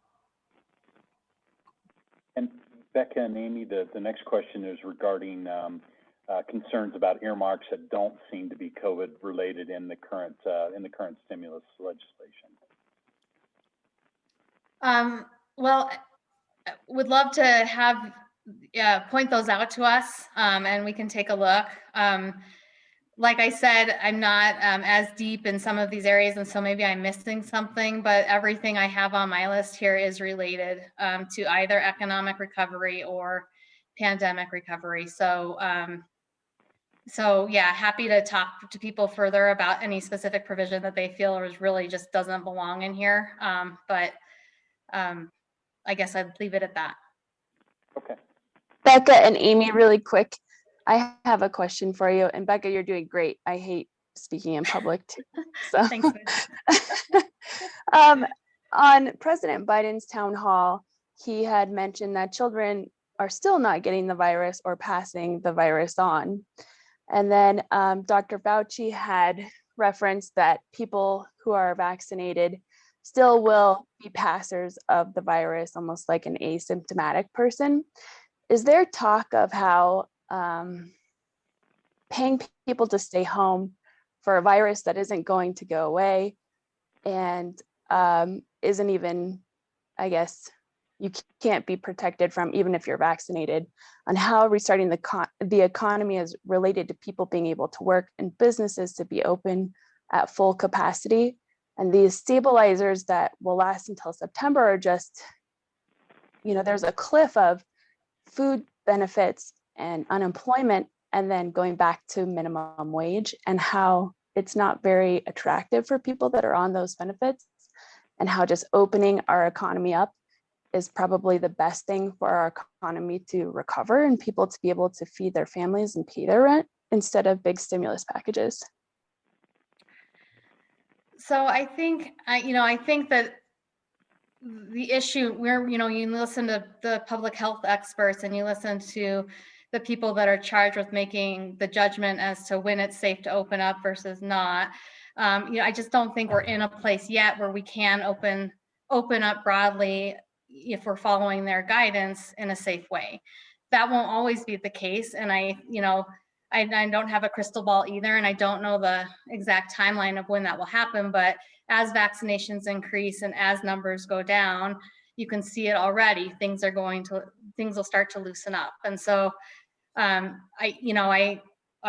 think what we do in our office is we listen to what the public health experts are saying and what they're saying right now, and we're following what they're saying. So we're trying to cover the gap through legislation based on that guidance. And right now, opening up the economy isn't a safe option all the way. Thank you, Becca. We're going to take two more questions on this subject. The first would be on the future of the Made in America executive order, and then the last will be on the restaurant program. And Mary Jo, as soon as finish here on the future of Made in America, then you can jump in and expand upon your question. Thank you, Becca. And this came from Tom Bucknitz. Yeah, hi, Becca. I'll echo the other comment. You look like you could be doing a talk show right now. So God help me. That is not. you have another career. Becca and Amy, just to remind, we're part of the Manufacturing Extension Program in the United States, and in the Future is Made in All of America executive order, it called us out for supplier scouting. What we've interpreted some of that to be is a way to really help our rural communities by expanding the capabilities they have and the products they can supply. We're going to be doing a large supply chain map and looking for capabilities, particularly in rural areas, and in Colorado, particularly in the Western Slope, where there's a lot of manufacturing already. The issue we're going to run into that I'd like you to be sensitive to is that a lot of companies that could go into new markets will need capital to do that. They'll need markets to do that, and sometimes that market is the government. And they'll also need other kind of financial support in terms of loans and possibly offsets. in order for them to get into those new products. So I just ask that you keep that in mind as you're talking about future legislation, that while the executive order is great and it's going to have people work to reshore and to build some more resilient supply chains for the rural areas, particularly smaller manufacturers, even in urban areas, we're going to need some help, particularly for capital investments to get into some of these new markets and these new products. So thank you for all that you've done for manufacturing. And I know the senator is very supportive of everything we do. I appreciate that. And I just would like to put that in the back of your mind as you go forward. And yeah, I mean, go ahead, Amy. No. You go ahead, Becca. I'll follow after you. I mean, let's talk more. I'd love to hear more about what would be needed and how we can help. That's right up our alley, and we'd love to jump in with you. So yeah, I'd say let's talk more. Yeah, and Tom, I just want to acknowledge I've got an email in my inbox to schedule some time with you. Allie had reached out on your behalf, and so that is in the queue. So we will make sure we follow up with you. Great. To Thank make you so much, for that Amy. conversation. Yeah, absolutely. Thank you. And thanks, Becca. You're doing a great job. I appreciate you guys being here, willing to take these questions.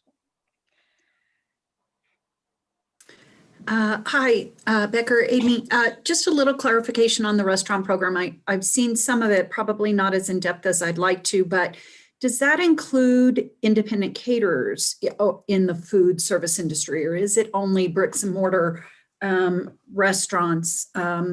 Because, you know, some of our restaurants were able to come back with takeout services and stuff, but many of our caterers did not, because events were still not able to be held, weddings were canceled. So is there any kind of assistance in that program for them? Really good question. The notes I have say that it requires a physical location, but I think we should dig in and ask. Yeah. I know PPP, I believe, was expanded in December to include independent contractors. It is. So, but if it's an interesting question, because if it's a caterer, then PPP might not work for them, in which case you're still in the gap of program anything that will work. So let's follow up. If you follow up with me after, we can call SBA and figure out the answer to your question. Okay, thanks. Thank you. And folks, we're going to go ahead and move over now to immigration reform. And I know we just have a few minutes here. We're probably going to push a little bit. And I think that's okay. On the immigration reform principles that Club 20 Business Affairs Committee and ultimately Club 20 Board passed in 2012. So we've been longtime partners on immigration reform. And even prior to that, I mean, this is not a brand new issue for Club 20 at all, but certainly with the current efforts with Senator Bennett and others, we've been involved with this for a long time. And that's why I'd asked Becca and Amy to speak about this, obviously an issue that's very important to all of us. Thank you, Becca and Amy. Sure. Yeah, you know, this has been a priority for Michael since the beginning, and I think is probably the reason we're so close with Phil, because he was such a partner on it back in 2011, 2012. It's been forever.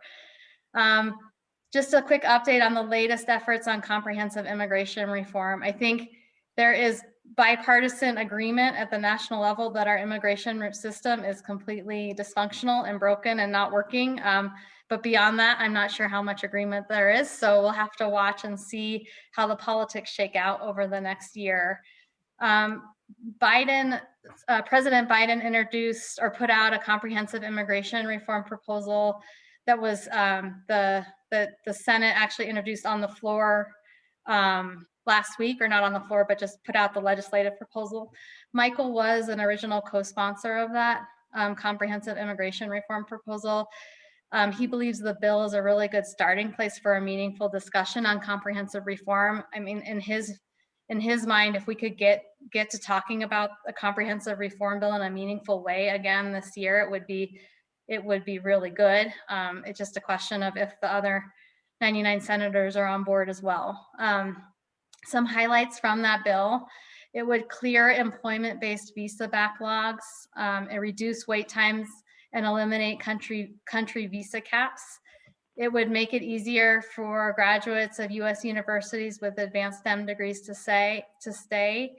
It would it would give work authorization for dependents of H-1B visas. So there's no aging out of the system anymore if you're a child of someone who has a visa. It would include smarter border security, and it would crack down on smuggling and trafficking networks.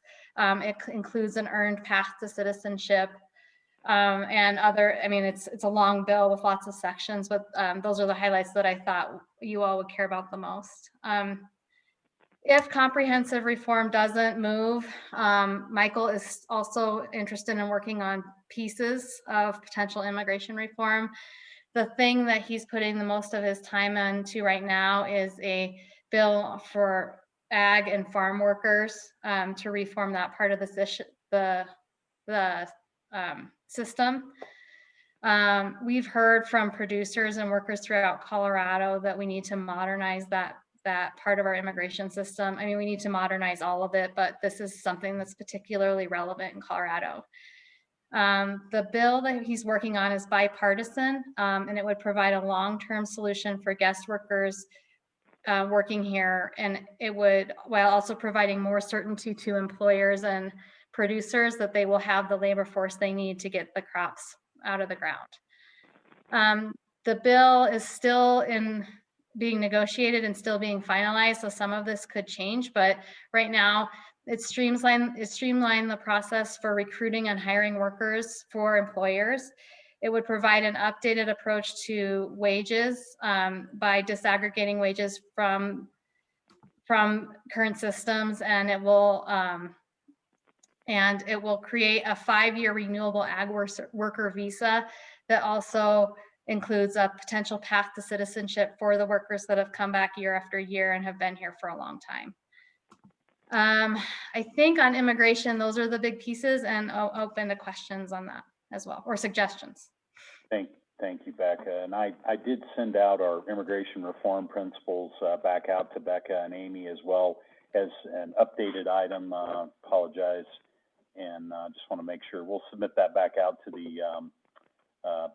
the committee as well. BA 13-1 Immigration Reform Support 4. So those are our two current positions at Club 20, and I think just knowing we're a little tight on time here, I just wanted to let you all know on behalf of the Business Affairs Committee, we continue to be interested, involved, and find it very important to deal with immigration reform, and want to partner with you all, and as well, of course, obviously our senator and our other senator and our U.S. representative in continuing to move forward on this issue. And if there are any other comments on immigration, I'm happy to take those now. Anyone, please raise your hand or note on the online.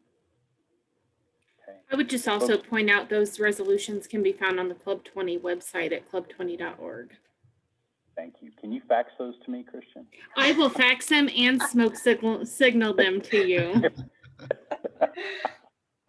Folks, let's have a hand for Amy Friedman and Becca Montgomery. Thank you all. Thank you for having us. Thank you so much. Greatly Thank appreciate it. you. All right. Next item on our agenda today is Edie Sun. And Edie, good to see you. Thank you for attending today. And Edie speaking about the potential Pinnacle privatization. And Edie, the floor is yours. Thank you. Thank you, Phil. It is so good to see you and to see everybody else. And I believe I have 5 minutes to talk about an extremely complex proposal. So rather than trying to go through any PowerPoint slides, I'm just going to tee up the high points of what is going on. I've had long conversations with both Christian and Diane about this, and I'm looking forward to talking to Commissioner Villard and her colleagues in Moffat County on Monday. It is Villard. Thank you very much. Yeah. Ray didn't tell me how to pronounce your name. In a nutshell, Representative Soper from Delta is running a bill that will be introduced next week that would separate Pinnacle from the state in exchange for a payment to the state of its interest in the company. And we would then become a mutual insurance company. Representative Soper approached us last year, along with policymakers from the other side of the aisle, to talk about this idea. Some of you may know that Pinnacle has explored the idea of separating from the state in the past. And because of the budget challenges brought on as a result of COVID, both Representative Soper and some other folks thought, well, maybe this is the time for the state to divest its interest in the company in exchange for a fair payment, and you'll be separated off to the independent mutual you've always wanted to be. And just by way of brief background, Pinnacle is not exactly part of state government, but we are not exactly independent. We are what I like to think of as a platypus. We are a political subdivision of the state. The governor appoints our board. Statute tells us what we can and cannot do, only workers' comp, only Colorado. Our employees are required to be in para, a number of requirements like that. It is not a 21st century business model, makes it more challenging for us to meet the needs of Colorado businesses. For example, we can't cover their employees in other states. That's a growing need for Colorado businesses. Fully 30% of those that have registered with the Secretary of State in the last year have multi-state operations. It also keeps us from being able to bundle the coverages that most employers, particularly small employers, want. So our hope is that we'd be able to separate and then be able to serve those needs of Colorado businesses better. This has implications for Club 20 members in two ways. First of all, as our policyholders. Secondly, because Representative Soper has proposed that half of our payment to the state would be used to fund the operations and programming of the Office of Just Transitions, which most of you know was created 2 years ago to ease the transition from a coal-based economy to a green energy economy. Of course, it has particular implications for counties like Moffett, Routt, Montrose, folks, and you know, even for Representative Soper in Delta. So that is an office that had not previously been funded. There is no financing source that has been identified for it. And as Excel accelerates the closure of Hayden, as 20 Mile moves toward closing, and those communities stare down the barrel of the impacts of moving away from those coal-based economies, it's important that those programs for both workers and the communities be funded. So that's one of the things that Representative Soper wants to do with the money we would pay to the state. I'm going to stop right there because there's a whole lot more detail here. And I know that Christian has gotten me on the agenda for the spring conference in April. It's possible this bill won't even be alive at that point. I want to acknowledge this is really a long shot deal because the labor unions don't like the idea of separating Pinnacle from the state. But I'd be happy to answer any questions for you that I can right now. Great. Thank you, Edie. I appreciate you presenting today. And folks, if you have a question, please type it in or raise your hand and I will recognize you.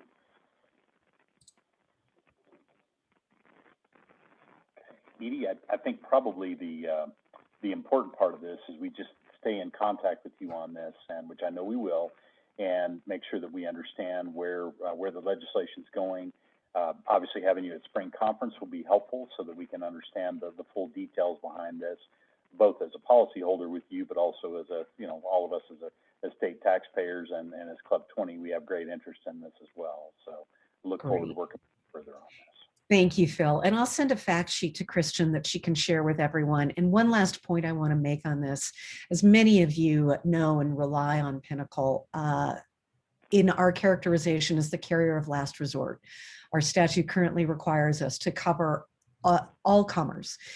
So we cover the riskiest businesses in Colorado: ag, oil and gas, mining, construction.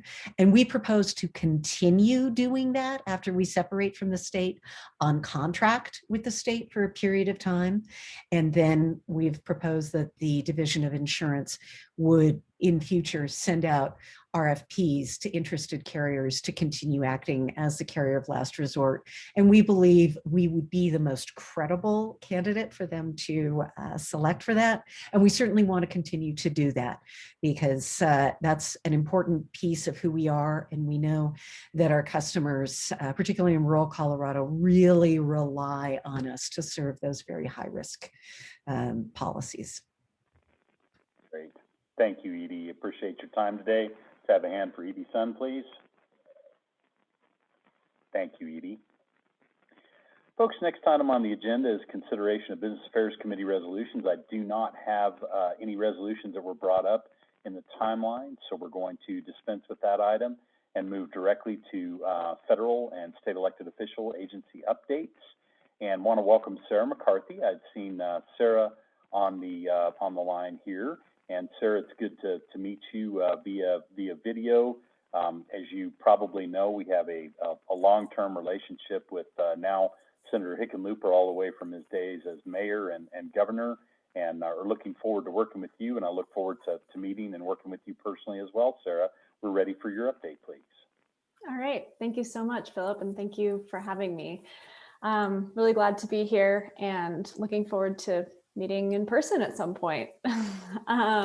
So for those of you who have jumped on since this morning, my name is Sarah McCarthy. I am Senator Hickenlooper's Western Colorado Regional Director. So I'm heading up the basically west of the Continental Divide, some of the Central Mountains, and I'm going to be your go-to person for that area moving forward. We also have some staff down in Durango, Glenwood Springs. So we've got a concerted amount of folks over here on the Western Slope, which is really exciting. So yeah, businesses. As many of you probably know, John Hickenlooper is an entrepreneur himself. Back in, I think it was 1988, he opened the Wind Coop Brewery with a group of friends, and he not only still enjoys a good microbrew, but he intimately understands the struggles and the gratitude of the gratification of being a business owner. And he showed deep commitment as governor to supporting small businesses with things like the Rural Jumpstart program that was initiated under him. And that's not going to change as a senator. And of course, as Diane said at the beginning of our meeting, we all know far too well that our small businesses are experiencing tremendous struggles. And it is the senator's #1 priority to focus on COVID relief and vaccine distribution so we can get those business doors open again and start to mend our economy. He is a part of a bipartisan committee working on the COVID relief package, and he was a co-sponsor of an amendment that creates a more targeted COVID effort relief. So kind of his business spirit is already coming through in his first 2 months on the job. And the people he's hiring and bringing around him have that same spirit.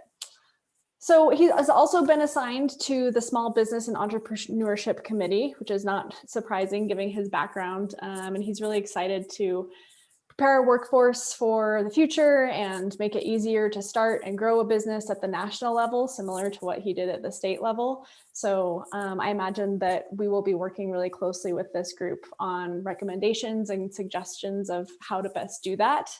I'm looking forward to coming back in the next policy meeting and being able to give an eloquent update on the legislation we're working on, like Becca and Amy did today. And right now, of course, we're building our staff. We are getting settled into our committee assignments. So we are really looking forward to really diving in there.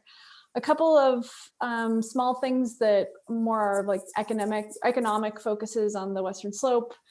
Senator Hickenlooper, of course, along with Senator Bennett, came out in support of the BLM headquarters coming to Grand Junction. Senator Hickenlooper met with Secretary nominee Deb Haaland right after that meeting and furthered that encouragement. And of course, during her nomination yesterday, he asked a question about the BLM, encouraging a solution and inviting her out to Colorado, which she accepted, which is really exciting. So really pushing on that front with the spirit of entrepreneurship and, finding something that works for the agency and works for the West in the management of our public lands. So yeah, I put my contact in the chat. I'll put it in again because I think it's pretty far up there by now from this morning, but please feel free to reach out to me. I'm here in Grand Junction. This is where I grew up. I've been working in a professional capacity on the Western Slope for a long time. So this is my heartland, and I'm really excited to get to know you all more and looking forward to working together. Great. Thank you so much, Sarah. I appreciate it. And let's, any questions for Sarah? Diane put in the chat that I, Club 20 would certainly echo this for both Senator Hickenlooper and Senator Bennett's teams and Representative Boebert. Just our gratitude for the push to keep the BLM headquarters in Grand Junction. You all know that it's was wonderful to have that headquarters relocated. It has a huge economic impact to our community, brings high-paying jobs to the area that we wouldn't otherwise have in that number. So we would ask you to continue that push. Absolutely, that's the plan. Thanks so much, Christian. Christian, yeah, and we greatly appreciate that. And Amy, Sarah, and Hogan, please pass that on to your bosses. We greatly appreciate the support for maintaining BLM office in Grand Junction. Thank you. Thank you, Sarah. Let's have a hand for Sarah, please. Thank you. We're going to move next to Hogan Peterson, and then I'll come back to Senator Bennett's staff for closeout for local folks.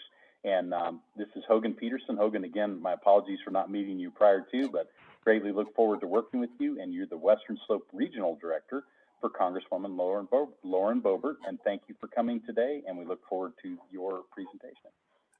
Yes, sir, and right back at you. Look forward to the opportunity to meet as well. So good afternoon to Mr. Vaughn, good afternoon to Christian and to Club 20 and the membership that's here today.